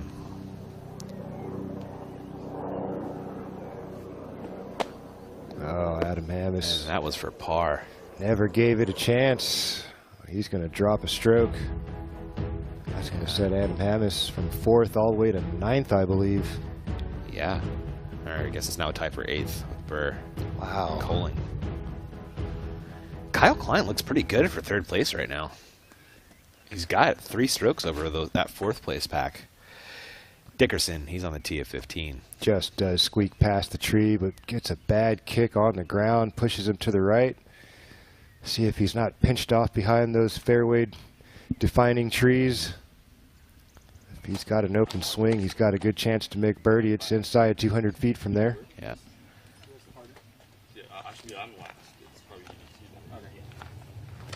There's Explorer from Chris coming up. Fairway driver. That was an Undertaker out of Chris, if you were curious. Dickerson, that is. There's a nice shot from the lefty. Beautifully shaped. Perfect. And nestles in the fairway, too. Oh, yeah. Robinson will go back to that mid-range, that M1.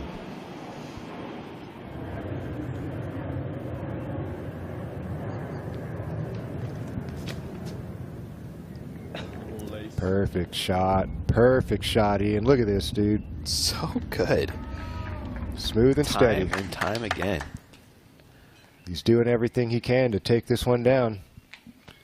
Chris Dickerson's going to have to really outplay him in these final 4 holes to make it happen. Gonna try and make up 3 strokes.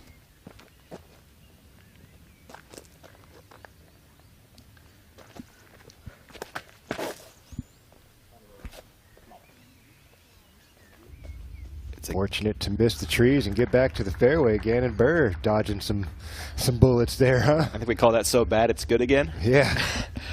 A break on the network while they make their way up the fairway. Back in a few.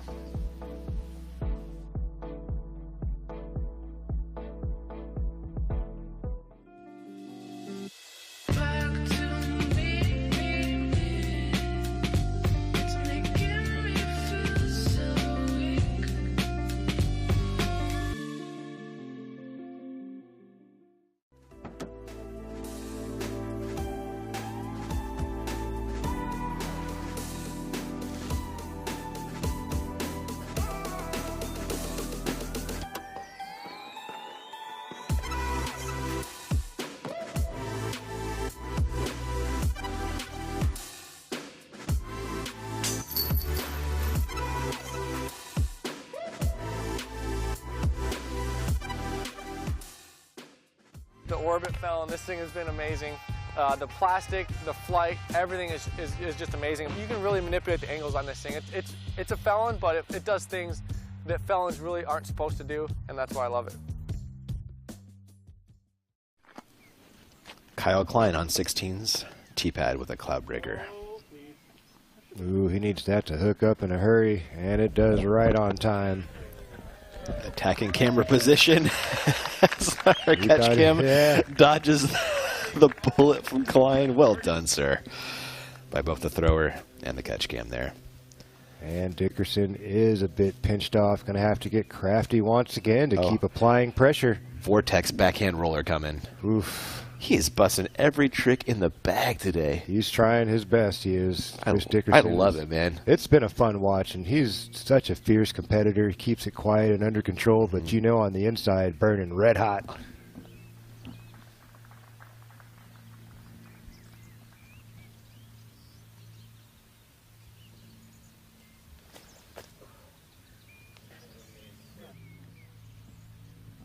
Did he do it, Philo?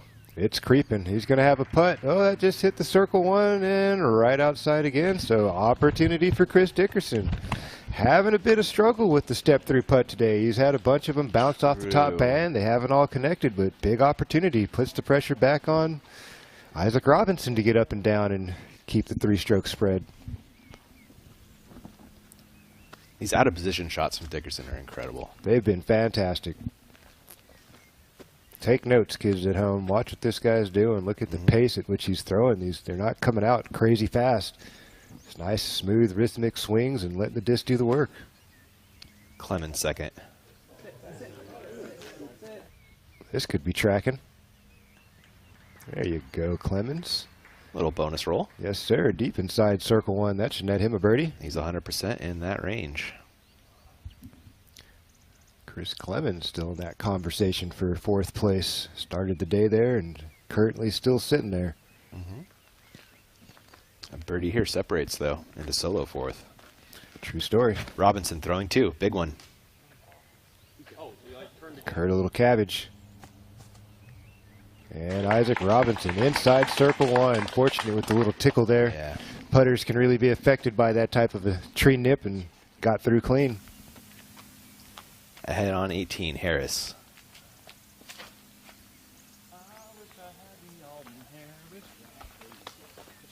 Harris trying to get out of that log jam in the tie for 4th.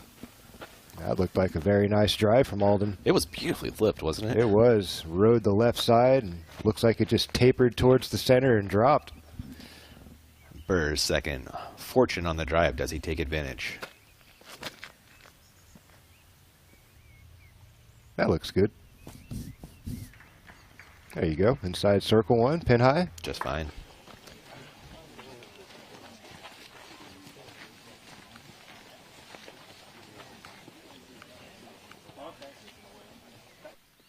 Ahead on 16 is Matt Oram.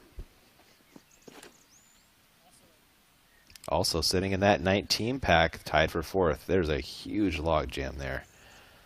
Breaking that tie gets you a decent amount of money. If you can push yourself ahead. Yes, it would. All these guys know how important each one of these positions is. Tour points. Tour points, cash in pocket, you know, standing, statistics. Your sponsors are always stoked to see the smaller number. You know, there's a lot of things going on out there. Some of these guys haven't had the best seasons and trying to turn things around.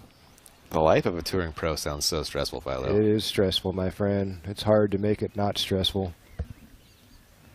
Dickerson, a big putt. This will be to keep pace with Robinson. Stay back 3 with 3 to play. There he is, going to the step through again. Needs this to keep things at 3.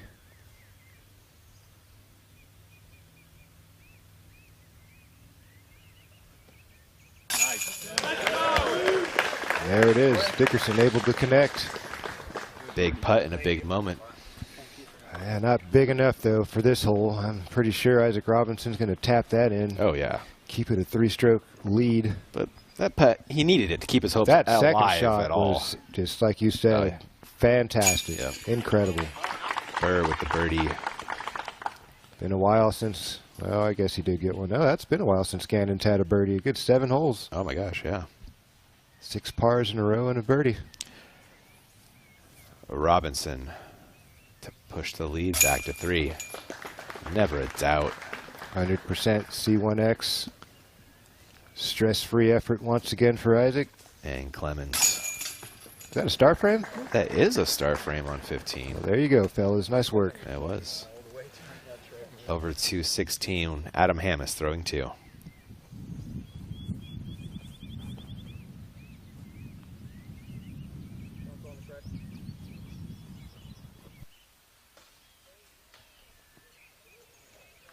That's a nice play from Adam Hammis. Filters through the trees, and He'll that look for eagle. When we come back from this break.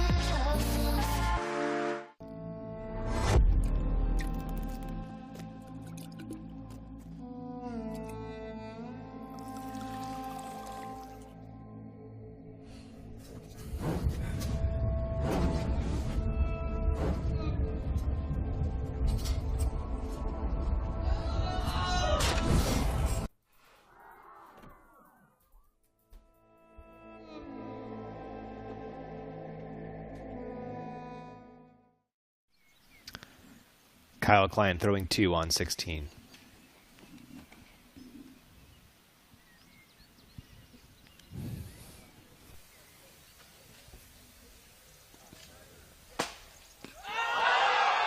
Oh, you gotta be joking me, man. That doesn't happen. Come on now. Roll back Suka replay of that will work on it. Oh my goodness. Usually that works in the opposite direction. Right. You don't jump in. You jump in. You don't jump out. Like. And he probably has no idea that happened. Unbelievable.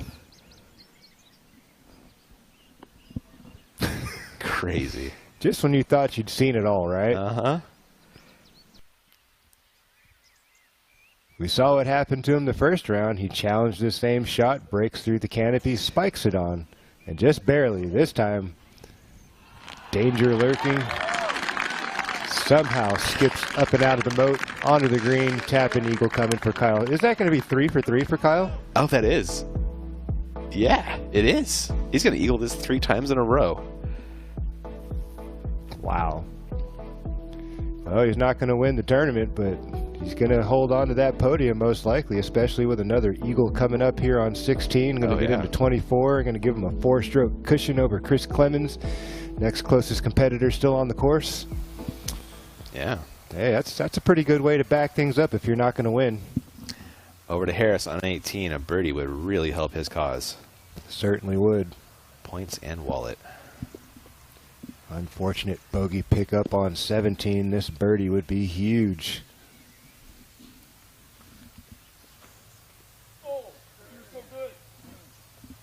Get that thing to flip over. Hey, even if he's pin high, that's a fantastic shot. Pin high and left. Okay. Cheeky smile there from Harris. He likes it. Orem on 16's green. Should be putting for birdie for Matteo. Correct. Or that was eagle bid. That's right. Now putting for birdie. That didn't fall, so. Yeah. Matteo can live with that. Dickerson on 16 with a force. Flexing over on that overstable, peeling out towards the center. Well executed. Great shot. In business to attack for eagle. Clemens.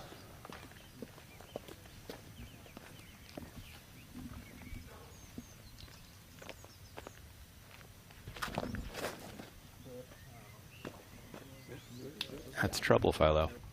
He's praying for some good luck right now. Some thick grass, and he's not going to find it. Didn't give that shot enough respect off to the right side. That left side does come in real fast when you make that mistake. Got to challenge the right side of this fairway and not be afraid to hang it out there towards that OB line and trust the disc will fade. Isaac's got that D model OS again, that really overstable disc. So let's see if he puts it out there. Uh-oh. Did he flex it enough? Yes, he did. Okay. Yes, he did. I was At worried first, about with you yeah, too, man. It looked like he didn't, but that thing stood up just enough. Well done from Isaac. Ahead on the green, Hammis. Also for eagle. Come on. Hammis. No, robbery. That was in there for a second. That cut through all the way to the back. Backdoor spit out for Adam Hammis, and he's just as disgusted as the rest of us. Yeah. Nobody likes to see that. No. Gannon Burr.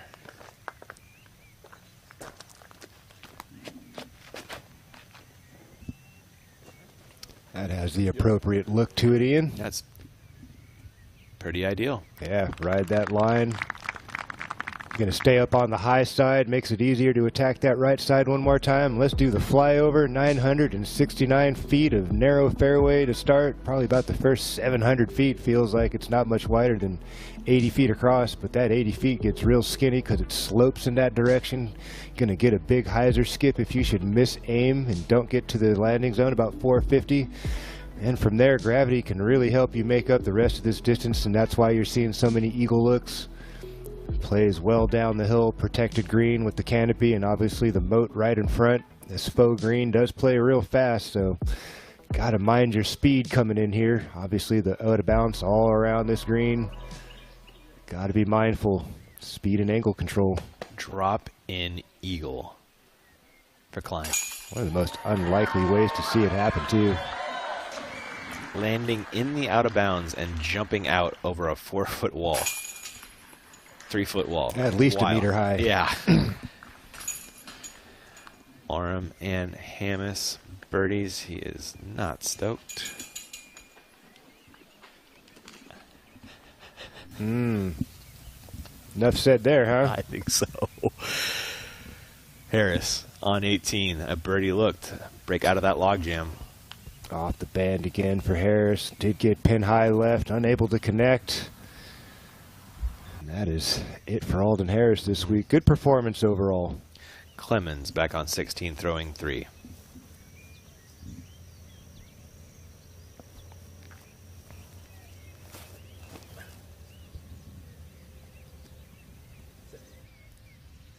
That's going to need to settle down. There is some more OB out there to the left. And it does dry up. Center left for Clemens, up and down for par. Yep. Outside chance at a birdie. Burr, 546 left to the pin. It's not going to feel like 546. What, does like a 450 tug, 400?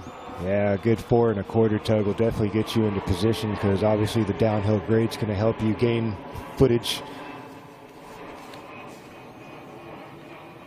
Going the turnover down the middle. This is an aggressive play, Ian. If he gets clean, this could be something special. To hook.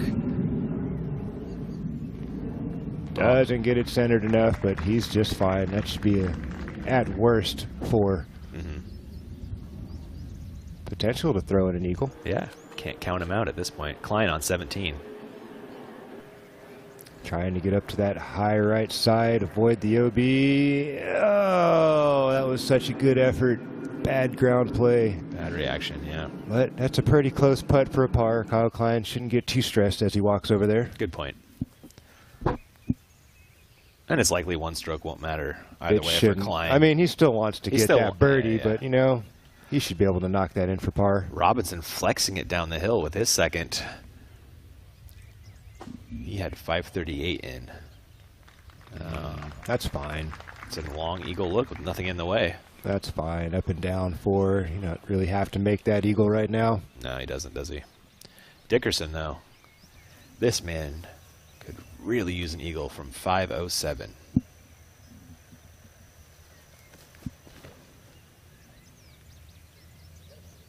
How do you like the look of that, Ian? I thought it was a little high. I thought it was tracking a little far left. That's just my opinion. All All right. That's makeable putt. It is. Somewhere in the 40-foot range for Dickerson for eagle.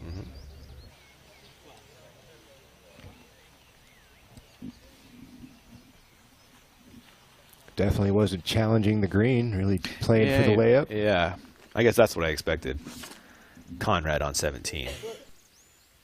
Asking for it to flip. It's getting stable. There is some room. Conrad going to get a green flag. That should be green. It's close, but I think you're right.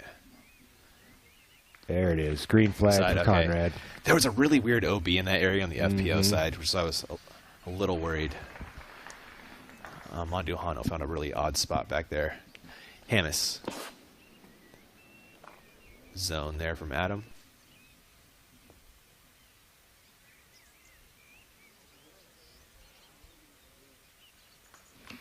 Yeah, somewhere around back edge of circle 2 for Adam Hammis. Yeah. Dries up a bit short. And back to Isaac Robinson. Trying to get it to the clubhouse. Get his first Elite Tour Series win. Got one of the greats in the game chasing him down, or at least trying to throw everything he's got and the kitchen sink. Looking like Clemens will be next to act. Robinson going first at 75 feet for eagle. Ooh, almost got it. That would have been a huge moment for Isaac. That would have really taken some pressure off. Clemens, from 79. This is for birdie. Never got it online. Yeah. Putter didn't look super sharp today for Chris Clemens, but still hanging out in that conversation for tied for 4th. It's super impressive performance. Absolutely. Eagle bid for Burr.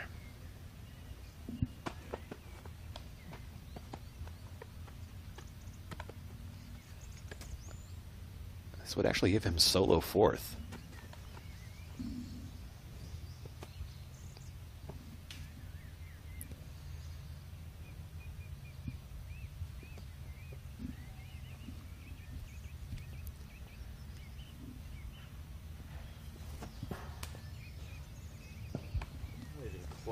Slides off to the right side for Gannon Burr. Doesn't touch a chain.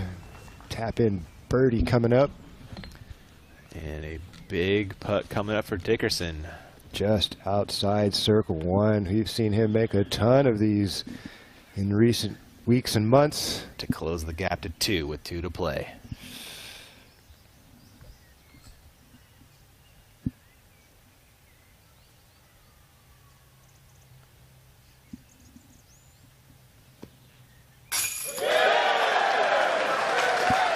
Never a doubt. The man's a monster. Pressure making Dickerson diamonds right now. No doubt. Good sportsmanship there from Isaac to give him that nod and show some respect for a great play. Clemens to save par. No worries on that one. Burr, a birdie look. That will tie Burr with Clemens. And that fourth place knot. Robinson, a birdie, but it loses him a stroke to Dickerson. The lead is 2 with 2 to play. 17 coming up, Philo. That's a stroke swinger. Well, the good thing for Isaac is he gets to watch what happens with Chris Dickerson's play before he has to make any decisions, right? So this really becomes a mano-a-mano thing. And yes, Isaac does have the advantage. Klein to save par. 17's green.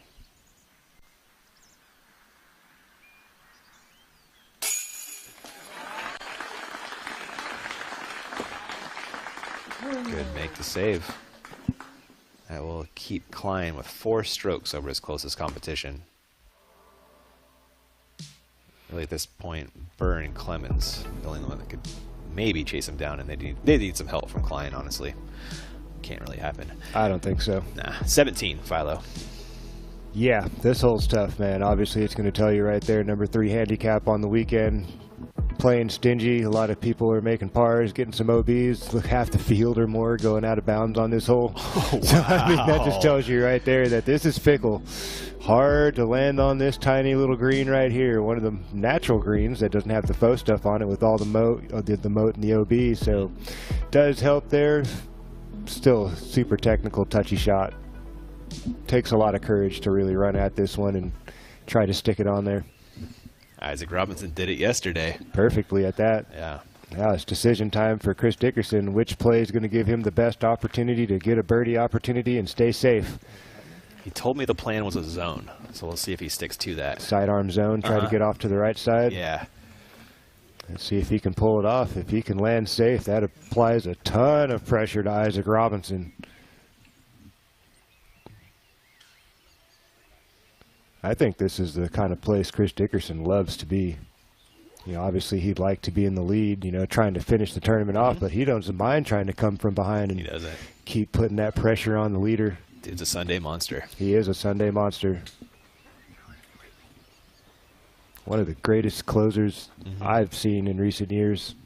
You know, makes you think of a Macbeth, the way that he comes on hot on a Sunday round. It used to be that was Paul thing. Now it's like a Chris Dickerson thing. That was a Sunday McBeast mode. No doubt. Big shot coming for Dickerson. Come on, be good team. That's pushing hard to the right. There's a big kick and roll. All right, Dickerson safe. Long range birdie putt coming up somewhere in the 55, 60-foot range. There's nothing guaranteed in that one. And Robinson will grab his PA3 and head to 17's tee. Stay safe. Oh, man. He's going to go for that same putter shot right down the middle. Yes, he Absolutely perfect at yesterday. A little low. That's fine. We're in a match play situation. That's fine.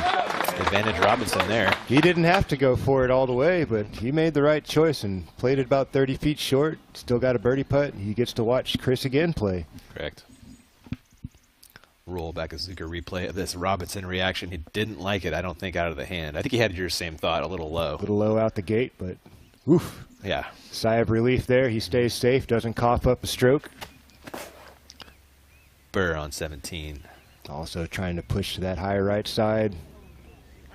Making the spotter dance, and well-executed play there from Gannon Burr. Opportunity to putt towards the widest part of this green. Clemens. Chris in that big fourth place knot. Actually, it's not that big anymore. It's just he and Burr. They separated there on 16. Chris Clemens would love a birdie. Oh, off the cage, and does it stay safe? No. Wow. OB, buddy. Unfortunately, what a rip. Let's see if they got that on a replay. How close was that from dropping in the cylinder? Production's got it. It hit the band. What, a half an inch, a quarter inch? I mean, what was it? Yeah. Couldn't have been much. Not much. It's not big. See if they can slow this down as it approaches. They ramped it for us beautifully. Oh, Bottom half an inch. Bottom half of the band. Wow. And then that nasty kick into the water. Well, at least a drop in par. No doubt. What a play, though. That was fun to watch. Yeah, it was awesome. Great attitude, great reaction there from Chris Clemens, keeping it positive. You heard him. He was going for it, threw it way too low, but still gives himself an opportunity to make birdie. He's going to get to watch Chris Dickerson first. It looks like he's right around circle two's feather. See that whisker right there? I think I do. I could be mistaken, but it feels like he's about 60 feet away. I buy that. Huge putt. Putt of the tournament. It is. He's already made the play of the tournament a couple of times. Now he's going to need a putt of the tournament.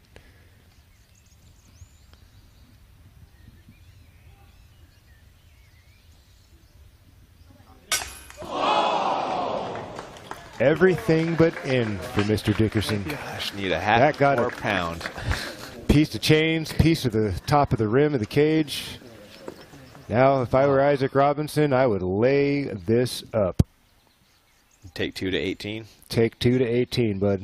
Make him birdie, and you got a bogey for this thing to... The guys even rooting for that to go in.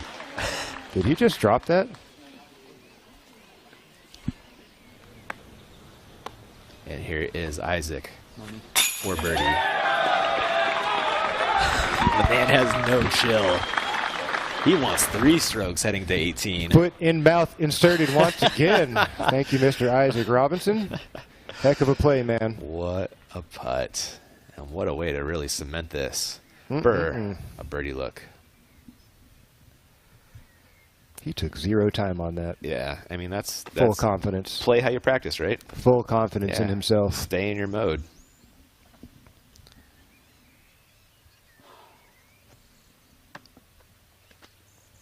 This would give Burr solo 4th. All things considered, pretty dang good, right? And back under par on the round even. It's been a long day for Gannon Burr to get it back under par. Took that big hockey stick on hole 7 and had a hard time digging out, but there it is. Gets it back under par for the round, 21 under for the event. Solo 4th place. Nice little turkey late. True indeed.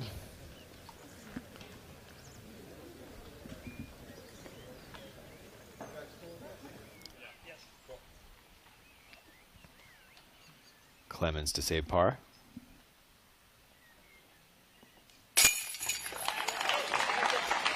So a par on 18 gives Clemens solo 5th. A birdie, he's got a chance to tie Burr. Dickerson saves par. We'll head to 18, 3 back of Robinson.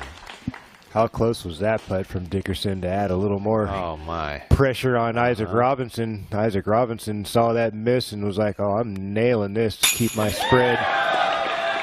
Even getting an extra one heading into 18 just in case if things really go sideways for him. Have a hard time seeing that happen for Isaac. He's been throwing that putter so well off the tee. I imagine that's what he's going to reach to when he gets up there. Throw that putter, keep it in the middle. I think he throws an M1 on 18, but I could be wrong. Mid-range putter either way. The right decision. Yeah, he does go M1. Ahead, Klein on 18, pitching to the middle of the fairway. That was his second.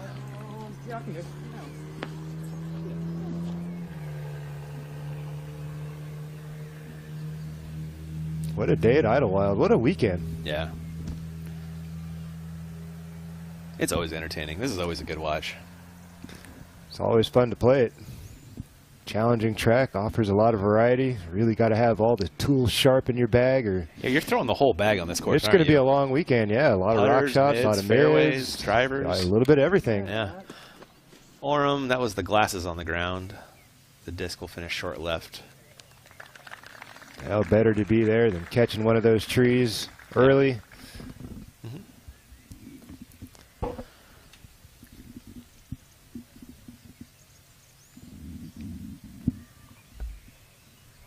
One last hole, and we're done. Let me get the turtle back. That's good.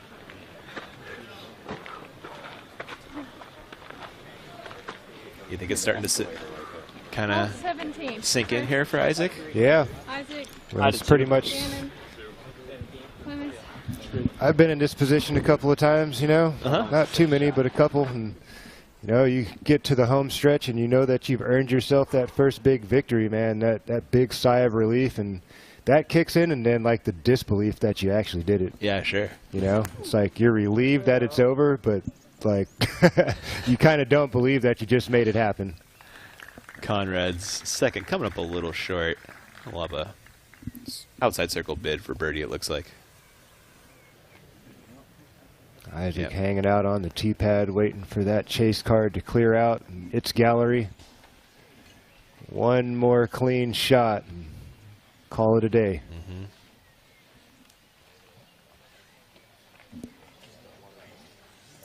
I imagine we'll see his brother run out and give him a big greeting for the dub. Sure, he's going to be proud of his bro for putting it to the field this weekend. Turn over.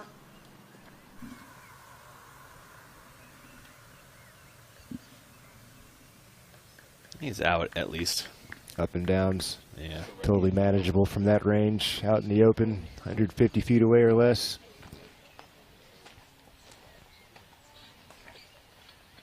Kyle Klein looks like he's going to be lining up, his third.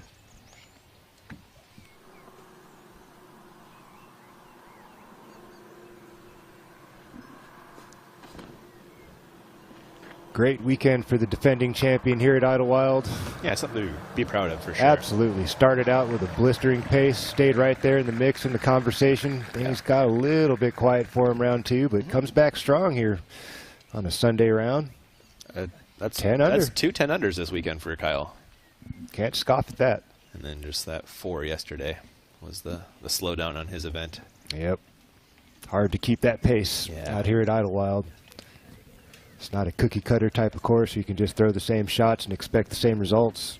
Yeah. Get some different kicks, some different ground play. Yeah.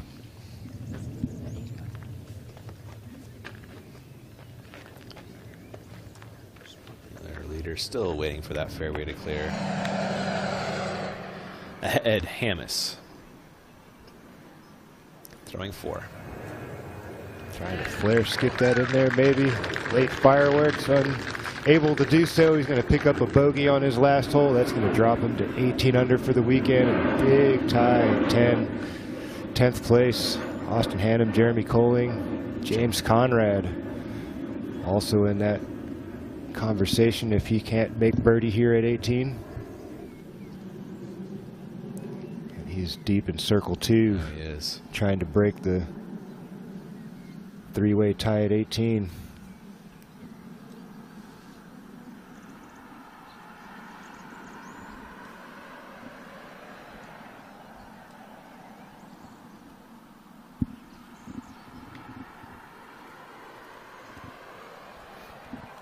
James Conrad knocks this in. It'll be 6th place for the tournament, and he is currently 6th place in your DGPT standings for the season. Solid.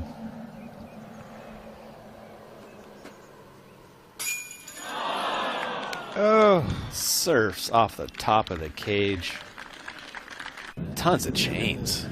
Great effort there from James Conrad. Solid weekend. It is game time for your leader, Robinson, taking 18's tee.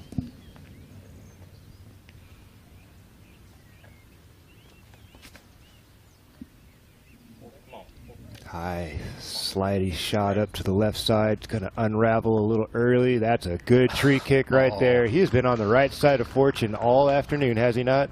Started off with a great kick on 1 and finishing it with a great kick on 18. When it's your weekend, it's your weekend. Burr. Wasting no time. Early release up the left side. Not where you'd like to be. Dickerson. Believe it's a buzz play here. Yes. That's tracking to the right a little bit. We'll see how center it stays. Okay.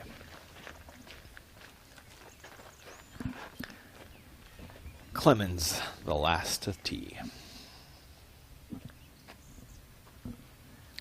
A fuse here for Chris. Stand-up hyzer flip with the lefty backhand. That's looking nice. A little kiss there doesn't hurt him too much. Maybe it does, actually. 5 feet more. Yeah.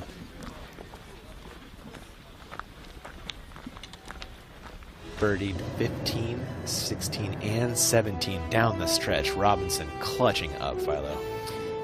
That's what the man needed to do. He had Chris Dickerson on a little heater himself from 13 to hole 16, including the eagle. Really started to apply some pressure, but man, Isaac Robinson holding it down, showing a lot of fortitude here, showing some mental toughness, challenging this dangerous putt here on 17. Didn't have to have it, but took the chance anyway, bangs it in there, and that gives him a 3-stroke cushion. Coming into hole 18, and it looks like his drive is pretty perfect. That little kiss there at the end. Yeah, good fortune there for Isaac. Both ends of this round. See if he can turn it into a birdie. I don't think he has to. He can just play for par and let Chris Dickerson try to throw a hero shot from 491. Deep into this fairway. The Bushnell range on That's this a shot. long ways to the hole, and he's going to have to hyzer flip this thing and get a long right slide out of it at the end. That's a slow disc to go 491. That's a tough shot. Yeah. I'm sure Chris Dickerson would be happy with his second place finish this week after not really being in contention for the win. Kind of working his way up the leaderboard. Took a little break off tour, coming back, grabbing second place isn't bad. Not at all. Go. Asking for that to hustle. A little nice tree nip there, knocks him down, keeps him in the fairway, up and down possible.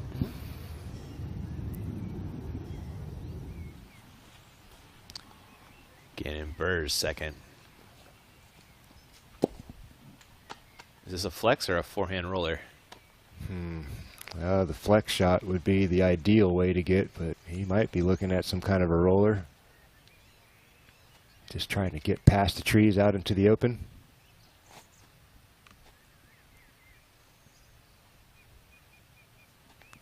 High risk, high reward.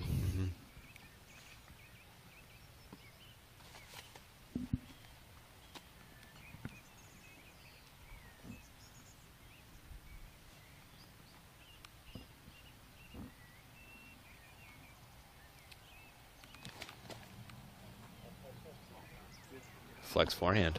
Yes, it is. Underturned. But he might be okay.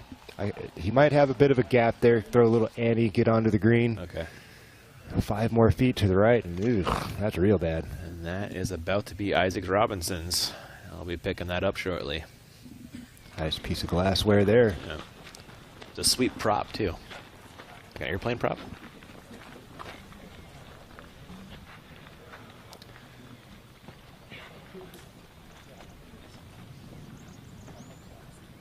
Isaac looking over at Chris Clemens. Clemens will see 353 on that Bushnell. The wall, is it? It's not.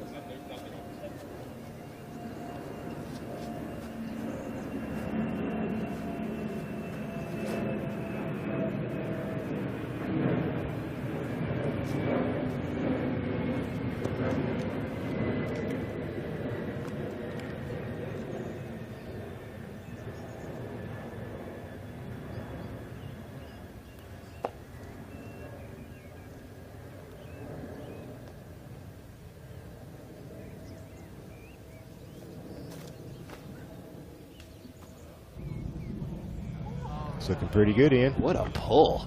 Looking pretty good. That's fine. That is. That's great. Opportunity for birdie after being pinched off. You know, and a birdie means something here. That would give him a 4th place tie with Burr, as Burr doesn't look like he will birdie. Actually, he can't. Yeah. He'd have to throw it in from a very improbable place. Yeah. Robinson, his 2nd. Wasting no time, stepping right up, fire this down towards the green, and call this man a champion. Wow. What a weekend, Isaac. Congratulations, man.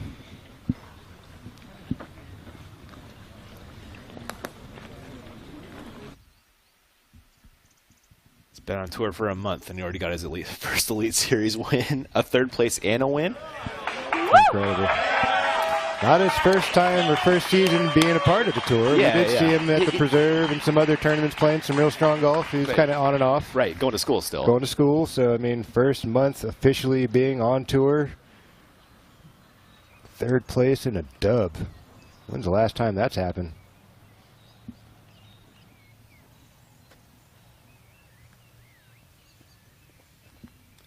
Burr's 3rd.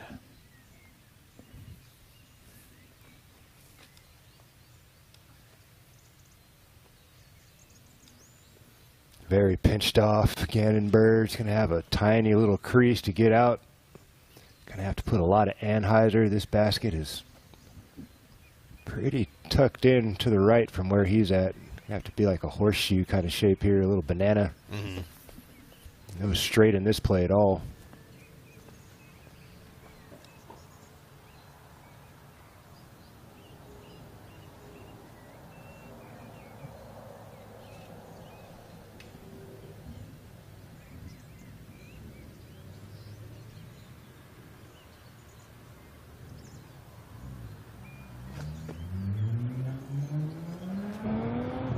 Gets out the gap clean. Let's see how the finish.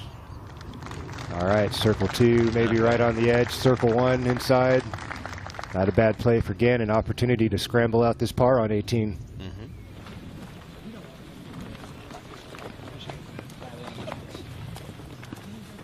Gosh, if Gannon misses his and Clemens makes his, he'll pass him.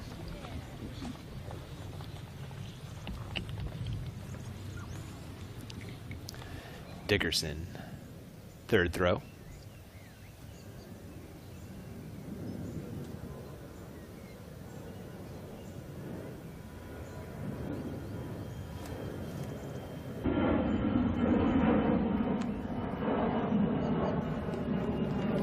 Dickerson gets caught up a little bit. A little bit of work left. Yep. Thankfully, doesn't matter.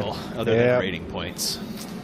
Speaking of rating points, Isaac Robinson's like, he's 1036. He's no joke. Yeah, he's definitely going to help his cause with that, with another 9 under round, maybe 10 under if he can knock this in. That's going to be a monster of a round rating out here at Idlewild.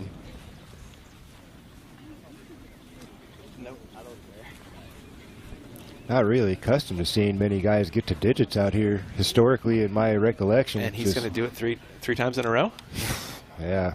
Last year's winner was, what, 25, and he's 32. 32, looking for 33. On some would say a tougher track. I would agree with that. Totally agree with it. Dickerson to save par.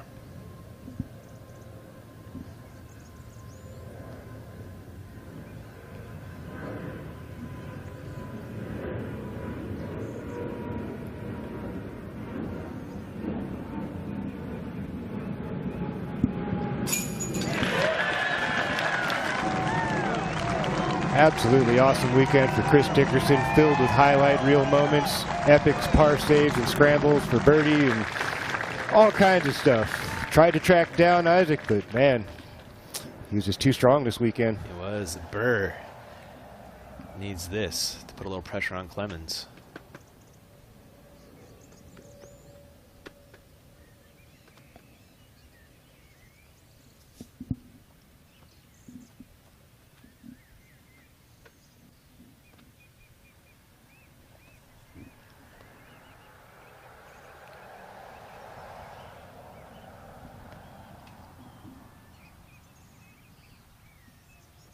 Yeah. solid. And now the worst he can do is a tie for fourth. Had a way for Gannon to turn things around. Things are looking pretty abysmal through the first 9. Had a real slow 5 or 6 holes on the back, but great finish for Gannon Burr. And Clemens to tie Burr in fourth.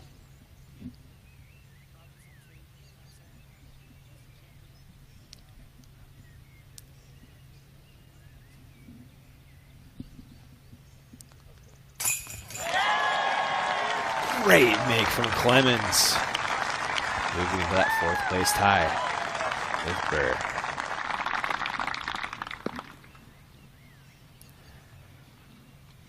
And Isaac Robinson for the win. Your LWS Idlewild Open champion, Isaac Robinson. There he is. Hug from the bro.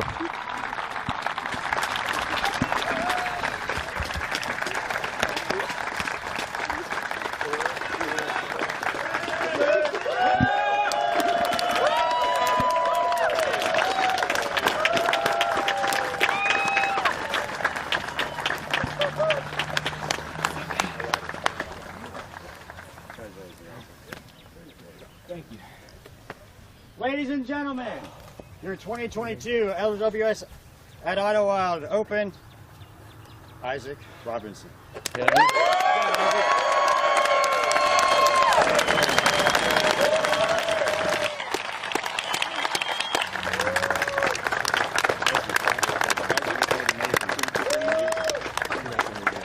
Thank you.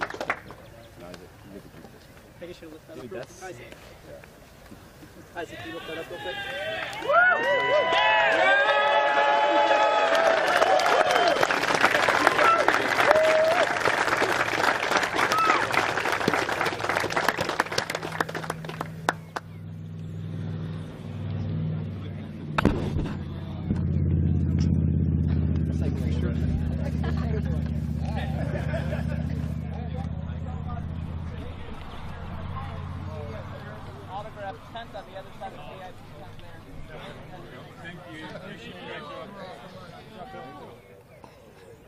Joining us now is our champion, Isaac Robinson. And Isaac, largest win of your career. This is always supposed to be tight at Idlewild, and you said otherwise. What does this mean to you? It means the world. This is incredible. I haven't felt anything like this. Yeah, I'm shaking. I was shaking the whole last hole. Yeah. Well, let's talk about that just for a moment. You canned a great putt on 17. In fact, I just got chills thinking about it. You took 3 strokes into the final hole. Mm-hmm. Most people would be comfortable with that, but yet I didn't see you take a sigh of relief until your approach shot. What were you thinking? Walk us through that. So on 18, I was just like, just get the drive in the fairway. I was saying to myself, just one more shot. That's all I needed. And then the approach shot, once I was out of the gap, I was going to, at worst, lay up for bogey. So the fact that I had a putt was, yeah. Let's speak about your putting for a moment. You're #1 in the Disc Golf Pro Tour from C1X. You made 100% of the C1X putts this week. How in the world do you perform at that level? Lots of practice. I try to practice a couple hours every week. And, yeah, just hours. Yeah, lots of practice. Incredible. A few weeks ago, you took home your largest paycheck ever. You performed very well. We saw you finish 3rd on the Pro Tour. Today, you're almost doubling that paycheck. What does that mean for you and your career? That's crazy. Yeah, I tried not to look at the payout before the round started, but it was laying at the table on hole 1, and I took a peek, and I was like, holy cow. So, yeah, pretty excited. What do you want to say to everybody out there? We've got thousands of people from around the world. What do you want to say to everybody out there? I mean, I want to give all the glory to my Lord and Savior, Jesus Christ. Wouldn't be out here without him. I want to thank my family, all of the people back home. I've been getting texts, calls, people in Georgia. Thank you guys for the encouragement. Thank you, Prodigy Discs. Yeah, just thank you for the tournament staff, too. You guys did an amazing job. It was an event we'll never forget, a new milestone in your incredible career that we know is in front of us. Congratulations once again, Isaac Robinson, your champion.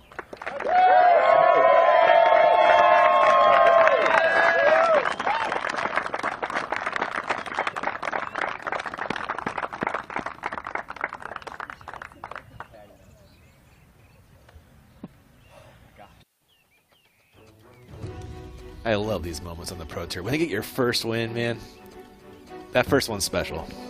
Yeah, no doubt. Isaac Robinson, man's got to be excited and happy for him. Just recent college graduate showing up to the Disc Golf Pro Tour, putting on a clinic this weekend. I am thoroughly impressed by how he handled himself, the quality of the shots that he threw, the level of putting that the first 2 rounds was just like mind-boggling. Some of the stuff he was making. Death putts galore, just trusting his game. Time and time again, man. Beautiful shot after beautiful shot. Perfectly paced. Well thought out. Bag, all these beautiful just putter all shots. around. This is what it takes to take down a tournament, man. You got to have all cylinders firing, and he certainly did. Everybody else struggled on this one, and he just dropped a dime. I'm telling you, man, he needs to put that putter up. Yep. Keepsake from this weekend. This was the disc that did it for me, because he was putting that putter to work, and that M4, M1. Yeah, those 2 discs right there were his tournament winners. Seriously, where they kept him in those Idlewild hallways. That did. So important out here. It's hard to be successful when you're all over the fairways. We couldn't believe that on 17. I thought he'd lay that up for sure. Yeah. I mean, that's what game theory would tell you to do. But sometimes the feel is more important than game theory. True. He was feeling it. He was trusting his putter all weekend long. Another fantastic approach there. And going to hoist up that tournament trophy, add his name to the list of 5 other winners here at Idlewild. What a weekend. Biggest takeaway on the weekend, man. Practice your putting. I guess so. You want to win a tournament, you better be good from circle 2. We've been talking about that all year. And Isaac Robinson once again showing, drive for show, putt for dough. Big win. 50% from C2 on the weekend. Totally impressed. Ridiculous. A break. When we come back, we'll have the OTB After Show. Chris Dickerson. We'll probably get Isaac Robinson again. Back in just a few.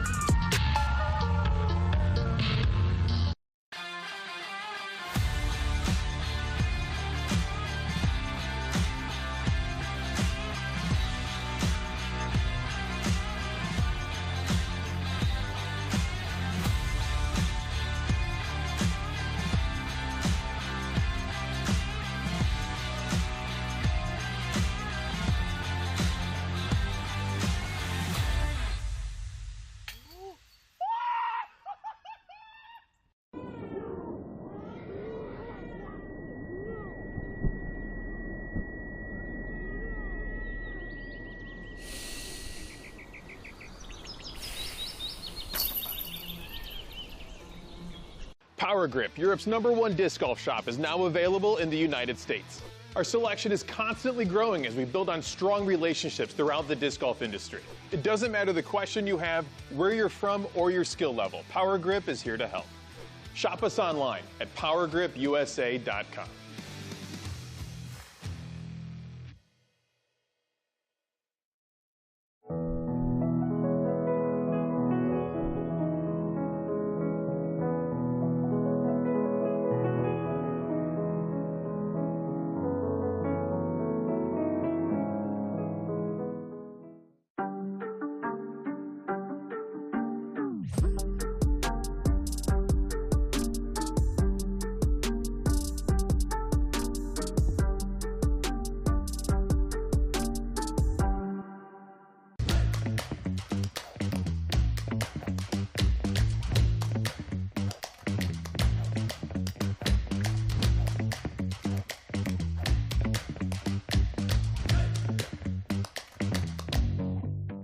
The 250 tee time, our MPO lead. I came into the weekend with expectations, but they weren't lofty, they were realistic. I missed the cut here last year. It's surreal. It's going to take a while to soak in. This isn't a win, but this is almost bigger than a win for me. Whether you know it or not, you have a brand, and we have discs. Let's put them together and make something really cool. We've got plenty of discs and are ready to stamp or Dimax them however you'd like. Isn't it expensive? Well, guy who asks convenient questions, at Dynamic Discs you can see what's available and fill out the form to see what it'll cost you before you even order. Sometimes I fill it out just for fun, because you can watch the numbers go. Anyways, head to dynamicdiscs.com/custom to place your custom order and grow your brand, whatever that is. We have Chris Dickerson in the clubhouse with Danny Voss. Let's send it down to Mr. Voss. All right, and we're here with Chris Dickerson. Chris, wow, what a battle at the end there. Solo second place. Just tell us about what that last round was like for you. Yeah, so going into the round, being down by 5 strokes, I knew I had to come out pretty hot, so I threw it out of bounds on hole 1. And after that, I picked it up. We traded strokes back and forth a little bit. I think I got 1 kind of early, then I got 2 on the next, and gave 2 right back to him on 7, I believe. So it was back and forth most of the round. It was a good battle. He played great. What was it like out there on the card, like your communication with your competitors and things like that? How are you guys treating each other out there? It was competitive, but we were still telling each other, great shot, nice shot. It wasn't like awkward or anything like that. Right. It was a fun round of disc golf. Very good. Yeah, just that one blemish on the scorecard today, 11 under following up a 12 under from yesterday. I mean, you're heating up. That the break treated you well, obviously. What are you going to take from this tournament into the next stop for you? Hopefully that putting. I felt like I putted pretty well this event, even though I shot 6 the first round. It was more other stuff besides putting, but. Yeah. Hopefully I'll take that into the rest of the events. So going into the next event, you say you're going to focus on your putting, you're going to focus on this composure and everything else like that. What's the advice that you have for those players that are challenging, the top competitors like you? These amateur players that might be coming up next season, something like that. The best advice I can give them is to keep a level head. Whenever you have a good shot, don't get too high. Whenever you have a bad shot, you can't linger on it. You've got to let it go. You can't do anything about the last shot. You can only do, the next few shots you have. Excellent. All right. Well, again, this was Chris Dickerson. Chris, congratulations on a well-fought battle at the end there, and thank you for joining us. Thank you. Can I give a quick shout-out to You can shout out anybody. Go for Edward and Janice McConnell down in Florida. That's Brittany's grandparents. All right. Yeah. Yeah, Florida. All right. Let's hear it. All right, brother. Thank you. Thank y'all. That was a great interview from Chris. Yeah, a little joke to open up. Yeah, I had to start out hot, so I threw it OB.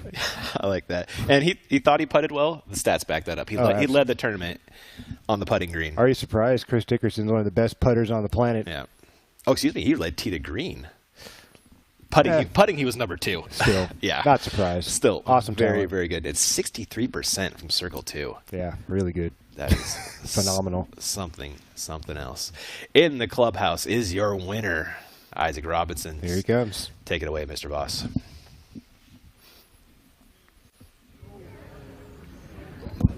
All right, we're here with your champion, Isaac Robinson. Isaac, congratulations. I mean, you started hot, you were hot in the middle, and then you finished hot. I mean, besides the word hot, describe your weekend. I just felt hot. I felt super focused.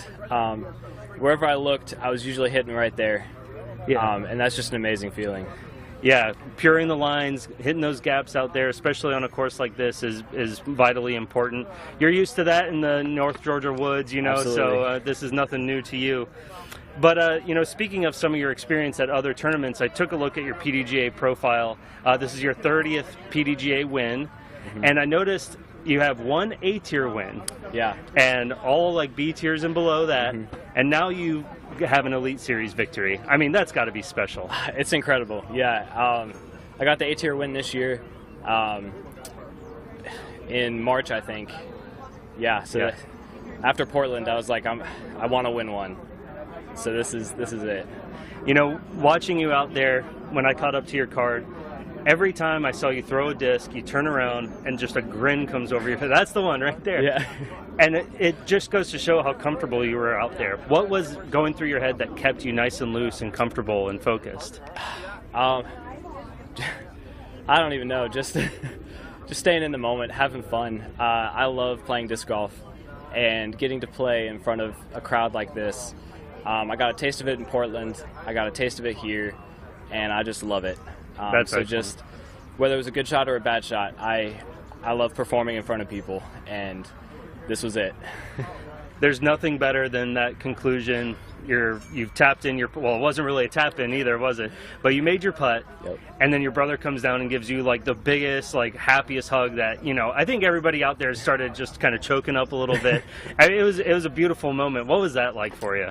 That was incredible. Yeah, I know he has a long drive home and he has to get back tomorrow for work. And I was so glad he was there. I was hoping he would be. It was something, I'm never going to forget that feeling.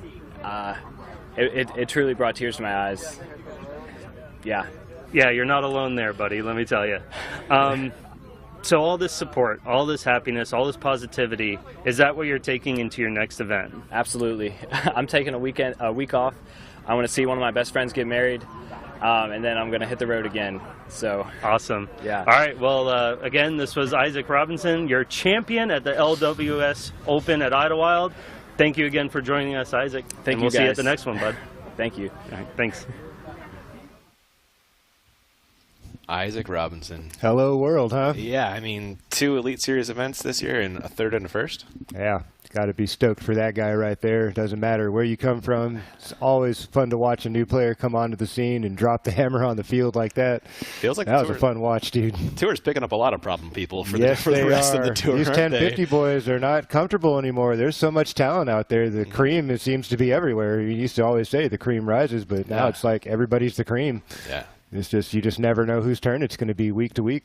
No chaff out there. I mean, look at the Dickerson score. That's winning going away last year. That was a blowout win last year, and now Isaac Robinson pushes the bar up another level or two, and we'll see what happens next year when the field comes back to Kentucky, Burlington, that is, and we'll see once again how Idlewild treats the Disc Golf Pro Tour, elite players. It's always no joke. It's always a fun watch. Kyle Klein's really got to be proud of that performance for third. I mentioned that earlier, defending, man. Yes, like defending champion, come back, get a podium finish. Got to tip the cap to Kyle Klein. It's so easy to fall off the, fall off the pace, fall off the face of the earth when you come back to win a tournament.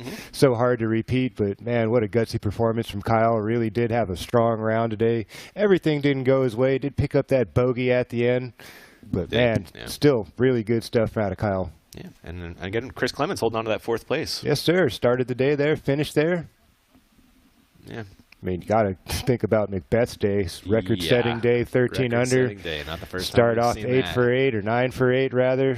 Kind of got cold there in the middle, but picked it up strong at the end, setting a new course record. I'm assuming probably his 100th course record around the country, around the world. I can remember at least 2 or 3. Yeah, I've seen a lot. I'm thinking back 2015 Worlds, right? After round 1, I think he was down 10 strokes. Goes back to Marine, sets the course record. He's tied. Goes to Deer Lakes, sets the course record there, and he's winning by like 10.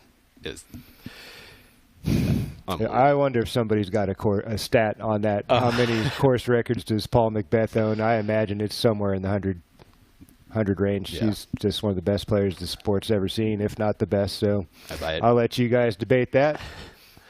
I don't know. What do we got? A no-TB shot of the day? It's that time, my friend. Right on. What you got? Let's roll it. It's got to be the Thumber Roller.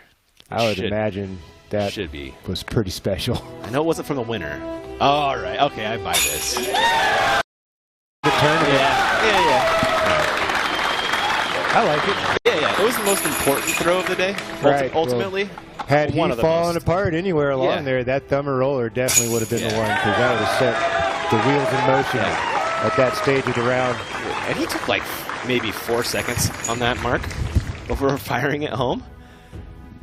Crazy. Europe is coming up next weekend. Sula Open. No, we're in Sula's in Europe. Sula Open, then European Open. Yeah. Okay. Yeah. I thought you said the European Open was next week. I just said we're in Europe. Yeah. There you go. We'll get there. Sula Open. That's 4 days on that one, and the European Open is a 4-day with the President's Cup before. There is a ton of great golf coming from Europe, and it's just I don't know, maybe just a little more special over there. I don't know. It's pretty. It's amazing. A different feel, man. It's maybe it's a different feel. I'll say it's different. It's different. It's not more. It's not less. Yeah. It's just different. It's a little different. It's an awesome environment, awesome arena over at the European Open.